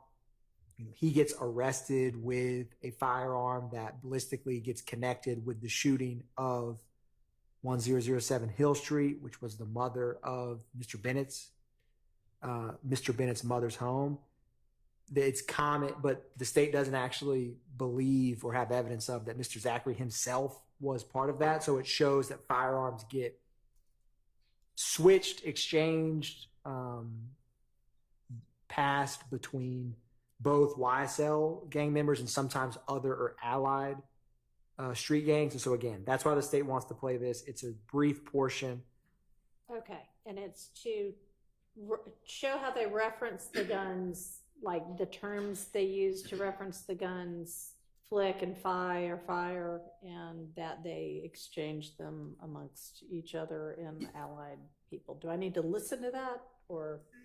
The state does not believe you have to, Your Honor, Okay. unless you want to. I don't want to unless I have to, because I think it goes a lot more quickly if we don't have to cue it up, listen. If I need to, I will. Well, before I argue about the admissibility, it says the entire call. So is the state representing that is the subject matter of the entire call, or they're going to limit the excerpt to that discussion?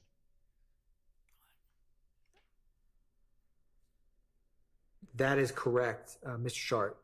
And I don't believe it's a very long call. It's 2 minutes, 52 seconds. I will get more clarity, but it's where you need to come over and get this blick. I'm geeked up at the studio. I told you to take the blick back. And then they mentioned running into someone, and I don't have that blick on him. I got the fire at the house, and they talk about send me the address. So I'll find when that time is, but that's the statements that we're referencing. Okay, well, I can just listen to it. I'll just listen to it. Yes, Your Honor. And we'll find out.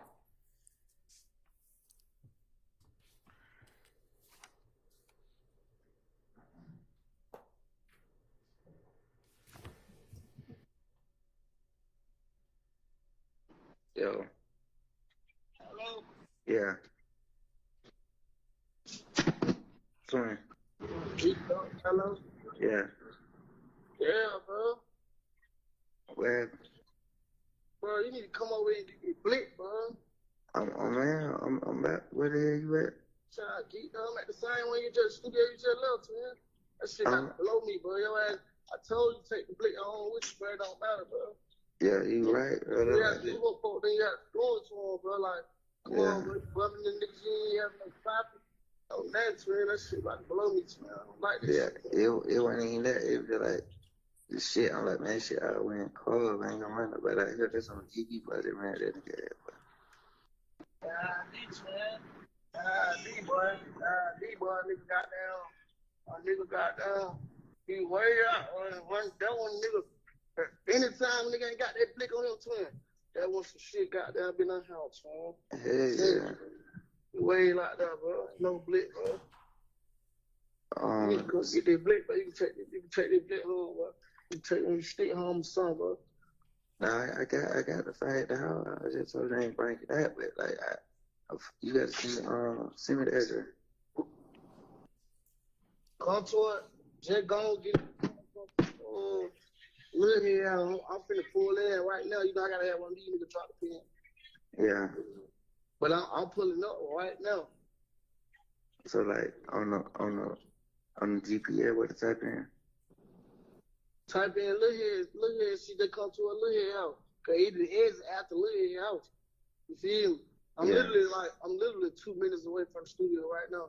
As soon as I get there, I can drop in. All right, well, I'm here. I'll go get my car. Type in the cave. Yeah, type in down the cave, gone. I don't even know that shit still on So the the whole prime thing. time. That shit gone too. Type. Your Honor, this wasn't this. There's a call that was shared in the initial Dropbox co-conspirator link. It's 1760, which is 2 minutes before this call. That should have been on this XL because it's directly related to why he's talking about getting the firearm. Okay. And so that call, I would like to play 1760, and the state also would like to introduce that call. And to give a little context with this is from consulting with APD gang detectives who investigated this in real time. Mr. Garlington coincidentally goes to a hotel in Cobb County, and there's a rival gang member whose street name is Little Blizzy, who, after the murder of Mr. McMiller and Mr. Ford, there's a whole lot of, I don't know the way to put it, just vile, disrespectful social media posts about, like, there's a picture of individuals X'd out next to their child, and say now they don't have a father. Things of that nature that escalates significantly the animosity and the violence. And so Little Blizzy, that murder was never solved, but he is in the far end of the spectrum of sending out very disrespectful social media posts after that double homicide. And so the significance, and we'll play this call right now, of Mr. Garlington running into him. He didn't have a firearm on him, and so he just randomly runs into him in a hotel. And so this call we just played when he's talking about coming to get the gun is basically, they're like, you need to keep that gun on you because there's a lot going on. So I wanted to play and apologize for not having this on here. That was just an error. The 1760, which is at 1:56 a.m. The call we just played was at 1:58 a.m. Okay. So I'm going to play PDF page 1760, reference number 1736. Thank you.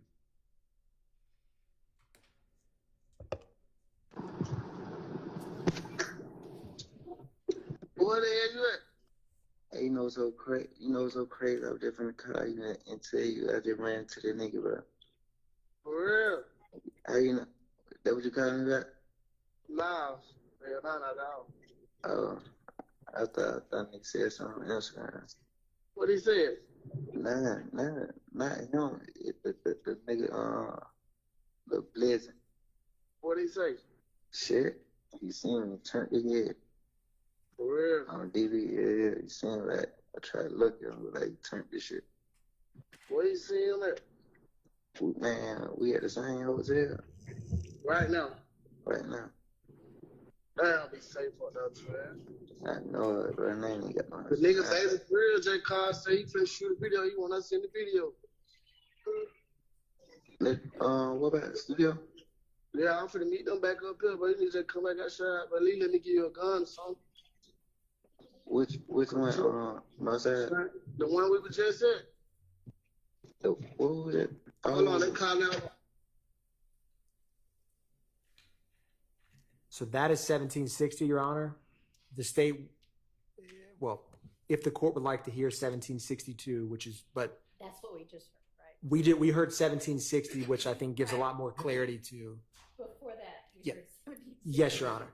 So the state feels that both of those are in furtherance of the conspiracy because Demekion Garlington, a YSL street gang member, is calling and notifying people about who he ran into, a rival gang member, and he actually makes multiple calls that we're not going to play all of these, where he's trying to get, and he references this interaction in the hotel.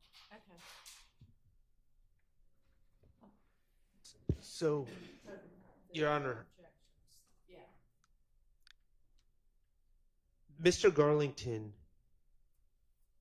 has a long criminal history. I don't know when the state feels that Mr. Garlington met Mr. Stillwell, but Mr. Garlington was allegedly, or he pled guilty to committing crimes before Mr. Stillwell knew him, before Mr. Williams knew him, and he has plenty ability to commit crimes without being associated with anyone here. And at some point, we're just, again, I understand that being arrested doesn't absolutely close you off from a conspiracy. I think it's fair to say there is a presumption. I know, but I understand it's not absolute. I understand it's not that simple. But at some point, we are in a situation where we have two gentlemen in jail, and Mr. Garlington going about his criminal life.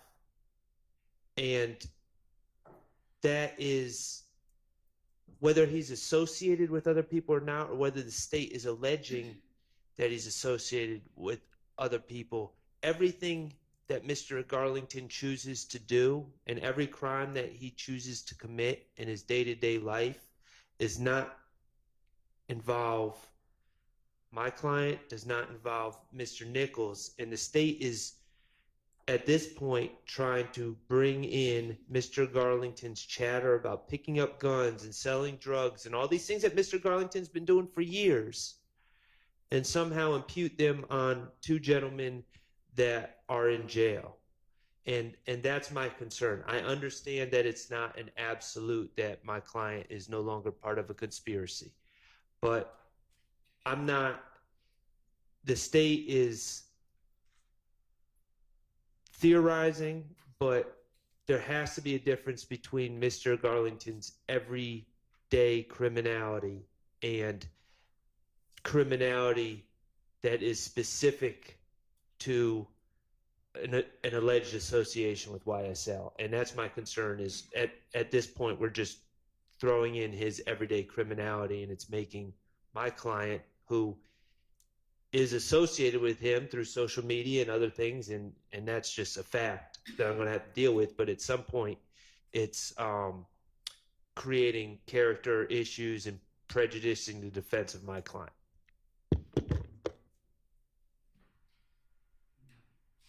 Your Honor, if the state may.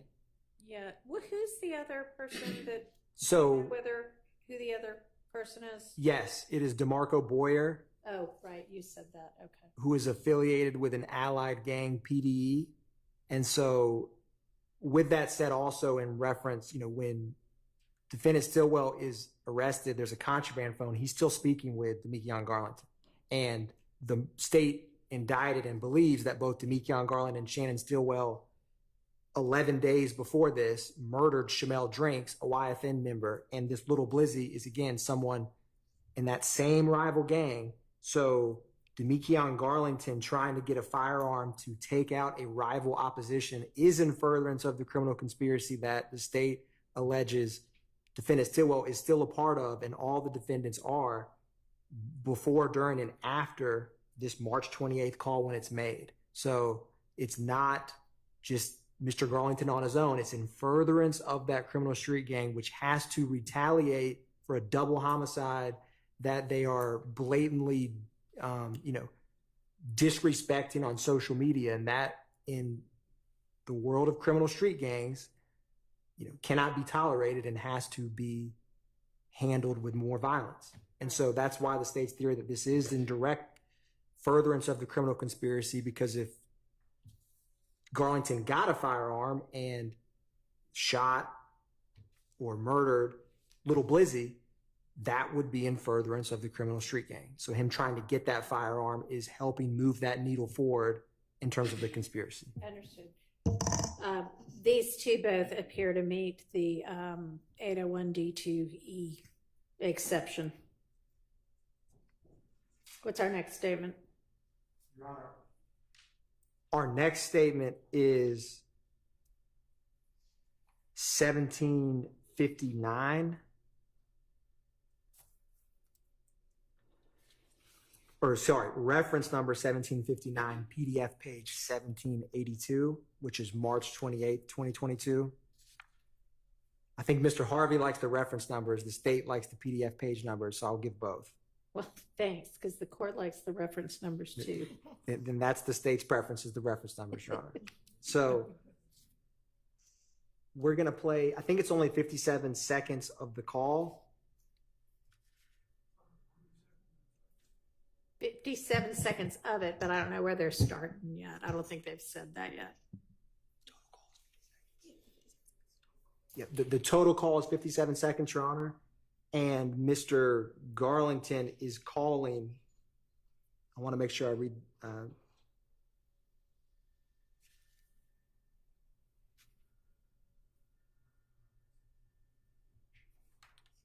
So the state believes the voice sounds like Unfunk Quantavious Greer.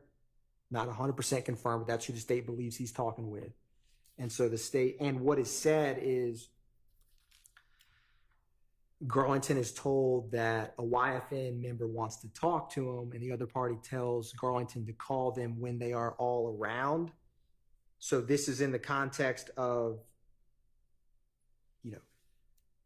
there's a lot of back and forth, and there's also, so long story short, it's how they are referencing and speaking about a rival gang, YFN, the state wants to highlight, and we'll play that now. Okay.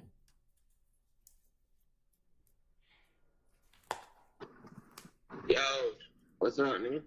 What the hell? Right here, shit, downtown. What up? From 77, I went on YFN and come somebody want to talk to you. They want to talk to me? Yeah, you know the one who I told you about that while I used to be before, though. Yeah.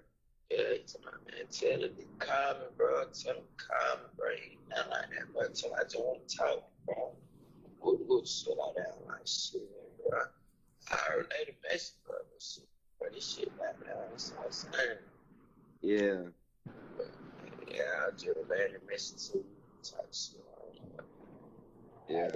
So you call when we all around, so we, you know what I'm saying? Yeah. That what I'm doing. I'm calling when we all around. Alright, so I'm on my side. I'll let you call me, brother. Alright.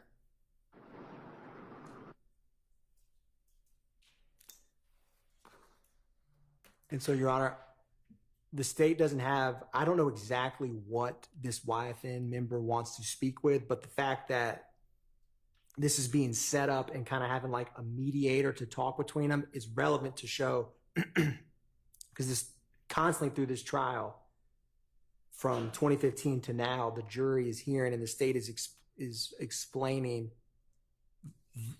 shootings, murders between these two groups. And so the fact that he needs to get a mediator to speak with someone from that establishes there is an us and a them. And so whether he actually had this call or not, what exactly they want to talk about, it kind of has a non-hearsay purpose in terms of the fact that he's setting this up this way. He can't just call this person one-on-one or go meet them. That's the main purpose of it, or why the state wants to introduce it, Your Honor. It seems that that's, not being offered in such a way that it would even be hearsay. So it's admitted. I mean, alternatively, it could be a co-conspirator statement, but it does not appear to be hearsay to begin with. All right, what's next? Next, Your Honor, is reference number 1767, PDF page 1789, which is a March 28, 2022 call.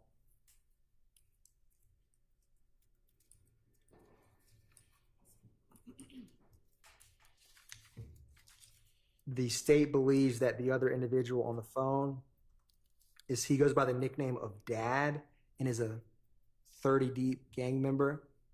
And what is discussed is Garlington tells, his name is Mr. Britty, tells Mr. Britty that he stayed in Cobb the night before because he ran into an op and didn't have anything on him. So it kind of gives context to wanting to get the blick. He specifically calls Little Blizzy an op in this call. And again, it explains and gives clarity to how Garlington views Little Blizzy. And the state will hear when Detective Viverito is discussing this part of the case about this inflammatory social media that Little Blizzy posted, how YSL members viewed him, and why Garlington running into him is significant.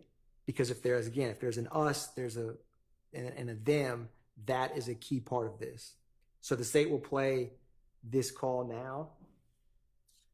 It's 1 minute and 10 seconds, Your Honor, so the state will play it in entirety.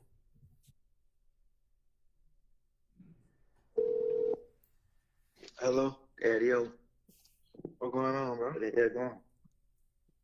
Pulling up in the hood? Pulling up in the hood? Hell yeah. Where you gotta go? I go to... Oh, shit, man. We just woke up. You said you gotta go what today? You about to say you gotta go somewhere.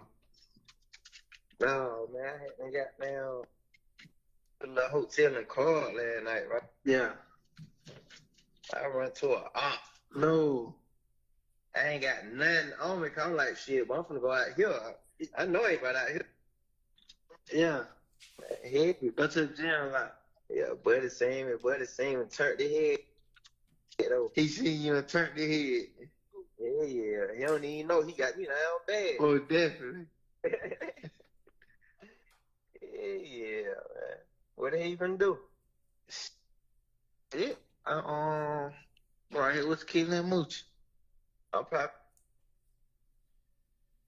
Stopped it at 1 minute and 5 seconds. There's only 5 seconds left, but it was that portion about Garlington speaking about what I just described, Your Honor, that the state wants to, is why the state wants to introduce it. All right, that seems to fall essentially under the same things we've been talking about. I'll admit that as under the co-conspirator exception. Your Honor, the next call is reference number. Excuse me, Judge. Yes, sir. And I'm sorry. No, not at all. I want to ask the court that if I can have a continuing objection to these phone calls that reference something out in the world when Mr. Nichols is incarcerated. And again, I understand that we've kind of reserved that issue, but I don't want to go on to the next one without saying, hey, I've still got this objection out there. Sure. And I mean, he doesn't get out again, right? I mean, he's not, so. Unless you're going to let him out I'll take him to dinner tonight. Okay. So, I understand that it's, that it covers all of these from the time he's in until, I mean, who knows how many we're going to have till now, I guess, if they come up with some other call, but all right. So, Your Honor, this next call, reference number 1869, PDF page 1893. Okay. This is Demekion Garlington speaking with DeMarco Boyer. Okay. I actually think that this call, the strongest reason for its admissibility is a non-hearsay purpose, because they're discussing, we got to take Buddy's name off that. Because if that individual, they're talking about a song where someone's name's in it, and they literally say, if he gets whacked, you know that stuff's going to come down on us. I don't need nobody trying to put a RICO on me. And then references putting their names in the song. And so a big thing of this, not the thing, but a aspect of this case from opening until present day, is the state using social media, using lyrics, using just statements of co-conspirators. And, the state and defense have different theories of what those things mean. But the fact that they're conscious of what they say and put in a song in direct relation to something that can happen in the real world or in the streets, so to speak, is very relevant, because the state's theory is that there is kind of a double entendre, or it's kind of like a line of how far can you push it in terms of street gang members know what you're talking about, but the police can't use it against you. And so with all that said, I wanted to play this part for really a non-hearsay purpose. Whether they put that, I don't actually have the said song, but like whether they released that song or didn't put his name in, is the fact that they're consciously, and by discussing that and thinking through that, is important, and is the state's mind's a non-hearsay purpose.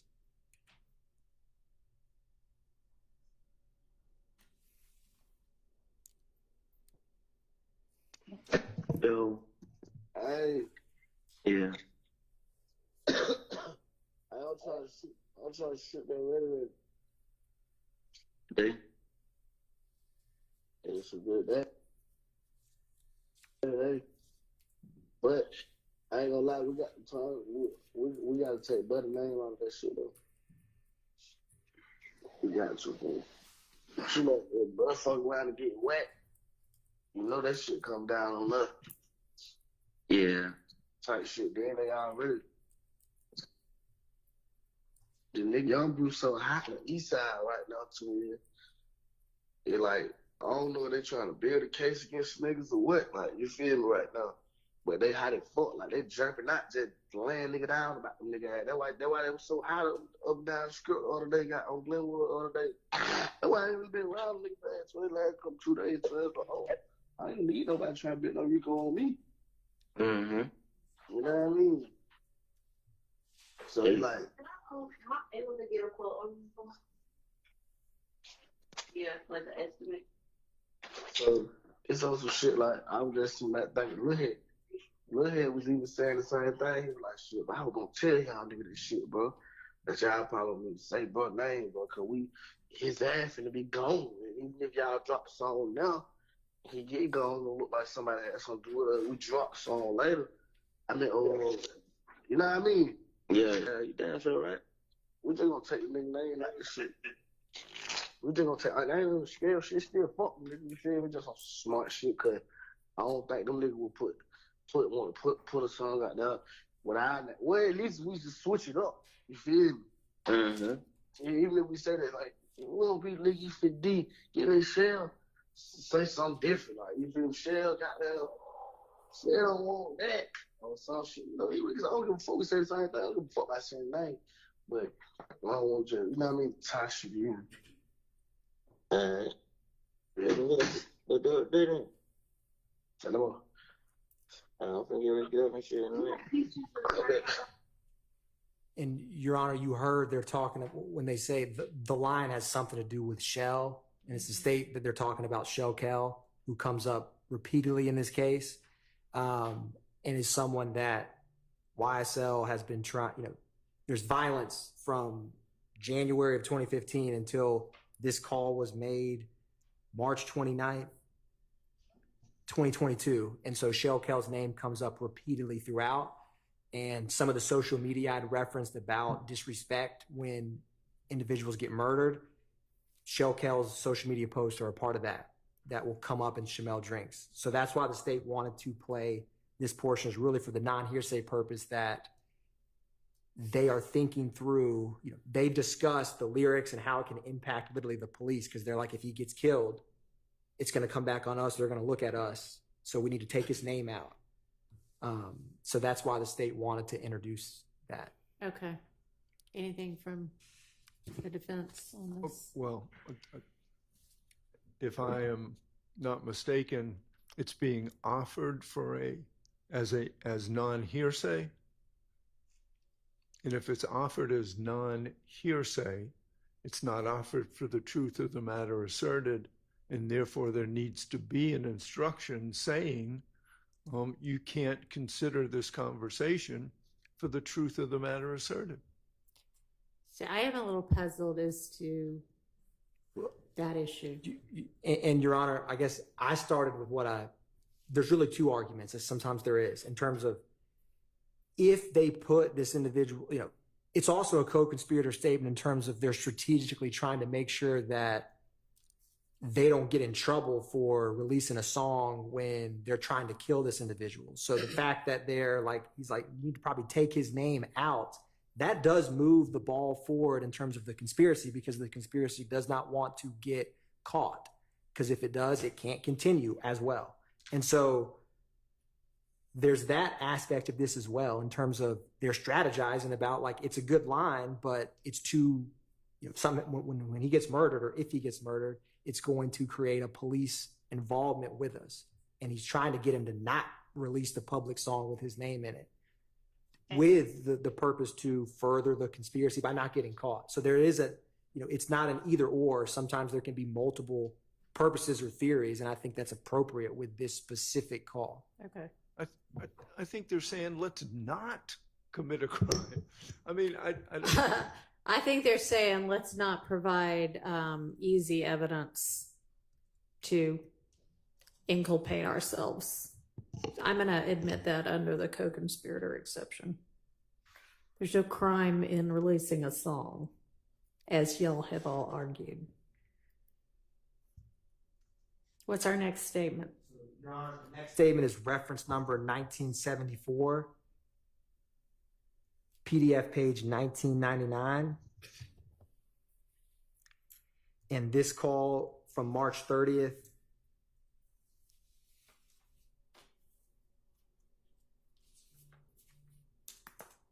There's reference, so again, this call references Blizzy, who I've discussed with the court earlier.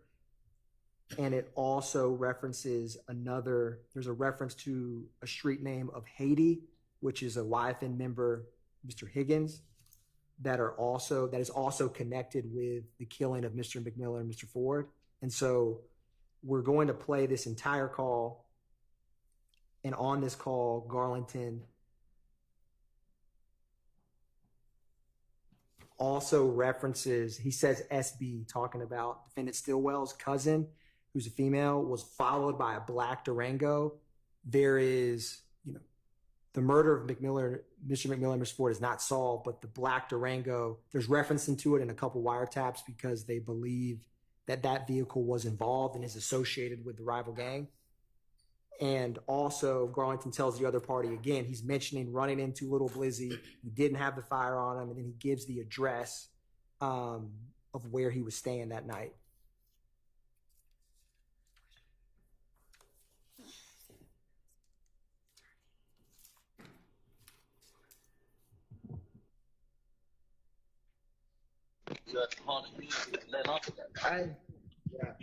Yeah, then Quay called me like, I trying to follow her, yo.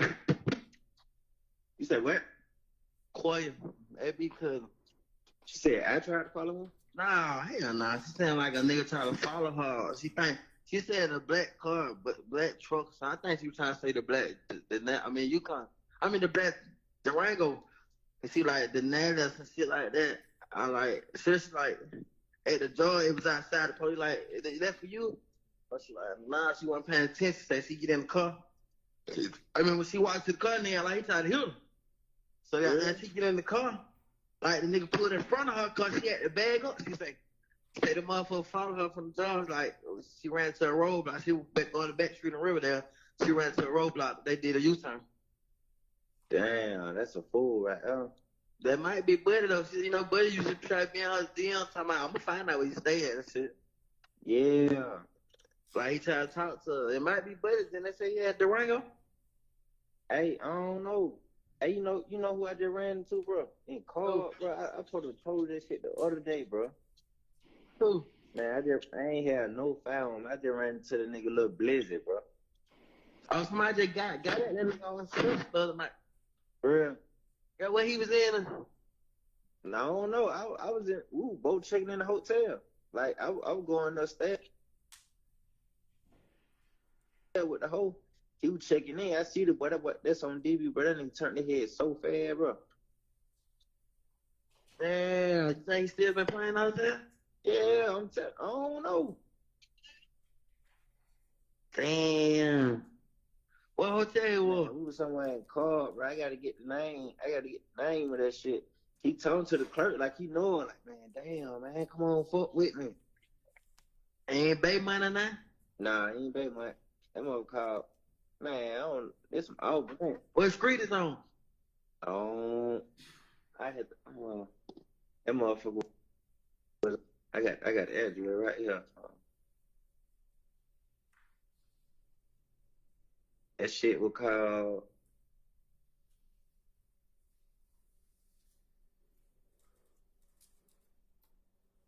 $3380 Overton Park Drive, Southwest. What is that?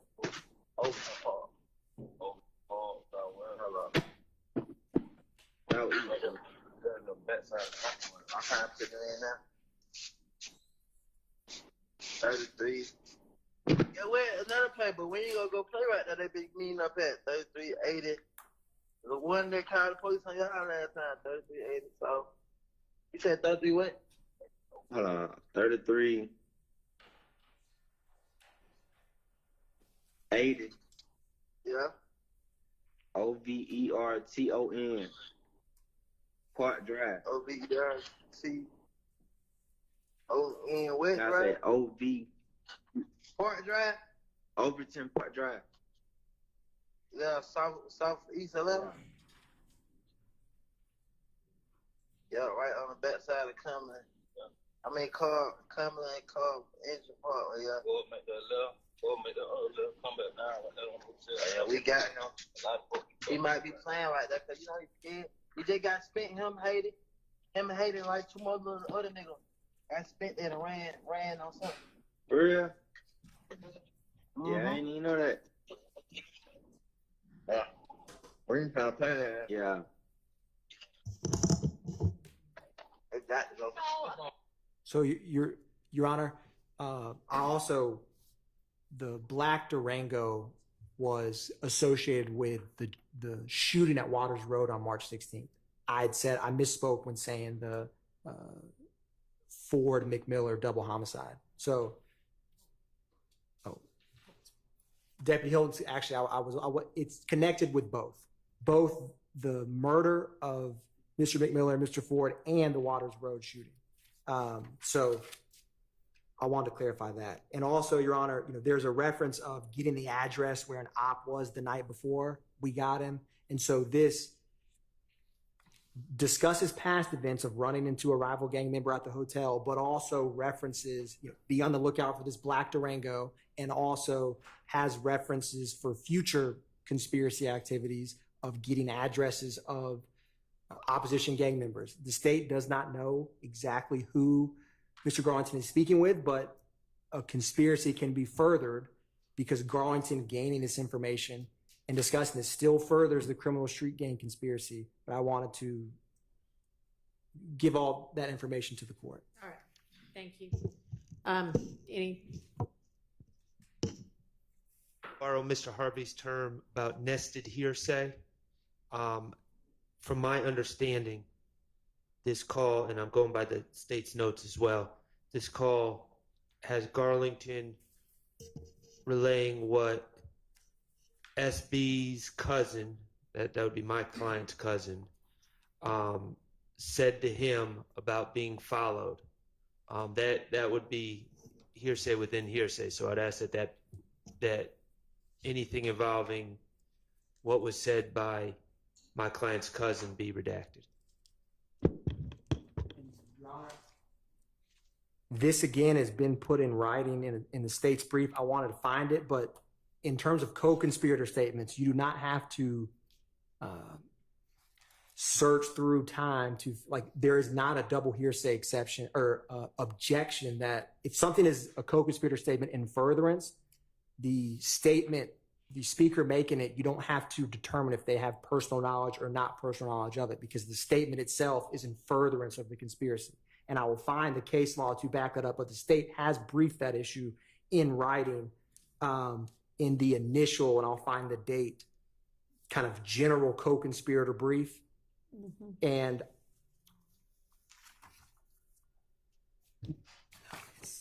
I'm not sure if I follow what you're trying to say right now. I was distinguishing when Mr. Sharp was objecting to double hearsay or nested hearsay. Yes. And I wanted to find the specific.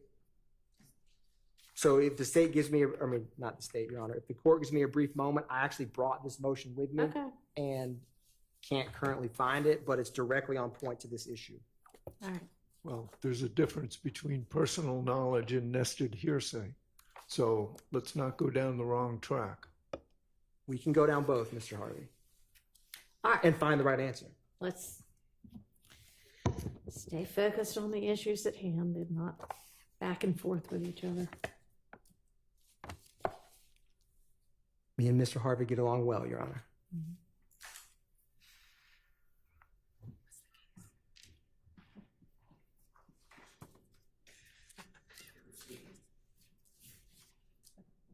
me see.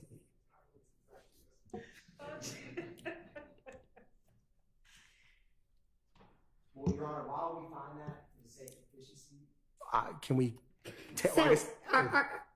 Let me ask you this, which might make it not necessary. Are you offering that hearsay that's within this statement for its truth? The part about the, I guess, girl saying that a Durango followed her.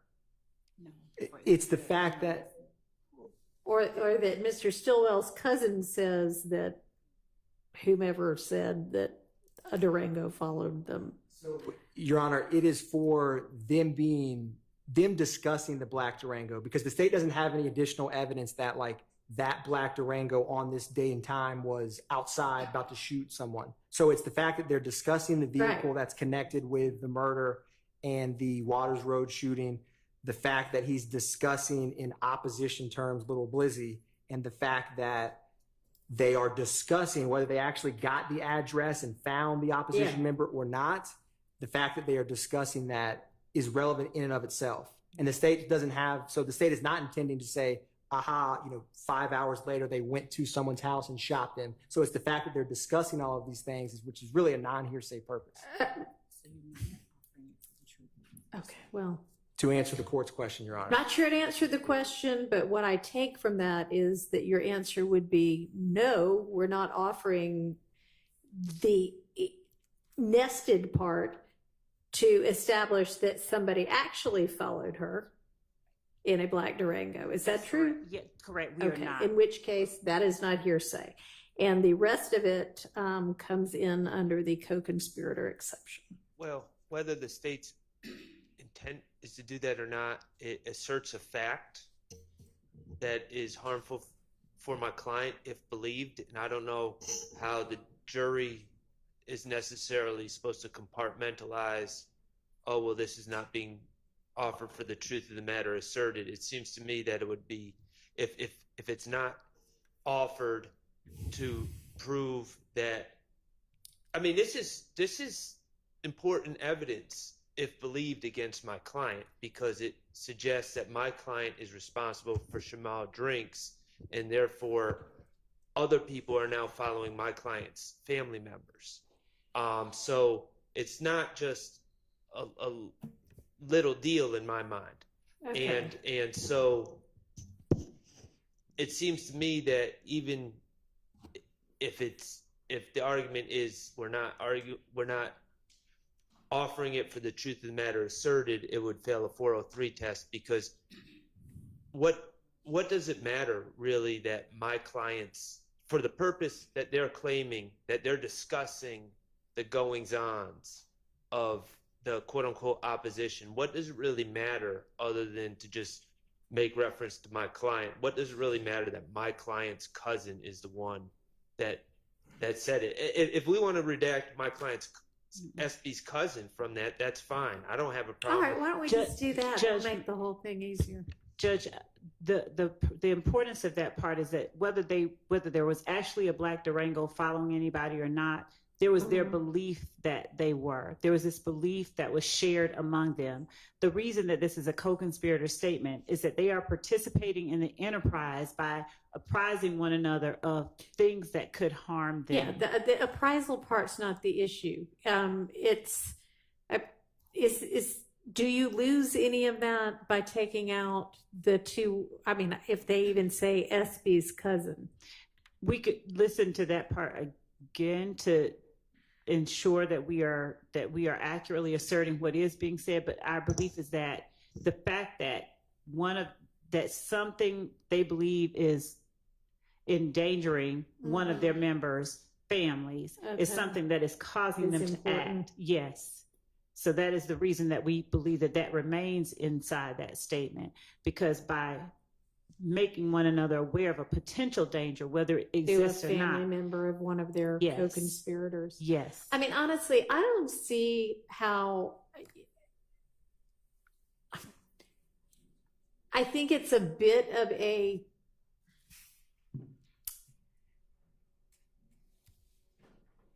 it's not that it's a stretch. It's that you'd have to pile like, you know, one building block on another to get to, if some bad guy out there is following a cousin of your client, that must mean your client has committed some crime against a member of that group. I mean, yes, it could be, you know, put together that way, but it's hardly like, oh, A equals B, therefore C. Well, it just isn't. This conversation occurs days after a murder occurred that my client is charged with. I understand. And I think the state knows exactly why they want to get that in, and that's why they want to keep the reference to my client's cousin saying it. It's they want the truth of the matter asserted to be brought in front of the jury, and it's if their interest is just that they're aware, then there's no reason that they're aware that people are following them. There's no reason to include SB's cousin. They could just put it in. They could just put Quay or whatever. Quay said this, and they don't lose anything. Okay, so what they lose is then they're just saying, hey, some random person is getting followed by a Durango. Right. And that's what they don't want to lose. In the context of the conversation, no, I don't think it's just some random person. It's obviously someone they're associated with and concerned about because they're talking about it. So it's not just some random person.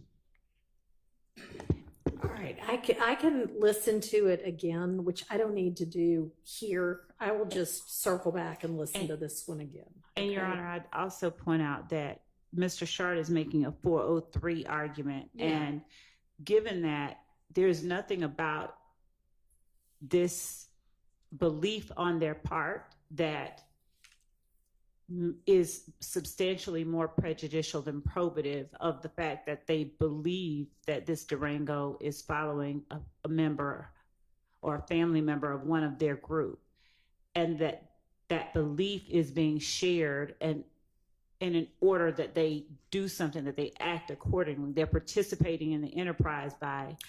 Yeah, that's not his argument. His argument is that because the Durango is following a relative of Mr. Stillwell, that must mean that Mr. Stillwell committed the crime against their group a few days before, which is what I'm saying is a whole lot of building blocks having to be stacked on top of each other.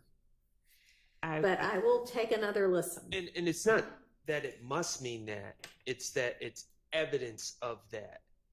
And I mean, if it is, you know, it is. I mean, that's why the state puts up one case, and if the defense chooses, they put up another case, and in between there, they cross-examine all of the state's witnesses so that all of the different theories can get presented before the jury that all the sides want presented, and they can sort out what they believe to be the facts and apply those facts to the law. But I'm not going to be cross-examining Demekion Garlington, and I'm not going to be cross-examining Quay. No, but you are going to make a closing statement, I would suspect. So, I mean, it's how trials work. So I will take another look, and I'll let y'all know.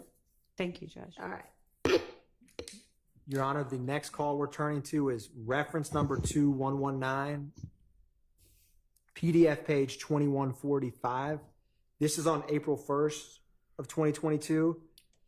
And the state, this is defendant Stillwell on a contraband phone talking to Demekion Garlington about a number of things. He discusses, so there's a lot of discussion about the Chamel Drinks murder we're going to ask to play this entire call, but defendant Stillwell says he doesn't know why Miles got out of the car, referencing to Miles Farley. And Miles Farley was arrested April 1st as well, which is the same day that this call was made. He also discusses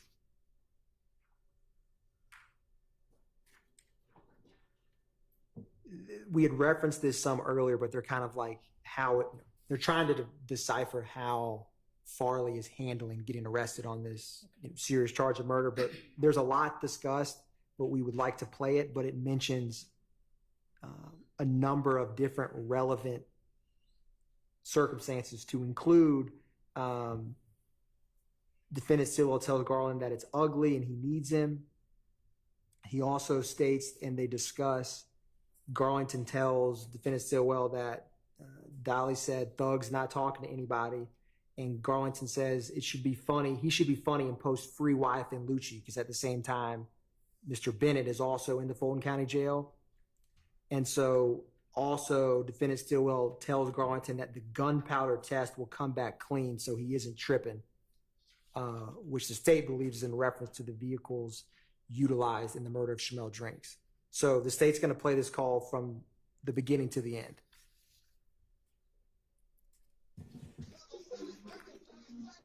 What's up, bro? What's up? Heavy. Say what? Heavy. What's up, man? What the hell going? Man, shit, right here, listen to that new boy. Huh? I said, right here, listen to that new young boy. What you got going? Can I? Yeah, yeah. You know, I can't hit you on that other phone. Shit, bro. I'm on that motherfucker. For real? Are you on? Oh, this another one? No, it's Yeah, that's what I'm saying. Yeah. Yeah, bro. I know. I ain't just like FaceTime how to say. That's what you like. I tell him I ain't got it. I really can't respond, so I just like, yeah. I can't, man. They motherfucker. They don't fuck tripping on them motherfucker. For real, man. Yeah. I said one shit. I said shit. I'm gonna go straight to my grandma's house. I had stay out of that motherfucker. Yeah. But she told me they had that mojo style. Yeah.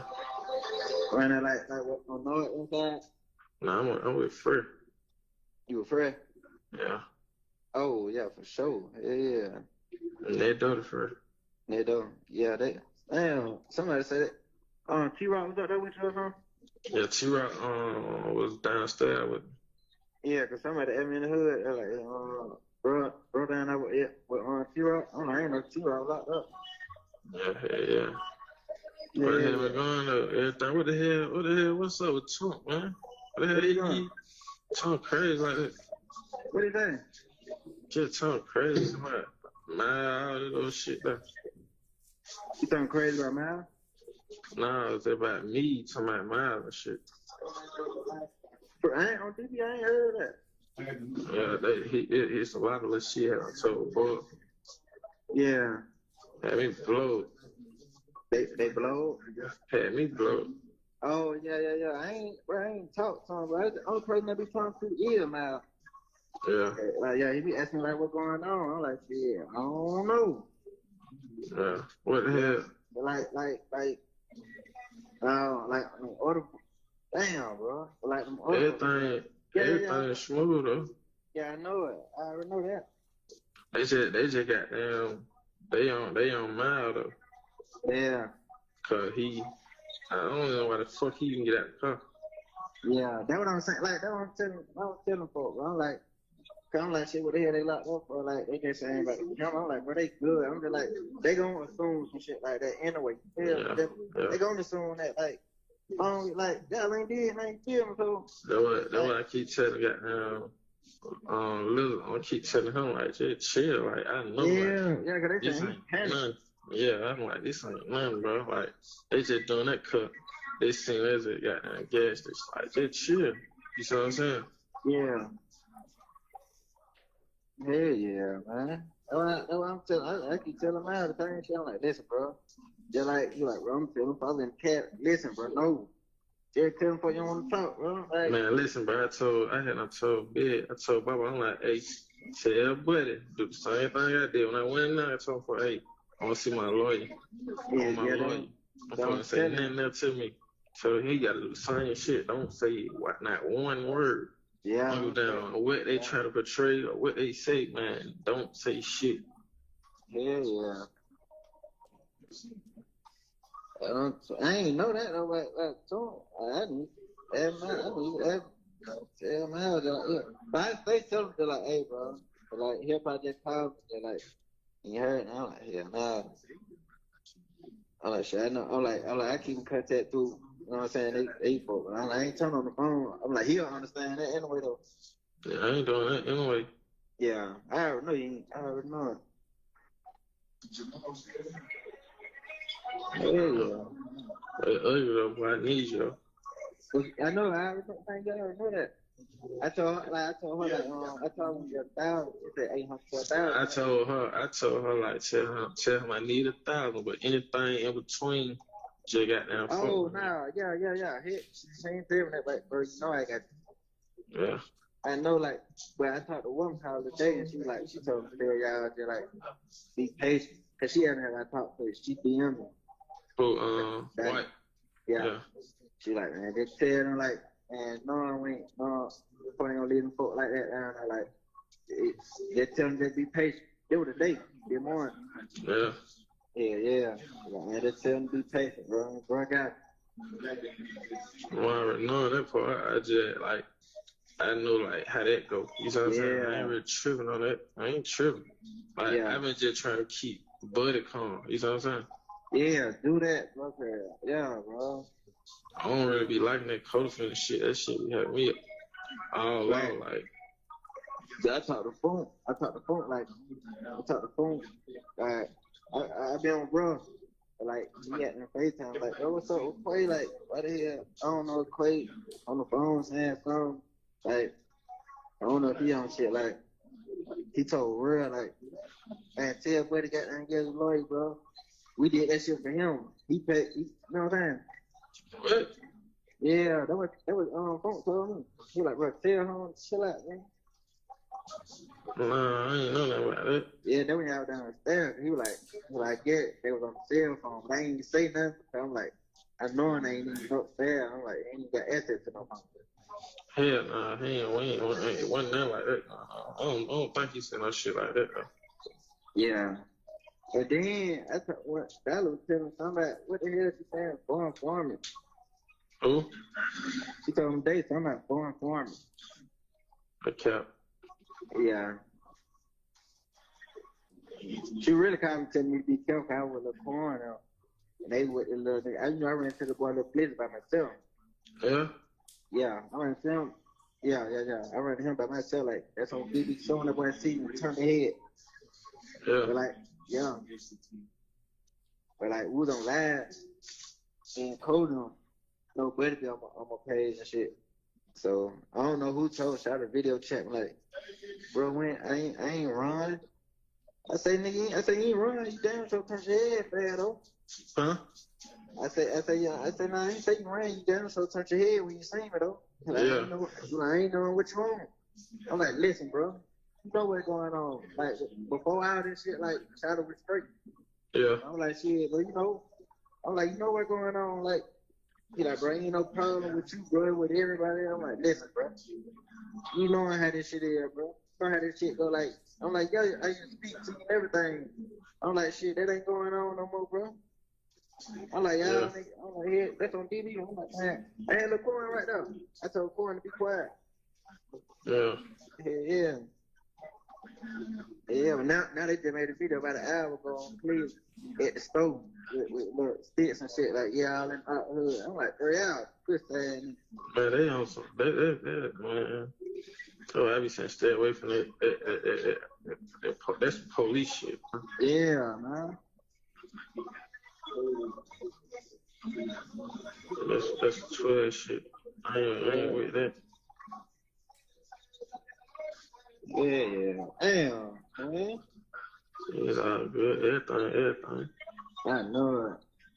So you still ain't got nobody right now? Like they won't take no payment? They ain't really saying, but ain't really saying that. You just really like, just chill, be patient. Like same thing. White tell you. Yeah. Okay.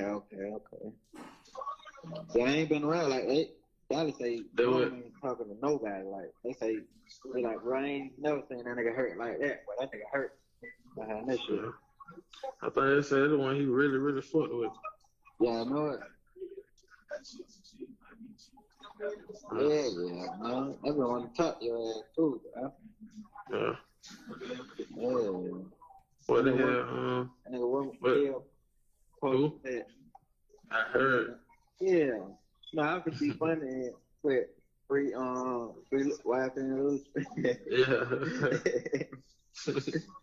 Yeah.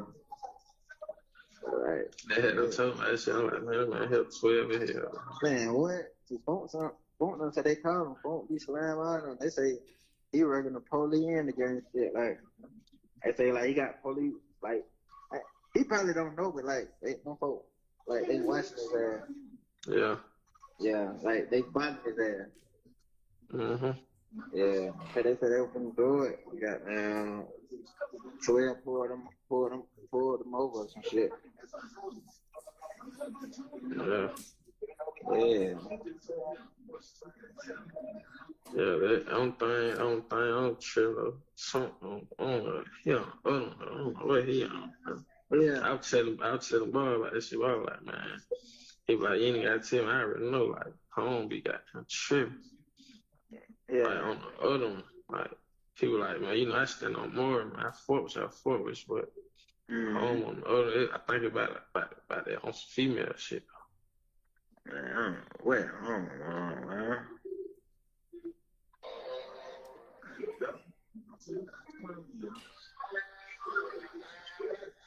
Yeah, I ain't on DB. I ain't heard nothing about that though. Yeah. But I ain't even talk. Only time we talked to him, I talked to him like the same night y'all got locked up. You gotta add when you call boy, you gotta add boy what he say, cause I can't really say like, cause she won't really just tell me like in detail, but she just beating around the bush. I really be telling her, man, shut the fuck up. Yeah. On that one night, cause I ain't going for that strain. Yeah. But you know I got you, bro. I had to go long. Trying to get down. I just had to take care of got down. I know I got you though, bro. You gotta got down the whole time, bro. I know how that shit is. Like I'm knowing like nigga need this shit. Like I ain't got you, bro. I'm here with you, man. Yeah, sure. Yeah, I'm trying to get. I ain't gonna, you know, like I ain't gonna ask him a word, but like, cause like I don't even have to say your name. Like she know who I be talking about. I don't be talking to nobody else, but I ain't gonna hit you on that motherfucker like ever. You know what I'm saying?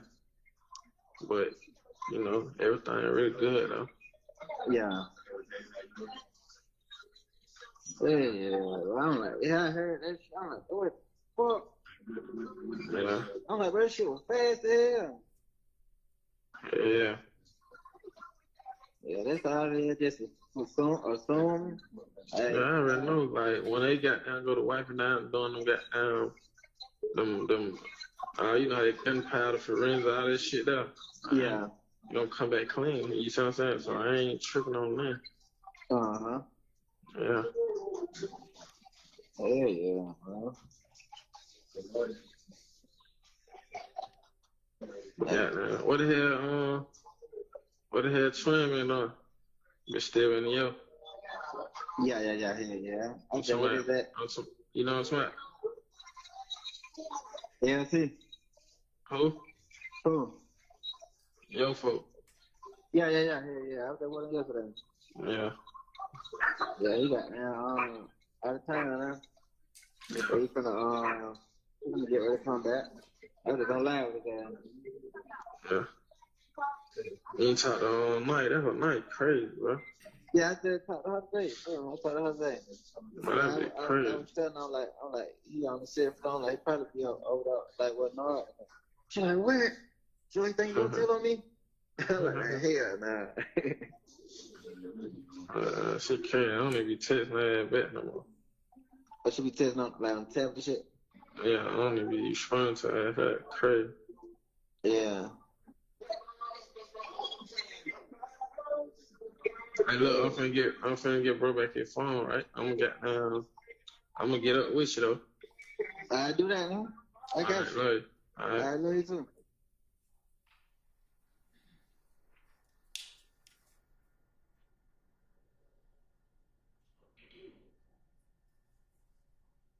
Your Honor, the call is complete. So I don't know if defense has any objections to this call. I think the court understands the state's position of this. We've labeled it as a co-conspirator statement in furtherance. Your Honor, Carton Matthews again on behalf of Mr. Marquavius Huey.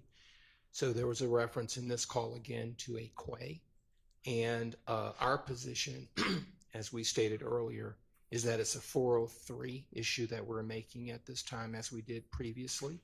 We believe that this is a confusion, creates a confusion of the issues with this, the use of the name quay constantly. The jury has heard the name quay in this trial up to this point. They have heard it.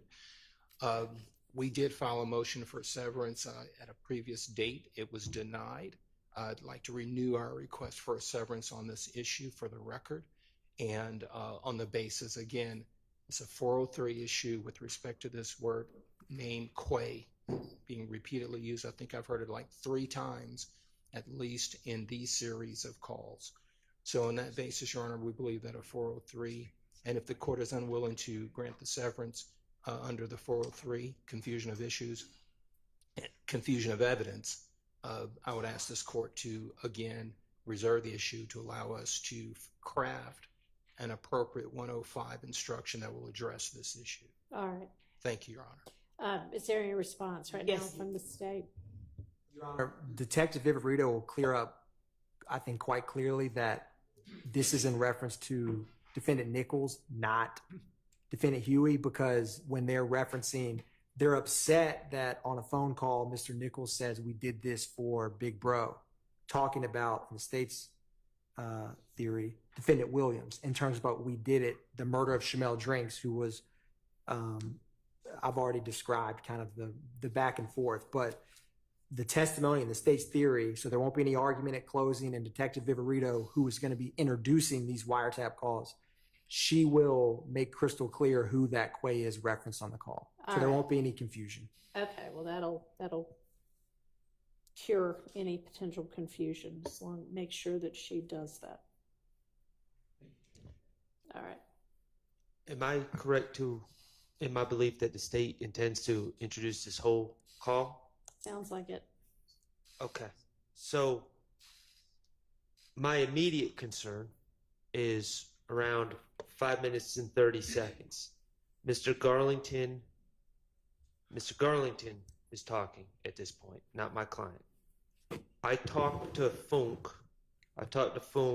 I've been with bruh, and he had me on FaceTime like, yo, what's up with Quay? And then Quay on the phone saying something like, I don't know if he on this SHIT, like he told Rel, like, tell buddy, god dang, get a lawyer, bruh. We did that SHIT for him. He paid, you know what I'm saying? Okay, so we got Garlington having talked to Unfunk, who is Mr. Greer, who supposedly, and I'm trying to put it together, it's not completely clear, but he talks to someone named Rel, and then somehow this comes back to Quay, who, Mr. I think that the state is asserting is Mr. Nichols. So we have like a game of telephone with 4 different steps leading to Garlington then saying this to my client. And then it should be noted, my client does not tacitly acknowledge, or I think we've been using tacit admission. He says that doesn't sound right. So it's not that. He pushes back, and it's just nested hearsay times 4 in what Mr. Garlington's saying. So I have a real problem with that, because obviously that is someone who is not testifying to my knowledge, the originator of this, and it's passed around a few times, and it goes directly to my client's innocence or guilt. And it's, this little bit in itself strongly suggests that my client is guilty, because the implication is Quay said we did this for Buddy, I'm not concerned about the for Buddy part. I'm more concerned about the we did this part. So that's a major flag right there. And it's nested hearsay. It's 403, any probative value that could come from this, other than its value as hearsay with 4 steps, is negligible.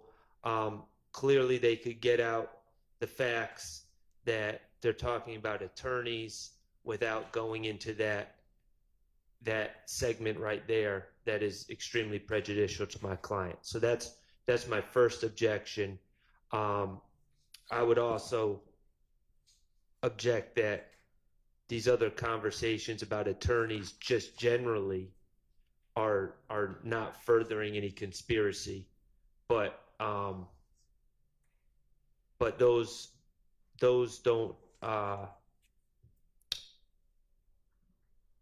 There's an extra level of concern regarding the time around 5:30. All right. Well, I think we've discussed the issue of attorneys potentially being provided by leaders already, and my ruling would be the same with regard to that. What is the state's response to the issue of it being hearsay inside of hearsay, the we did this part? So, Your Honor, that this is a classic co-conspirator statement. This is one co-conspirator providing reassurance to, providing direction to, and promoting cohesiveness with another co-conspirator in furtherance of the conspiracy itself, which is YSL, the criminal street gang. Right, but back up into this isn't just him, this is somebody else saying that, right? And yeah, Mr. Shard, at least, is saying that Mr. Stillwell pushes back on the assertion. And this was a lot, so I might have to hear it again. But yes, Your Honor. If that's accurate, then that seems like that couldn't be, oh yeah, this is an adoptive admission. So, Your Honor, a couple things. One, defendant Stillwell is quite upset that Mr. Nichols made that. So the fact that Garlington and defendant Stillwell are discussing that, they need to know what's said on jail calls. They need to know who's talking to the police. They need to know who may fold, and they need to keep tabs on both members in jail and outside. So when they referenced earlier about Mr. Farley and how is he doing, and he needs to, so. Yeah, that's not the part that they're raising, that Mr. Sharp's raising an issue about right now. You're specifically discussing, Your Honor. So defendant Nichols saying, we killed him for bro. And Mr. Sharp saying cannot come in this conversation with his client, Mr. Garlington, when they're discussing the intimate details of the murder that they did for bro. The state feels that, and this is why, and I will find the case on this, their conversation, Garlington and Shannon Stillwell, in all its contents, whether they knew this personally, they knew this from that statement, their conversation is fostering cohesion amongst them, because they both agree he shouldn't be saying that on the phone. And that's where co-conspirator 801D2E is a little bit unique, where this nested hearsay, if it's deemed a statement in furtherance of the conspiracy, keeping abreast of the crime, future, past and or future activities, fostering cohesion among street gang members, that type of analysis is incorrect. If you deem that statement and them discussing what one of the other co-defendants did in the murder that the state indicted both defendant Stillwell and Mr. Nichols with, and Mr. Garlington with, I think it is classic co-conspirator hearsay, which takes aside Mr. Sharp's objection. The nested hearsay is not an appropriate analysis if you deem that statement, which the state believes it is co-conspirator statement. That's the state's position on this nested double hearsay. I really need to see your case law. Yes, Your Honor. I think that's just an incorrect statement. I would be surprised that it just makes what would otherwise be a valid evidentiary objection disappear. Maybe it does. And so if it's hearsay, and I'd have to, like the court, I'd have to hear that little part again. But if they're saying that it's hearsay, that Mr. Nichols' statement about what they did is hearsay, and Mr. Stillwell is on the call, Right. right? Yeah, this is Garlington and Stillwell. Right. And when he says that his client pushes back, he's not saying we didn't kill him. No, I don't know. But let's hear it again. There was a lot to unpack with this. Maybe it would have been better to take this in sections. He says that doesn't sound right. And to push back, you don't need to repeat everything that was said and said, no, that's wrong, no, that's wrong, no, that's wrong. I mean, it could have been in reference to whatever the arrangements were for an attorney. I don't know exactly where that came. But let's start with the proposition that it's Garlington and Shannon. Garlington is talking to Funk, who had him on FaceTime, and that's what Mr. Nichols allegedly told Rel, which was repeated by Funk to Garlington. So, I mean, we're talking about layers upon layers.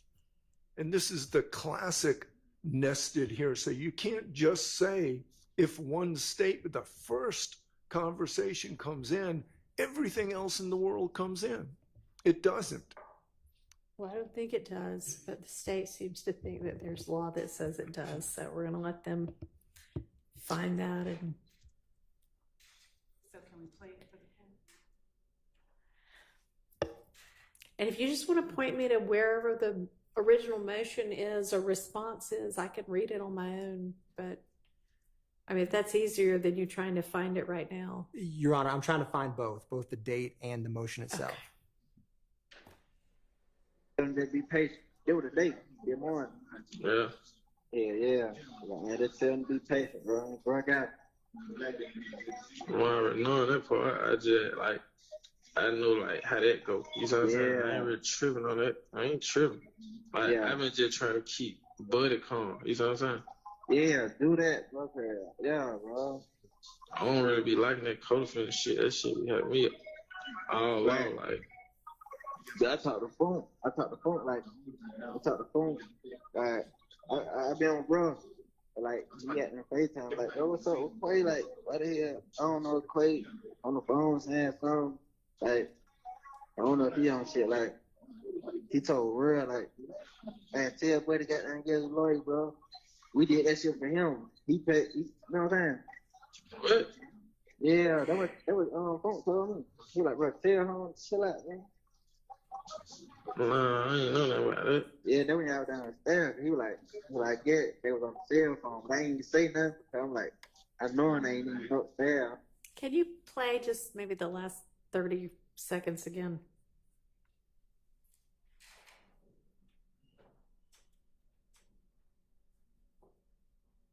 Yeah, I don't know if Quay on the phone saying something.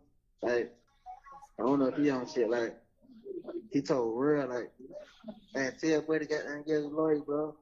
We did that shit for him. He paid. You know what I'm saying? What? Yeah, that was Funk told. Keep going. He bro, tell him, chill out, man. Nah, I ain't know nothing about it. Yeah, then we out downstairs. He was like, they was on the cell phone, but I ain't even say nothing. So I'm like, I know they ain't even upstairs. I'm like, ain't even got access to no phone. Hell nah, it wasn't nothing like that. I don't think he said no shit like that, though. Yeah. But then, I thought, what the hell is he saying? Foreman. Okay, thank you. So, Your Honor, our position is that what he is pushing back against, and it's the context of that statement that is the most important, because they're trying to relay to keep someone calm, and that they were talking to Onfunk, who was a is a co-defendant who pled guilty in this case, and they are alarmed at the fact that another member is potentially on a jail call saying that we did that for bruh. And that's the point at which Shannon is pushing back, saying like, what? Right. Like, I can't believe that. And then he's like, nah, you know, he didn't do that. And the other guy says, you know, I don't know, he could have been on a cell phone or what, but that's what I heard him say. So his alarm isn't at, he's lying on me. His alarm is that, and this is what we would argue, of course, anyone can make their own arguments at trial, but we believe that this is what the evidence shows, that the alarm is at the fact that this person on a jail phone is saying something highly incriminating to them and sharing this information between them all. And the alarm in itself is evidence of the fact that this whole conversation is in furtherance of that conspiracy, which is the enterprise that is YSL and the criminal street gang activity of YSL. So none of it is hearsay when all of it is statements of a co-conspirator. It is their reaction to their belief. It's still hearsay, even if it's a statement of a co-conspirator. So, I mean, at some point y'all are saying, this isn't hearsay because we're not offering it for the truth. So I know that's not what you meant, but let's try to keep the terminology clear. You're right. You're very, very right. And I didn't mean to interrupt you. I just want to make clear, like, you know, we have got to all be clear about what we are saying and what we mean by what we're saying. Your Honor is absolutely right. All right. And so that is, we are saying that there is an exception. Right. And that this is the exception that it falls under. Okay. All right. And so again, I understand that the conversation between Stillwell and Garlington might come in under a co-conspirator exception to hearsay. The thing that is at issue is the relaying of Nichols allegedly having said, you know, whatever he said, you need to line up a lawyer or whatever, you need to pay for it because we did this for Buddy. Right. And the concern is that either that part is being offered for its truth, or even if it's not, that certainly once the jury hears that, they take that as evidence that it is true. Understood. So do I understand you to be arguing that that part of that is also co-conspirator exception, or no? I need to address that part of it. So one moment, Your Honor. Sure. Do I have the argument correct that y'all are propounding? Well, yes. And if, while they're gathering this, Mr. Atkins is listening, I hope. So can I respond? If we break this down, here's what the sentences were. Garlington says, I talked to Funk. I've been with bruh. I don't know who that is. And I don't know whether that refers to Funk or bruh. And he had me on FaceTime. That could refer to either one of those people. What's up with Quay? That's the next question, next statement. Why the hell? I don't know. Quay on the phone saying something like, I don't know if he, and again, we got a he on shit. I don't know who the he is referring to. He told Rel, that's another person, that's another layer. Well, that's somebody who's listening, that's not somebody who's talking. So anyway, and also, can I get this portion of what you've written down as a transcript? Because it would be most helpful. I can give you what we have, yes. Okay, but I'm breaking it down because now we're on a third person. He told, I don't know. Okay, but that's a listener, so keep going. Okay, he told Rel, and I don't know who Rel is, and I don't know whether Rel told Funk, and I don't know whether Rel told Bra. Right. We have no clue. Okay, but keep going. Okay. He told Rel, like, tell Buddy, god dang, get a lawyer, bruh. We did that shit for him, he paid, you know? And then Garlington says, you know what I'm saying, to Garfield. To Shannon, I'm sorry. And Shannon says, what? And Garlington says, yeah, that's what Funk told me. He was like, tell homie to chill out, bro. Now who's homie? And who's the bra? I mean, we have so many layers of unknown, and nested hearsay is exactly that. That's the whole point. Okay, so the short answer is yes, I've got your argument correct in terms of understanding what it is you're arguing. Yes. Okay. Your Honor, to be clear, because I may not articulate this well, my position with what Mr. Harvey just broke down, at least what these statements they say. Yeah. Funk, who was a defendant in this case, and the state believes was a YSL street gang member, him telling Garlington that Nichols needs to chill. Funk isn't charged with the murder of Shamel Drink, so him telling him that is a statement in furtherance of the conspiracy. Nichols needs to chill. That's not what I'm concerned about. Yes, Your Honor. Okay. I'm concerned about the Funk Garlington saying Funk told him that Nichols said he needs to pay. We did this for him, so he needs to get us a lawyer. And Your Honor, the state feels. But said it to Rel, not to It doesn't matter who he said it to.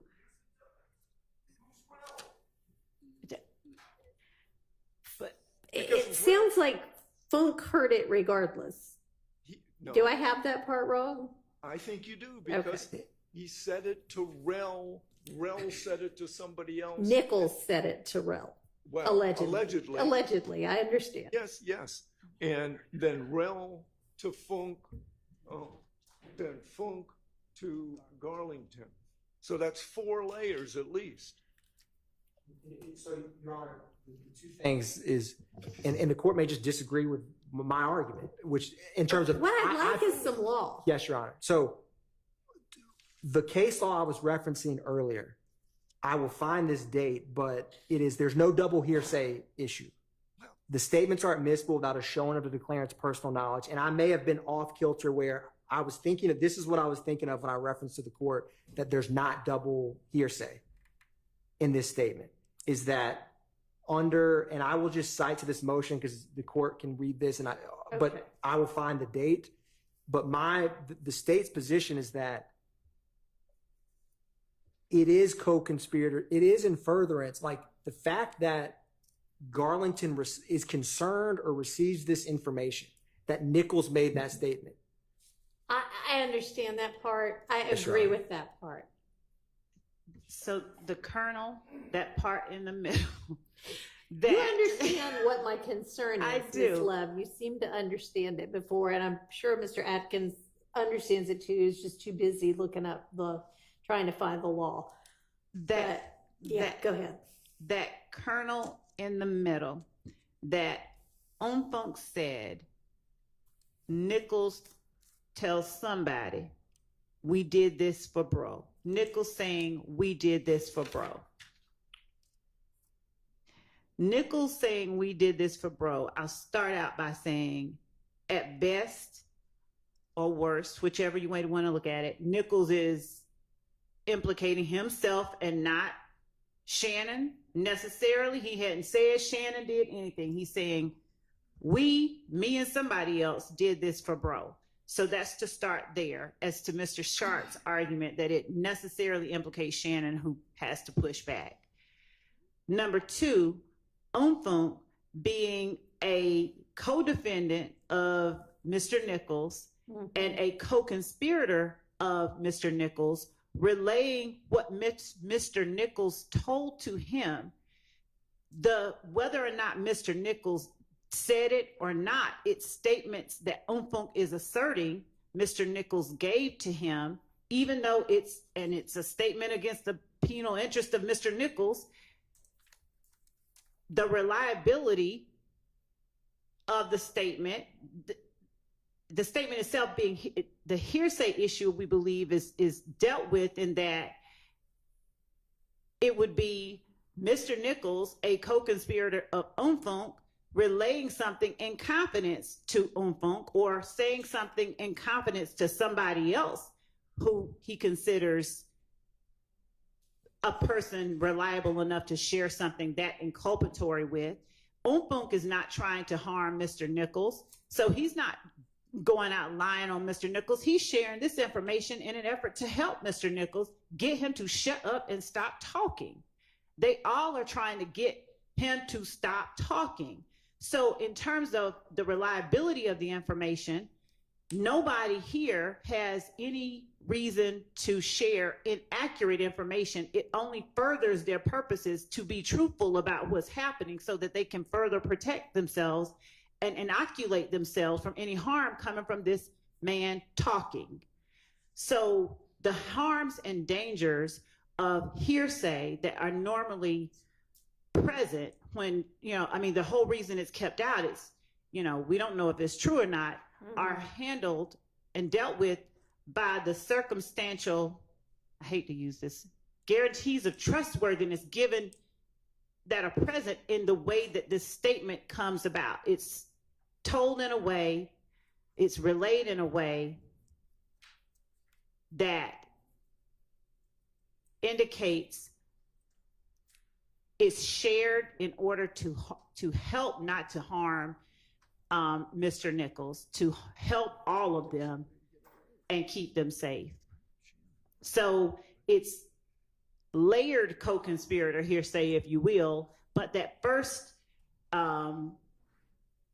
relaying of information, the declarant, Mr. Nichols, saying it to Umfunk, it would be definitely a statement against penal interest. But Mr. Greer, who is Umfunk, sharing that information is a co-conspirator statement, which we believe gets us past this idea that this is nested hearsay. And as far as the 403 argument that is being made, in order for it to be so unduly prejudicial as to permit its exclusion, it would have to lure the fact finder into declaring guilt on a ground different from proof specific to the offense charged. And that just doesn't exist here. So we don't believe that they have met, and by they, I mean the opponents of this information coming in, they have not met their burden of showing that this statement from Umfunk regarding Nichols telling on himself, and basically Nichols trying to get help for himself, like brother needs to pay for a lawyer. We did it for him. We don't believe. Hey, no, sir, Mr. Harvey, stop right now. Stop right now. Stop right now. Mr. Harvey, sit down. I am not going to have you interrupt court. You may object in just a moment. We will get to your objection in a moment. Go ahead. Thank you, Your Honor. There has been no showing that this information is so substantially more prejudicial than probative that it should permit the exclusion of what we believe is obviously relevant evidence. Okay, thank you. Mr. Harvey, your objection. My objection is for lying to the court, making things up to the court, and saying speculatively to the court that Ranky paid for Mr. Nichols' lawyer. You got any evidence of that? I don't even understand that to be what she said. That's exactly what she said. Okay, well, the record will reflect what she said, but I understood her to be talking about what was being said within the context of this conversation we just listened to. Your Honor, just yes. Oh, I'm sorry. Go ahead, Mr. I missed any reference to it. So Well is the person to whom this allegedly. I'm going to listen to it again, offline, not in court. Your Honor, this is where I'm at with this. Just because the state says something is so doesn't make it so. I understand. And the state is saying, oh, well, this was done in furtherance of the conspiracy. This was done in furtherance of the conspiracy. The whole point of the hearsay rules, and I understand that the confrontation clause might not be implicated here, but the hearsay rules, the whole point of the hearsay rules is you get to see who's saying it, know what their basis is, you get to cross-examine them, they come to court, etc. And the problem here is the state is just sitting here saying, oh, well, clearly Mr. Umfunk did this to further the conspiracy. And how do we know? How does she know? Maybe Umfunk, I'm not saying this is the case, but what if Umfunk was involved? Umfunk would have every reason to shift responsibility to other people. What about the next line in the hearsay ladder that we have? We don't know what people's motivations are. And just because the state says, well, their motivation was to do this or do that, she's not inside Unfunk's head. She's not inside Rel's head. So I reject that their argument that they can just label things as hearsay exceptions and it makes it so. Well, I understand that. I take what everybody says as your argument in support of your position. I don't accept it as fact. It's an argument. I hear the counter argument. Sometimes I hear a lot more counter arguments back and forth after that, and then I make a determination about whether our evidence rules permit this particular evidence. The point of the hearsay rules and all of the evidence rules is so that to the extent the court can help it, only trustworthy information gets before the jury. And that's what we're trying to sort out here. So I understand that the stakes are high. I think that this might be a good time to break for the day. I will re-listen to this. Mr.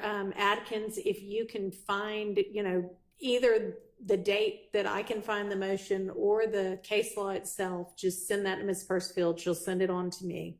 Yes, Your Honor. Okay.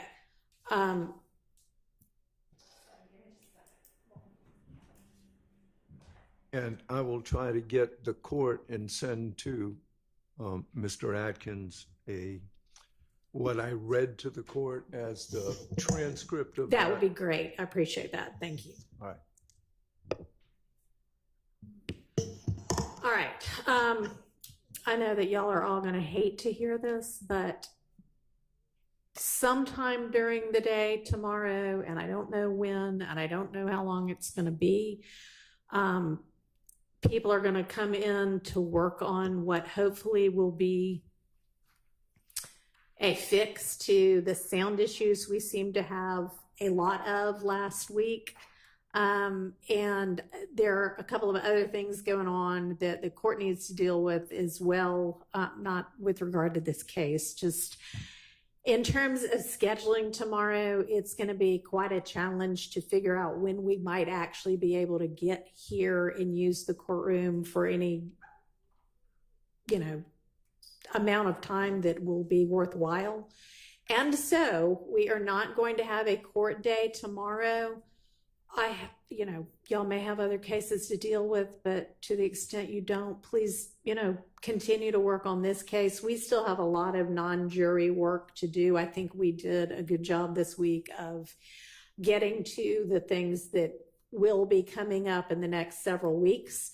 So thank y'all, everybody, for working hard on that. And we're going to have to circle back on, the stuff that is still facing us in this wiretap and some other things. I understand the state is going to get witness 61 through the end, and the information about the exhibits generally coming in with those witnesses to the defense by Monday. And I will see everybody Monday at 8:45. We'll have the jury back with us then. Okay? Anything anybody needs to put on the record before we adjourn for the day?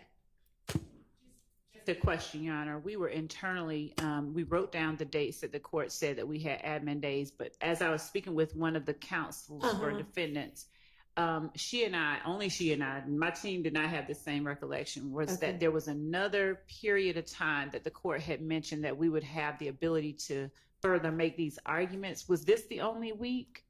This is the only week so far that I know of that I have established. I mean, I didn't establish this week, but I have not established other dates that we're going to be in court without a jury. We are going to have to determine what those are because we clearly need some more of them. But the dates that I've given to y'all and to the jury so far are dates that the jury will be out and we also will be out. So I'll just have to, I know one of the things I need to do is figure out some more in court for us, but non-jury dates. And I anticipate some of them will be maybe the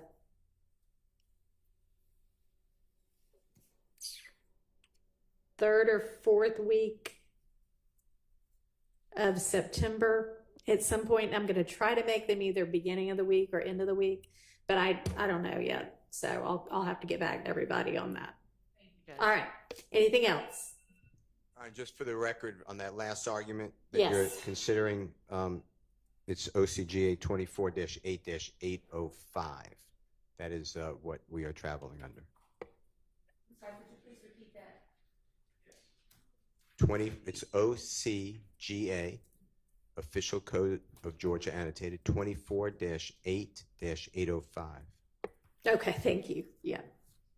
I doubt if many people know that. They just know hearsay within hearsay. But thank you. All right. If there's nothing else, then we are adjourned.